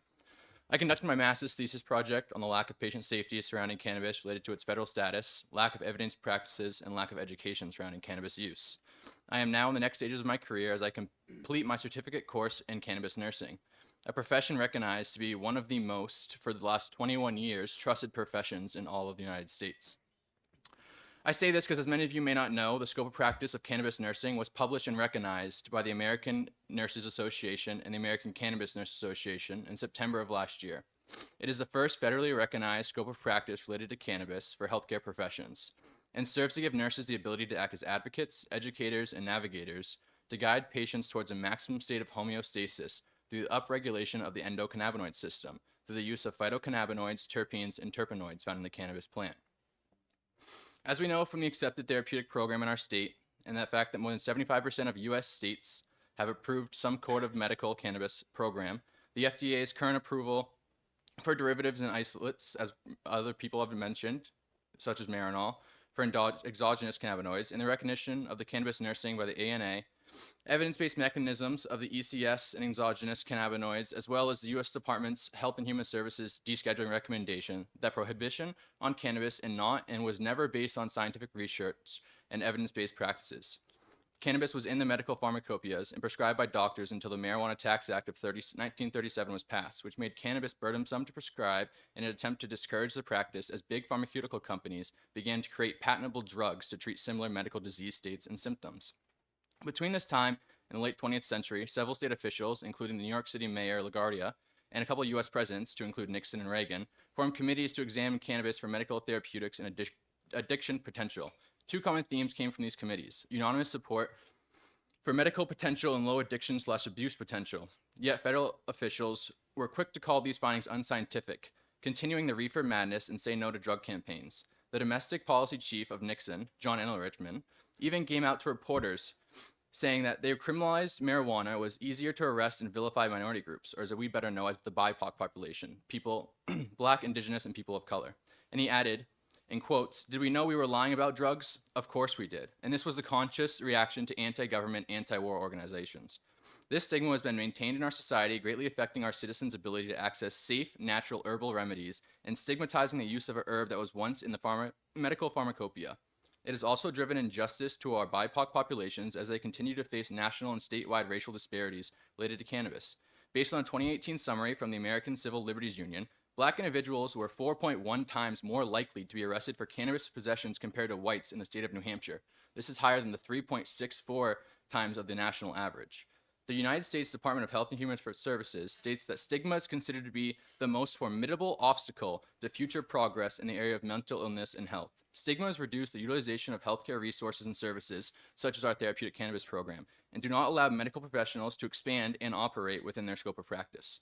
That being said, by supporting the Live Free bill, the state of New Hampshire can leave the unscientific bias, fear-mongering stigma behind and display the ethical principles of autonomy, veracity, non-maleficence, and beneficence and justice to its citizens. Ultimately, it would allow for added economic growth through legal state sales, discouraging out-of-state purchases, creating cannabis entrepreneurs and businesses, and allowing young medical professionals like myself to expand our careers in New Hampshire, or be pushed to relocate to another neighboring state in which we can openly practice cannabis nursing for the benefit of adult use and medical patients. Currently, many medical patients, as we've heard before, travel outside this state, and these are creating federal offenses, as well as increase the risk for the illicit market to have add in polydrugs such as fentanyl or blues.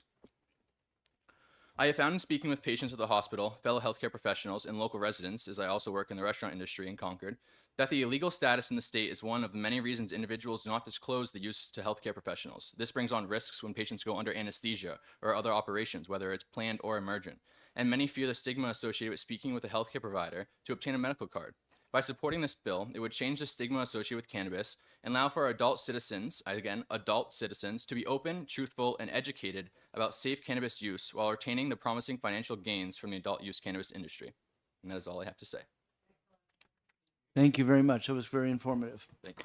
Okay, I will close the public hearing on 1639, and we'll see you all again next Wednesday afternoon. Next week. No. Excuse me. 1639 subcommittee will be next Wednesday.